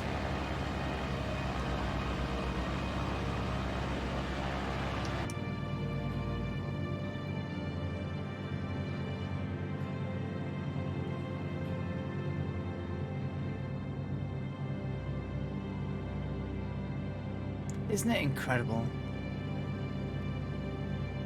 I say it all the time, but isn't it incredible? I mean, the journey we've had and the things we've seen.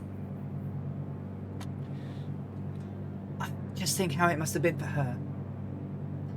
Flying with Fred in the back. Never having been to these places. Only having ever heard of most of them from a map. Flying a route that no one has flown before. Incredible.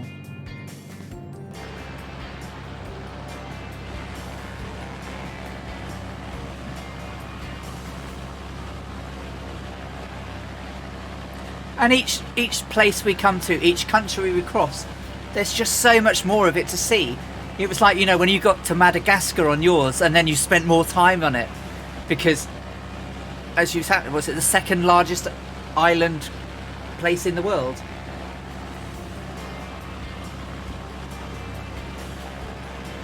What if someone added a Zeppelin in?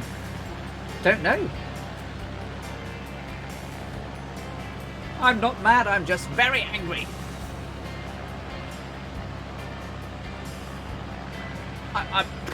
They used to have They used to have hot air balloons in MS Flight Simulator, didn't they?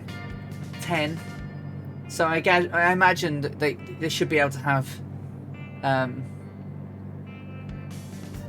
They'd have to work on the aerodynamics. Helium works in quite a different way. Must be another volcano ahead, over to the right. There's tons of them down here, aren't there?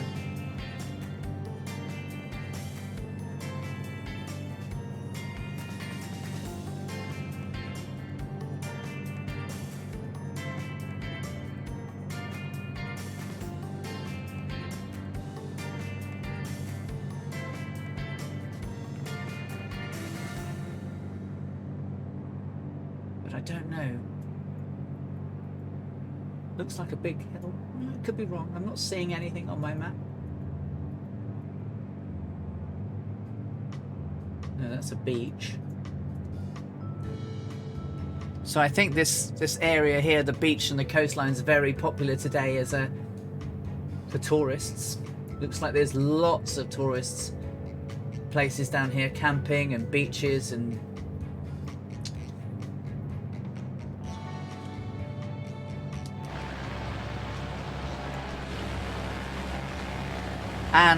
completely different to the northern half of the country, where it was very mountainous and not very populous. That's where all the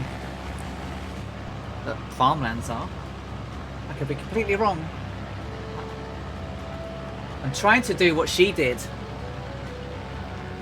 I've not read up much about the countries other than where I'm going, so that when I can go across them, look at her diaries, and then look at what I'm seeing. As I say, there's only one place I landed in advance, and that was to test Howland Island, to see if you could actually land on it. To see if, because there was no point in putting a series of streams together if I couldn't land there. So that's the only place I know that I've been to that I have landed on any of these journeys.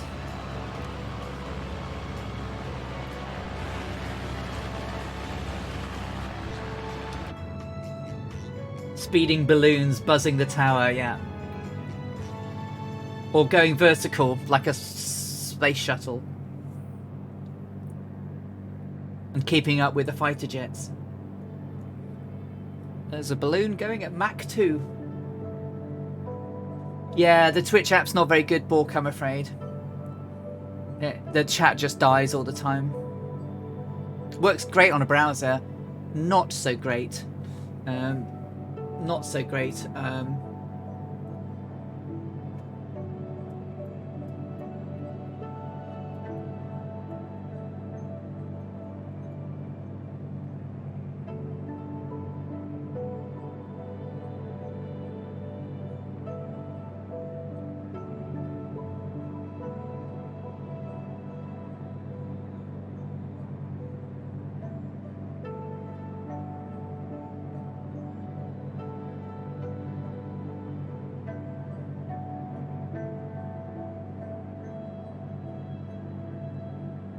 Yep, saline water ahead. It's just a very short straight that we cross over. But yep, we've got some water. So if you've got your water wings, everybody, make sure they're inflated and ready to be used. And yeah, there are sharks. So if you've eaten all your snacks, then you're not in good luck. But I do have some sizzling steak Wotsits to have. So I will save those for the sharks. They might be full. Taste like steak. Might stop them eating me.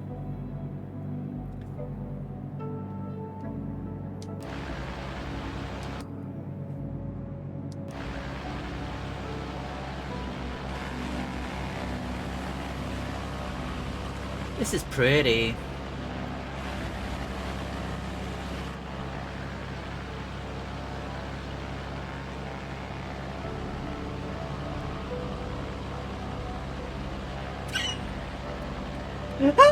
Lisa.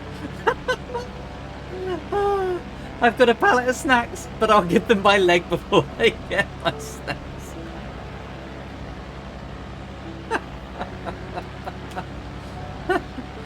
And here's Bort Panda scalping everybody, scalping everyone. Inflatable swim rings with rubber duckies in the front for $1 Bitcoin each.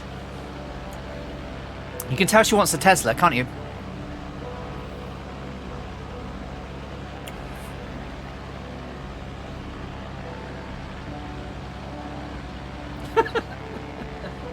Scorpio, the Battle of Sunda Strait was a naval battle which occurred during World War II in the Sunda Strait between the islands of Java and Sumatra. On the night of the 28th of February and 1st of March 1942, the Australian cruiser HMS Perth and the American heavy cruiser USS Houston faced an Imperial Japanese Navy task force. After a fierce battle lasting several hours, both Allied ships were sunk. 5 Japanese ships were sunk, 3 of them by friendly fire. Wow. Oh, Wikipaste is okay, but this is the Sunda Strait. So this is where that battle took place. Thank you, Scorpio. That's really useful.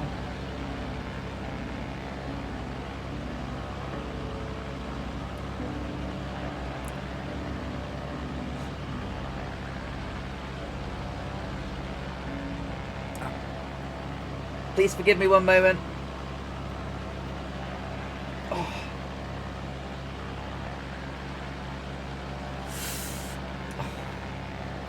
Head pain. Do you know, I hate that. When you're a headache person and you get that, it's like a poker and it just goes right through your head. It really hurts. Yes, well, if you want to do a straight in approach, normally it's runway 29, but I'm going for a, yeah, ice pick through the head, yeah. We're going runway 11 for funsies. So runway 11. No tack, Marlin. There's no pain per se, just the initial stab. Right, so runway 11. Oh, I didn't need to open that. Let's do the real thing. Oh no, so perhaps I will not do that then, because that actually I'll do it the other way, because I stutter, don't I, when I do that. Let's open the real thing. So wick, Bandoeng approach, runway 11. So runway 11, the runway altitude is, airport elevation is 2,445 feet. The runway elevation is 2,445 feet.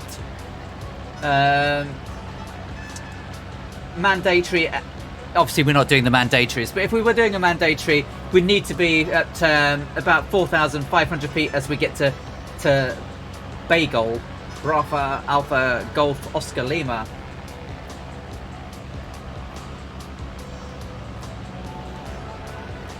Yeah, I've got it, Colonel Port, but if I use it, it for some unknown reason, everyone sees me slowing down. Look, can you see it stuttering me? But I have it. It's brilliant.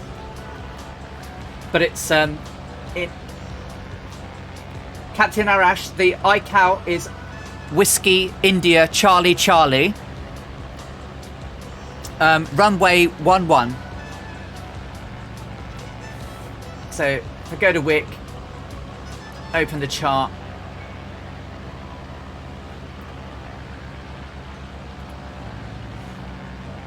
So we're going to come in on runway 11, just an RNAV, but we're just going to do visual. So you can see Brian's bobbling around out here. It's because of this. So we're just going to come pretty much straight in to runway 11. So runway 11. Yeah, you should come in at, it's 109 degrees, 4,500 at Bagel, and then it's 3 degrees all the way down to the ground. Straight in landing, approach runway 11.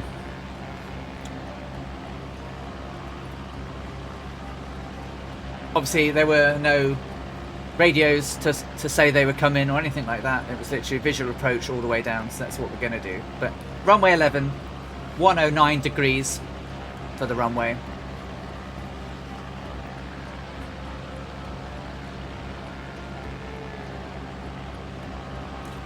But I am so happy that my Navigraph is in the sim now.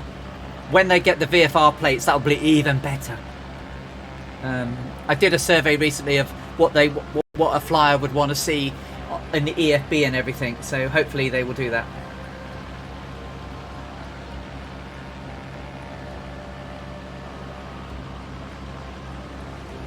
No, me neither.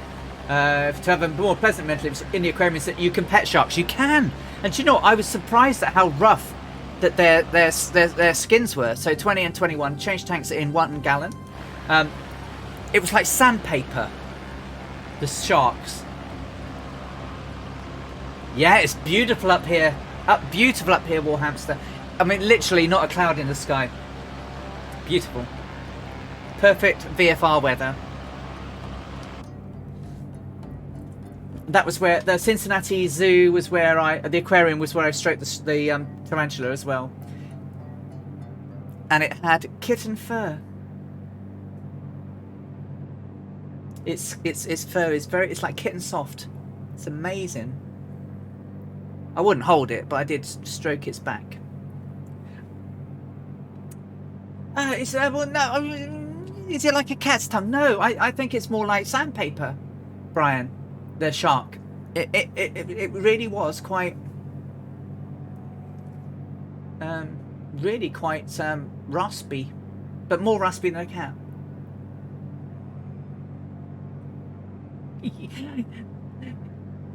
Thank you, Captain. Yeah, well, so technically it's either I do it 5 gallons.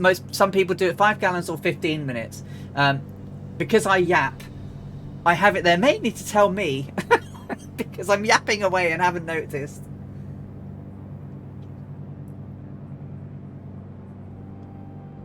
I use a 15-minute timer to rhyme me. Yeah. To switch tanks in the Mooney, she eats 4 gallons, which keeps that neat 2-gallon difference max. Yeah.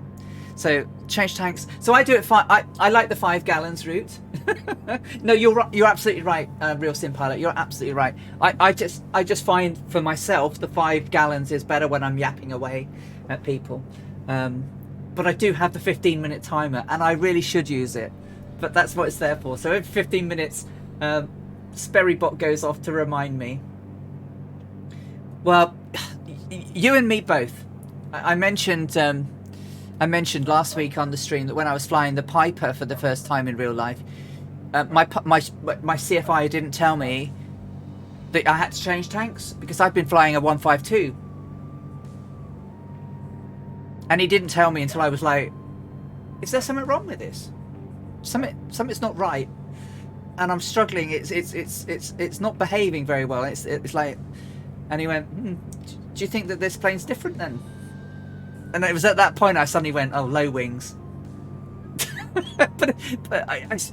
So it was basically a lesson. Ask me about the aircraft and everything you should know about the aircraft before you take off in it. So, but he didn't let me run out of fuel. There is someone who went flying where the instructor let them run out of tank, run out of fuel. Again, I can't remember who it was, but someone's instructor let them run out. How crazy is that?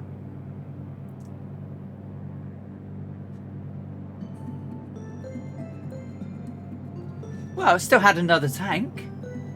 It was just going to be difficult. I'm sure Stuart mentioned it, that someone had done that. But yeah, I didn't ask, and I should have done. You know, just like getting in a car. You know, if you should always, if it's not your car, you should always ask what you need to know. It's your responsibility as a PIC to know how your aircraft works. And of course, when you're learning, you've only got you're on an hour in the air. Even though you should, normally I fly a Cessna, so I have I knew my checklist off the heart. Didn't know the Piper one, and I pretty much skim read it, which was again something he told me off for. But I will never forget that. I will never do it again.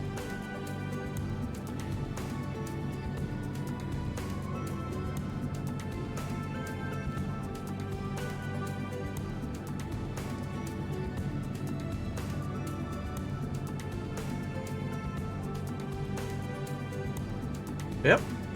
I mean, I'd done a lot of research beforehand, but yeah, I needed to know where everything was and how it worked before I drove it. Mainly because if you do something crazy and you don't know how it works, you'll kill yourself. Especially in an aircraft. I'm just lucky I was with a CFI.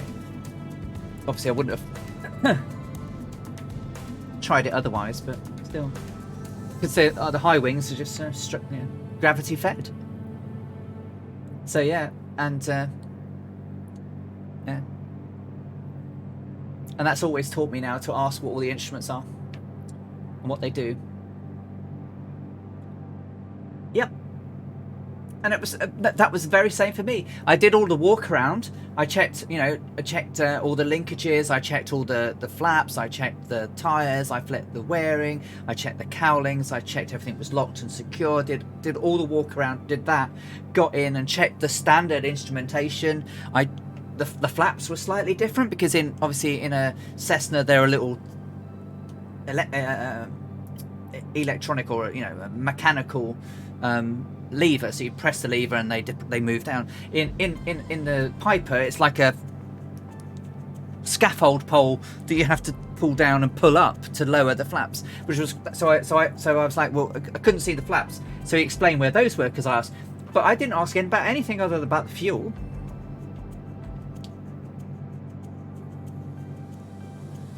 one empty tank is not an emergency and it's in a controlled environment. Exactly, and that's why he did it, to prove a point. Never forgot it. Kian Lafford, hello. How you doing? Yeah, I guess so. I mean, a lot of the old aircrafts have had the same, haven't they? We've just crossed over into Java, Rad Pilot Randy. So we're just going to be skirting west or west west of Jakarta. I had to think then. I had to think where I was and where I was flying. So Jakarta's up here. We're not that far away from it, I don't think. So we're flying over.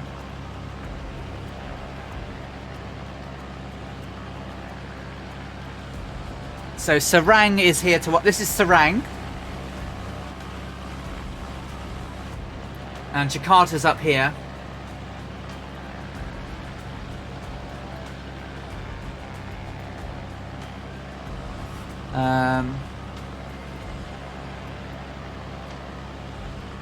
Yeah. It's been beautiful, Rad Pilot Randy. Absolutely beautiful out here.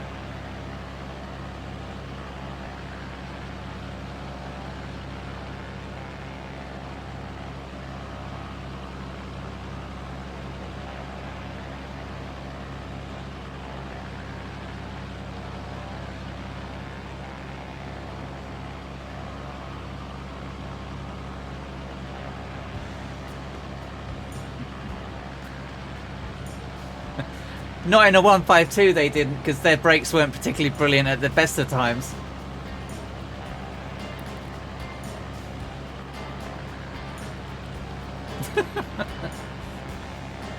So in this obviously it's the little spring brake.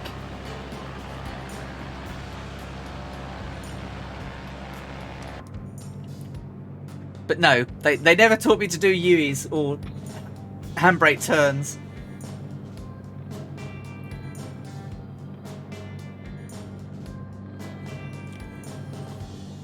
Ooh, crikey, let's pull that down a little bit. It's a bit warm. Let's cool it down. So 18 on the left, 20 on the right. We're at approximately 6,000 feet. We're not far out now, Rad Pilot Randy. We're about 26 minutes to go. 78 miles.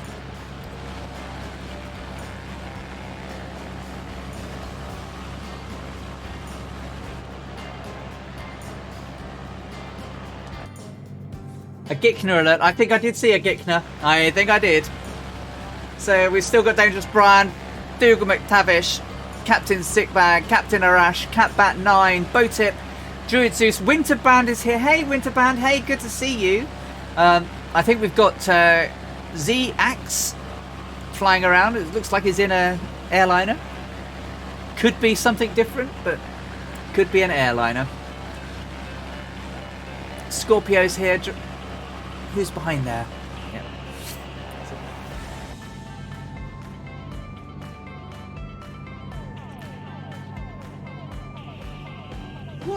What a this has been a nice flight, hasn't it? Oh, that's your brother. No problem.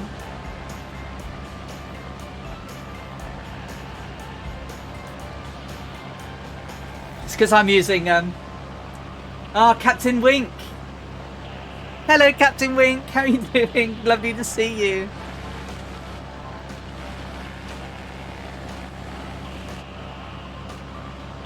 What a flight. This has been a good one. Beautiful. The scenery's been fabulous.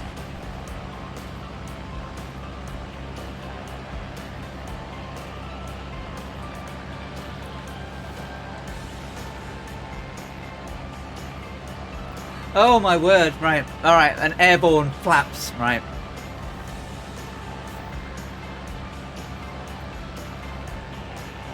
No, he didn't do anything crazy like that. we did quite a few emergency stuff.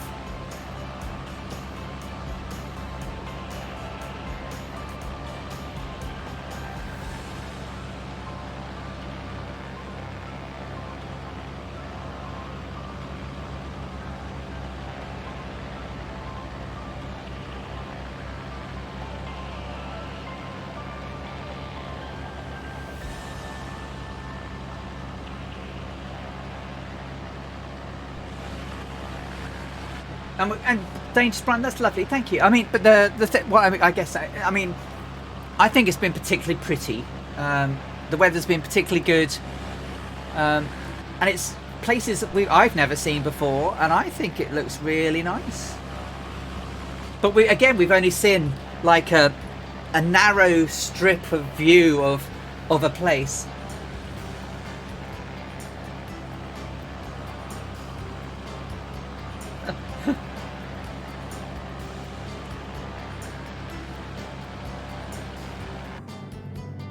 So 23 minutes to go.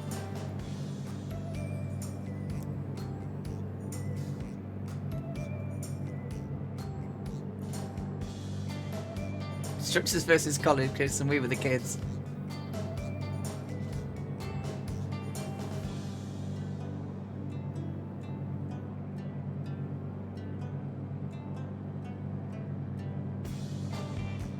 He definitely made me do a flapless landing.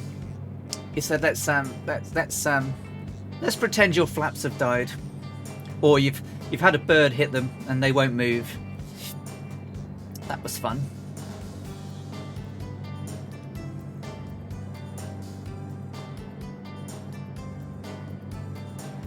But he made me do all of the, check your flaps, and he because of course they would have worked. He was like, well, you've checked them and your right one is not moving. It's like, oh, here we go, here we go.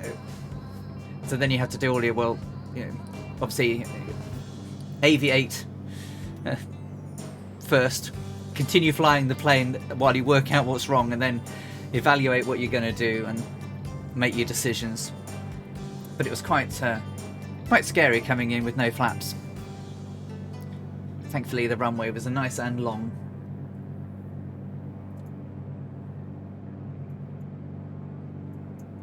So we're about to fly over an airport, I think, or just near one, which is Budiato, which is Whiskey India Romeo Romeo, which I think is just off our nose.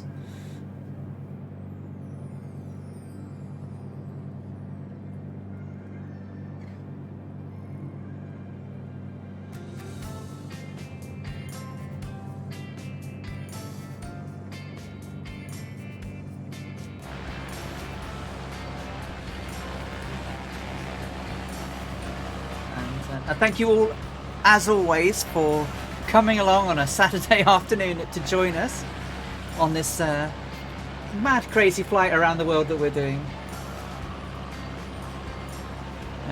Couldn't do it without you guys. You keep me entertained and and going all the time.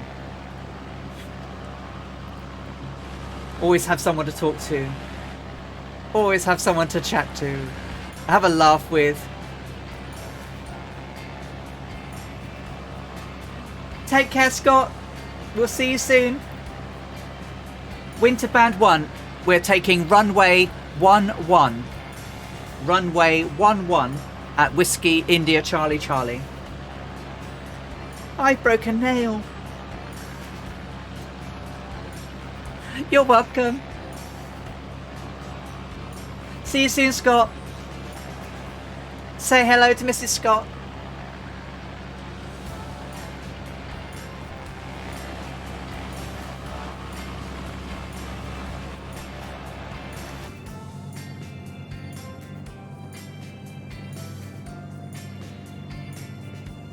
Still no viewage.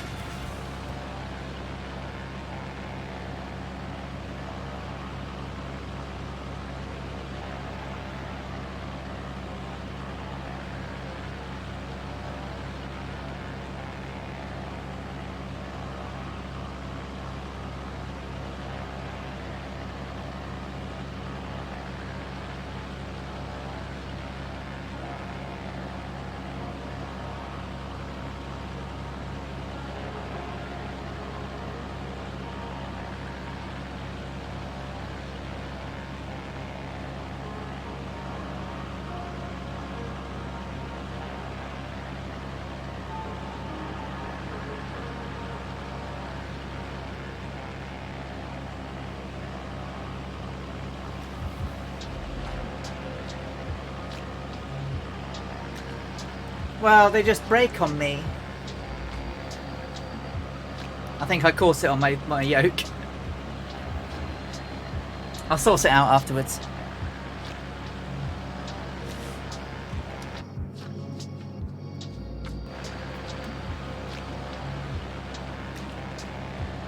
Hopefully it's not too dark. I've had to just shut the...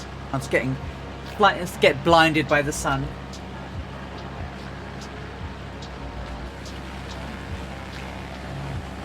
The scenery is quite dramatically different, isn't it? Very much...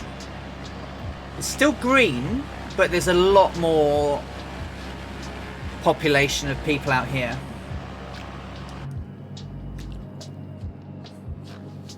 Which would have been much, much more than there were back in the day.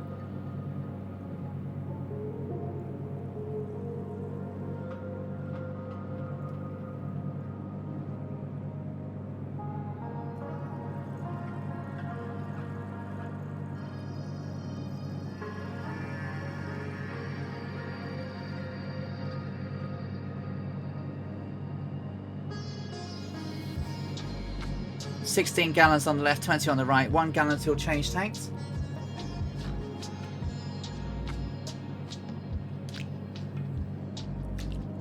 Beautiful country.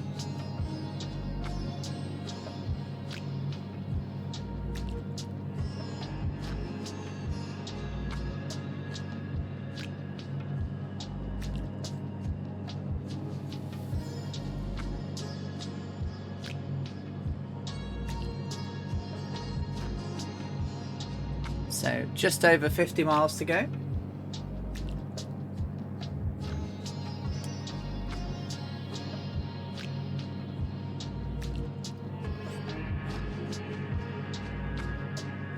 Probably as good a time as any just to do a quick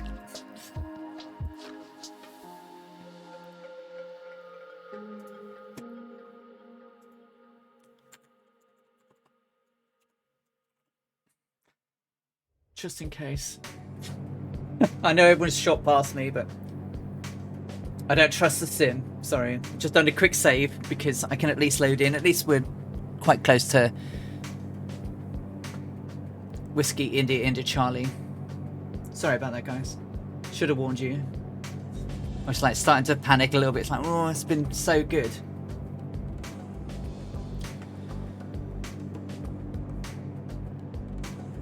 Such a good, nice flight.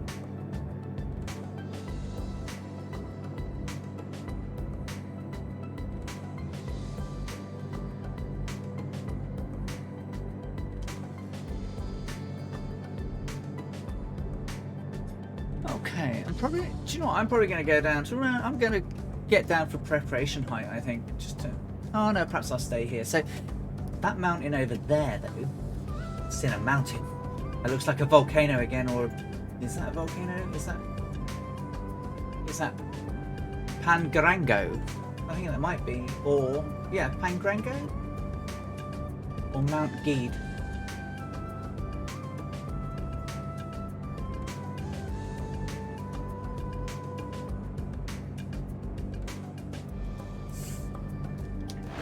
And it's another volcano, Drew.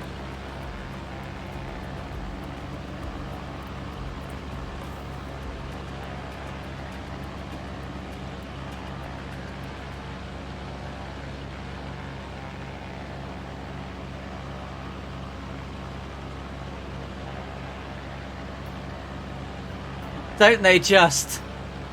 Speed brakes are amazeballs. Yeah, you just gone past me. They are amazing. I love the speed brakes on the Mooney. Welcome back, guys. Welcome back. That was really good.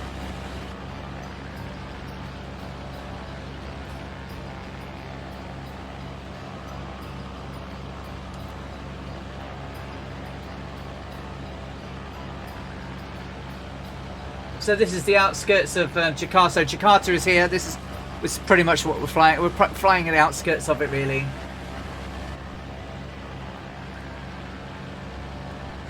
Sukajara Airport is over there. Oh dear, my nose is killing me.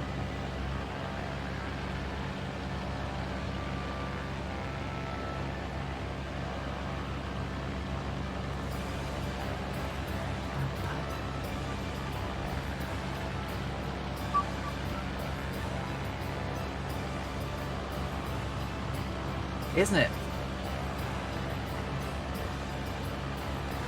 Sorry, I'm just having a nose at the ground. That's a sports stadium and a half, isn't it? That'll be all the parking, I guess, around it.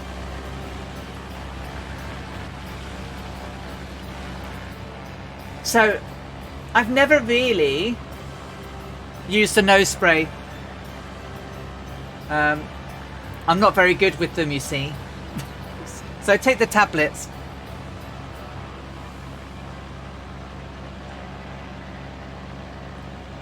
Ali, are you still having the Mooney a fave now the Seneca is out? I love the Seneca, but I still prefer the Mooney. So I have to say, Captain Sickbag, that given that I've flown this old Mooney a lot, it's still my favourite. It's particularly my favourite because it's allowed me to do this set of streams. And what Brian did with this livery just makes me love it. The Seneca's really, really nice, and it's got some really nice touches, and it's my preferred twin engine, the Seneca. I really like the Seneca. But the Mooney... Oh, change tanks. The Mooney is just, for me, a brilliant GA aircraft. The visibility is better. Not just from the cockpit and cowling perspective. The nose... So, I always found it's like the Bonanza. Lots of people like the Bonanza. I don't like the Bonanza because the seating pilot's position and the nose is elevated, so it's actually quite hard for me to do what I call the fist on the cowling, or the dash cover, where I pick my landing point. Mometa Hexal knows works very. So whereas I can't do, where I can I can visualize it in the Mooney. The Seneca's nice. It's probably my favourite twin at the moment. But the Mooney is just my favourite all-round plane. And I know people love the Piper, the Turbo Piper Arrow, and it's nice. But the Mooney is just better, I think. It's not study level, but it's a sure, fun aircraft to fly. It's got decent range, decent performance, decent speed, decent manoeuvrability, decent slow speed capability. It's not too twitchy. My rudder pedals are a bit dodgy, so you might see a dodgy landing. But no, it's pretty good, and it's not a scam. Absolutely no, that's pretty dreadful. And then what they tried to do, with the liveries and everything, was not a good look. I'm not going to go into that, but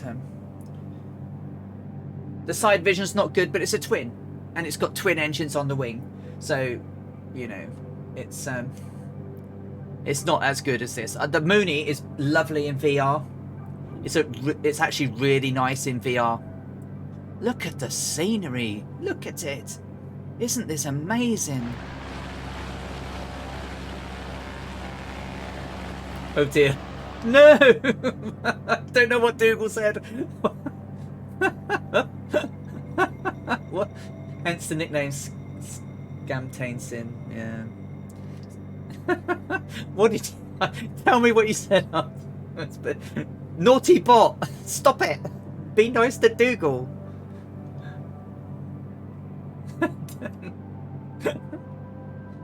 The Caranida Piper is at left hand though. Looks wrong inside. JF much better, but other Caranida I do enjoy. Mooney is number one. Yeah. So the Just Flight for me, Real Sim Pilot, is too light on the ground. Right. So whilst the Caranado might not have all the bells and whistles that the Just Flight one does, from a perspective of it's more accurate internally, it's too light on the ground. You know, you need a bit of welly to get the Piper moving normally. You know, it's not particularly light, The Coronado one, however, is heavier. So it has that when you're trying to get it off and rolling, there's a little bit of weight to it, which is better. But it's to their own, right? So I mean, you know, the Coronado is cheap and it's pretty and it works. You know, there were some foibles with the Just. I've got both of the Just Flights. I've got the 3 and the Turbo 3 and 4. So it's good. I like it. But I also think that there's a place for the Coronado one.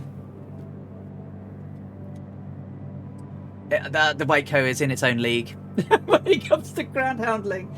So I'm hoping the Stearman's going to be out there. I mean, that's going to be another interesting one. But I want to fly the Amy Johnson flights in the Stearman. If it's not the Stearman, it'll have to be the Waco, because obviously the Gypsy Moth's not in game. So we are coming down towards. So I'm gonna skim down to about 4,500 feet now, ladies and gentlemen, as I prepare to arrive in Bandoeng. Oh, stupid thing. I wish this would work with my Bravo, so I could get this working properly.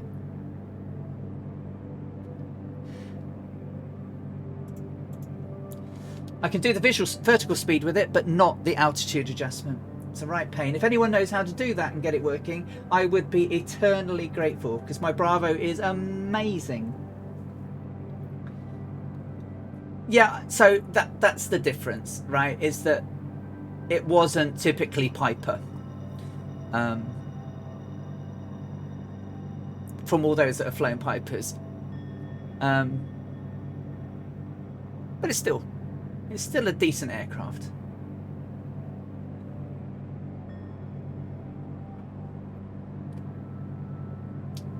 Yeah, so I don't know if you saw, but I think you did, guys. I posted some video footage of the Stearman doing the recreation of the Amy Johnson's flight.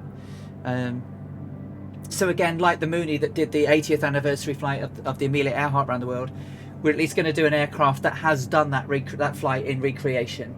So it's going to be a harder plane to fly. It's going to be a lot harder flight.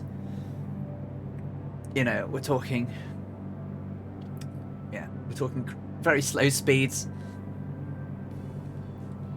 Oh, Eric Fly is here. Eric, good afternoon to you. And he's raided with some of his viewers. 4 viewers from Eric Fly. Welcome, welcome. Hello, how you doing, Eric? Are you having a great day? You've just caught us towards the end of our flight. we're approaching Bandoeng now. No, there's no autopilot in the Stearman.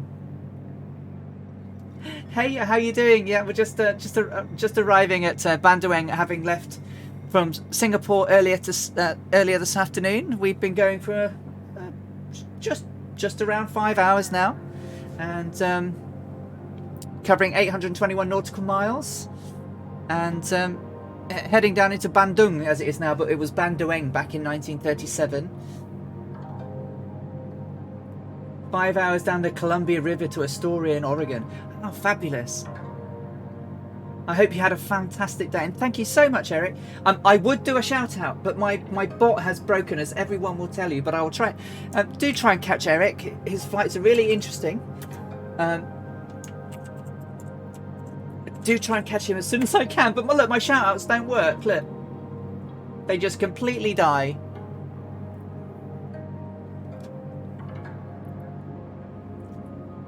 It's that Alison Johnson. She keeps breaking things. She's terrible, right? God. So how many more legs have I got to do? So today it was 6. So we've got until we got to Lay. So 6. So it's 5. So it's going to be 5. 7 more. I had to do the mental arithmetic of on my fingers. So yes, 7 more. I have her as a virtual profile on my stream. I haven't unveiled it. They almost most certainly did today. Yeah, my bottage is not doing very good.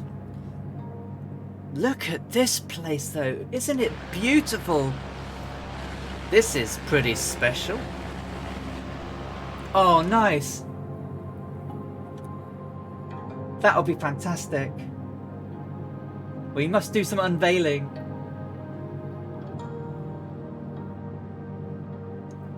But yeah, buttages. Not, but buttages is the wrong thing, isn't it? Buttanages should have been the word. Buttanages, not buttages. Buttages is something completely different. Crikey. 15 and 19, so let's do some quick preps where we're at. So everything is in the greens and the blues. The red is where I want her at the moment. The my window is secure. My seatbelts and harnesses are safe and secure. The doors are locked. Fred is in the back, starting to worry now. We're now at 4,500 feet, which is will be pretty much where we want to. When we turn in, we can start descending from there. Try and keep all the manifold pressure in the right place. We're still on the fullest tank, and we probably will be all the way down. The gear is up. Flaps are up. Speed brakes are in. Vacuum pressure is good. Ampage is good.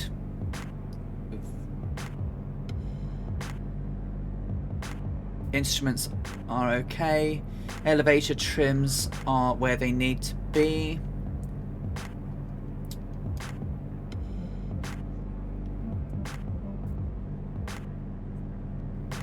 Okay, so airport elevation 2455, runway elevation 2455,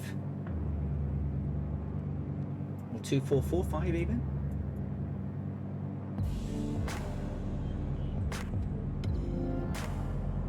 We are landing at Whiskey India Charlie Charlie. I'm going to butcher this because I always get it wrong. It's Hussein Sastranegra Airport in Bandoeng.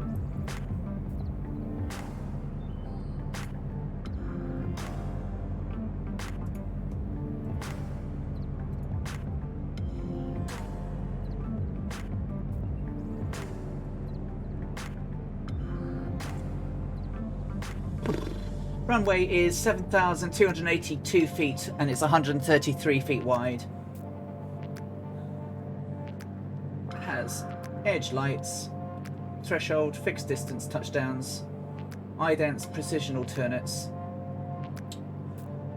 Runway heading is 108 magnetic, so let's make sure we get some course on that. So 108. We're pretty much going to be straight in, aren't we? So 108. Okay, keep that nice. This is quite a cool approach, isn't it?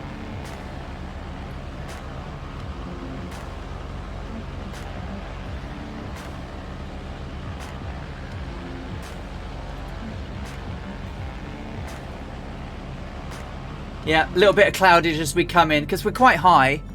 The runway at the airport is quite high. We've had like 9, 19, 22 feet airports for the last few. So having one at some altitude is a bit of a change. They're going to do the 170, are they? Ooh. I want a whole Cessna family, to be honest. I am a Cessna girl through and through, really. And I know I love the Mooney in this. And I do love the Mooney in this. And it is just wonderful. But can't beat a Cessna.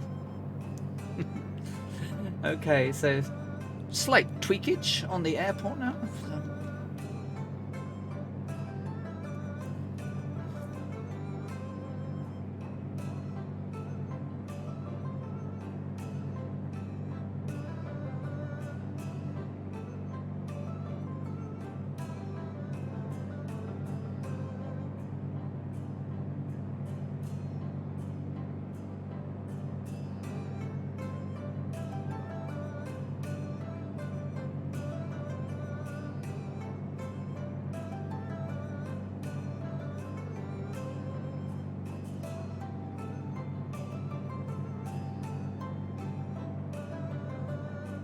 I think there's a runway just ahead up there. It's very... There we go. My old eyes are like, is that the runway? Hasn't drawn it in yet. A little bit easier to see in the air normally, so...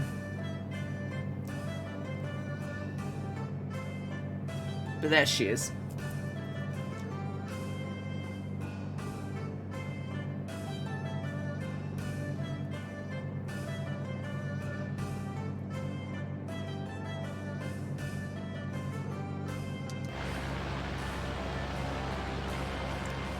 We've had some scenery today, haven't we? Haven't we just? This is a pretty splendid approach, isn't it?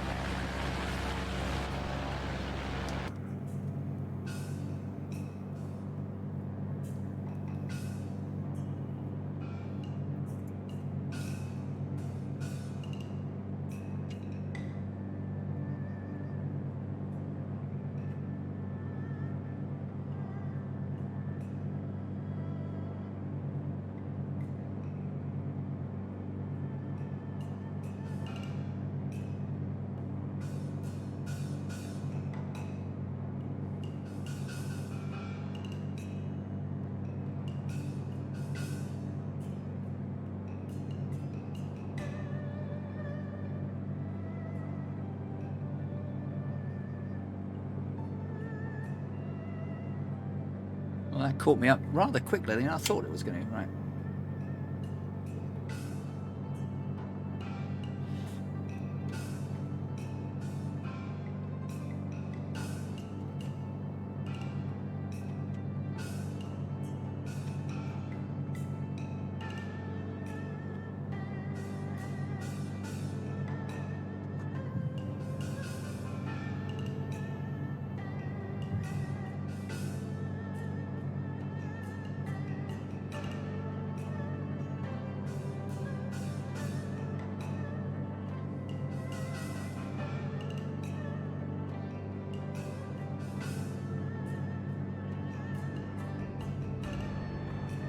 It's a bit bumpy.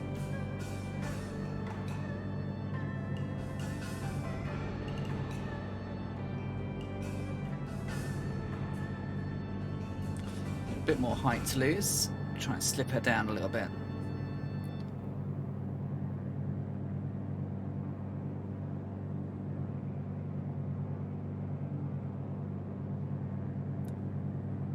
Yeah, it's a bit of a rough approach, isn't it? It's much more bumpy than I thought it was going to be.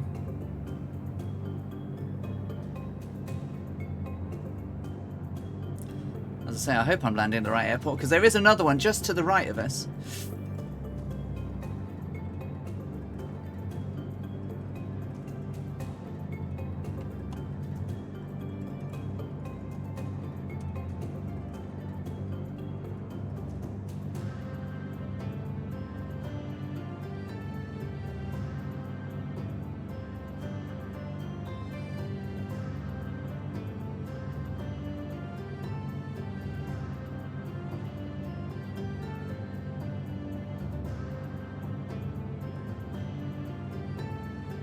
There goes Cat Battage. In for some landage. Okay, so reds and blues are where I need them to be. Greens are locked and down. Continuing now.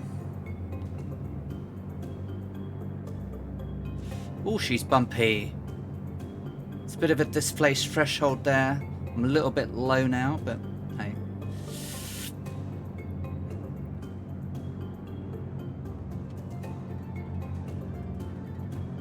Catbat's just going to land just in front of me. It's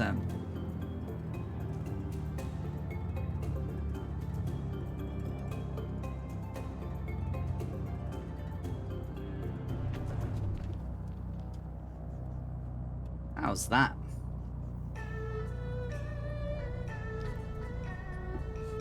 Captain Arash was too high. Could have slipped it down, Captain. That's what I did. I was like, oh, crikey, I'm a little bit higher than I expect to be. So I did a forward slip. Thank you, DeWalt.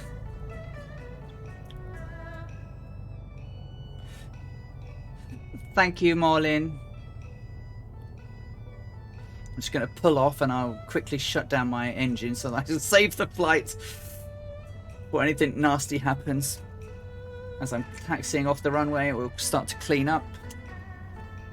Take off the landing lights now. Taxi lights can come off. Nav lights or strobes can come off. Beacon can stay on. I'll pretend these lights aren't here as I pull onto the grass. And watch everyone come down. Just turn off those for a second. Bit of a quick chuck to that so it remembers everything and then do a continue.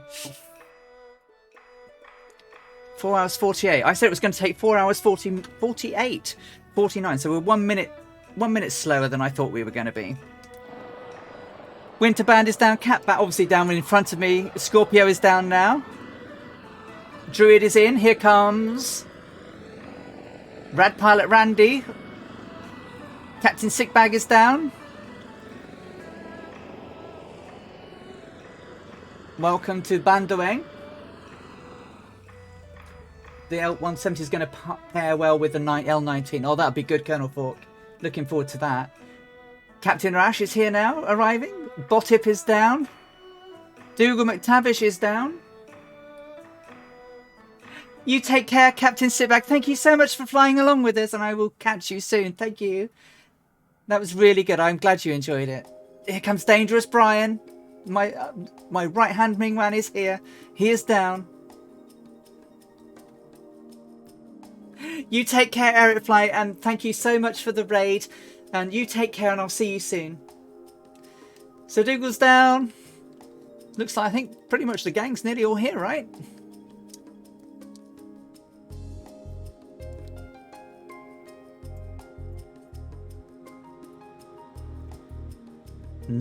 Nice.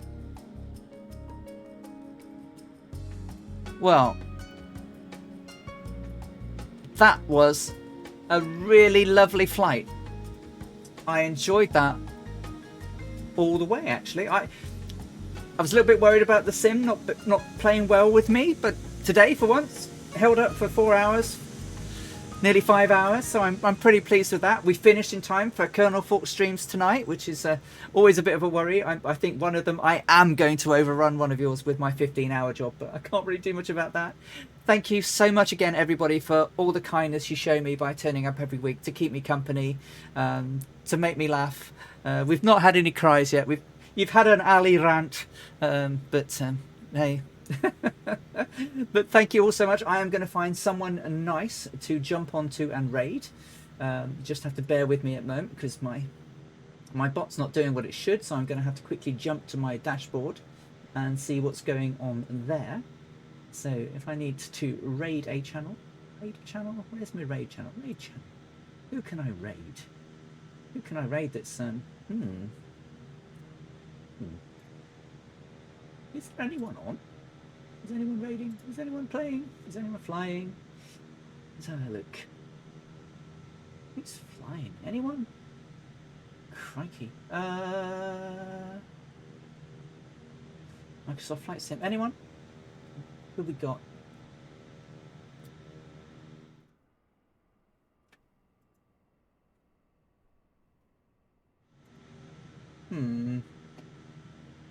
Be nice if I could find someone flying GA, really, if we could.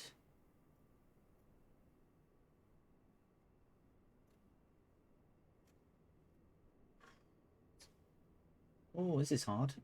Can't see anyone that we know on. Oh, the Winged Llama. Winged Llama. Mustafa. Where's Mustafa? Or Winged Llama. Winged Llama. Is he the Winged Llama?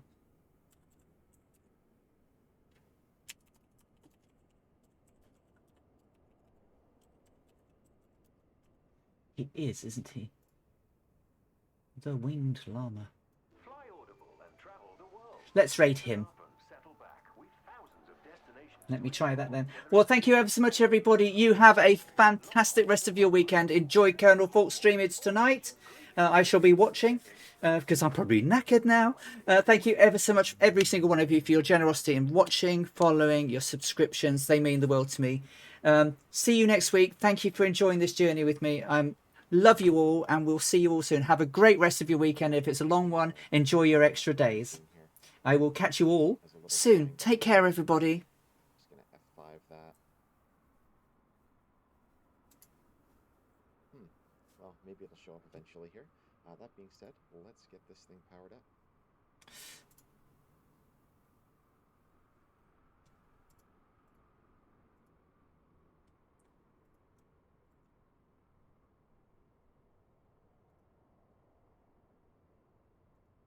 Especially as he has no viewers at the moment. Here we go.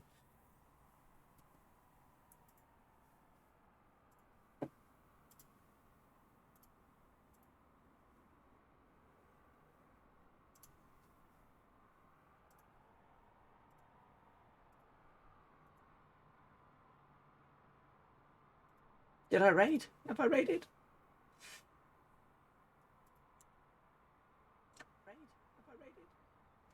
Oh, here we go.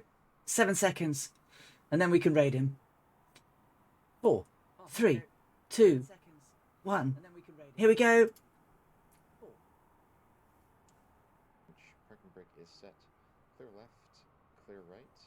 Here we go.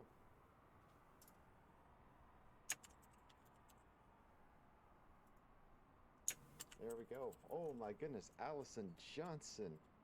Welcome aboard. You guys are just in time for the start of our stream here. Good to have you guys along. See a lot of overlap with the Murphy crew here today. Great to see you guys. Thanks for having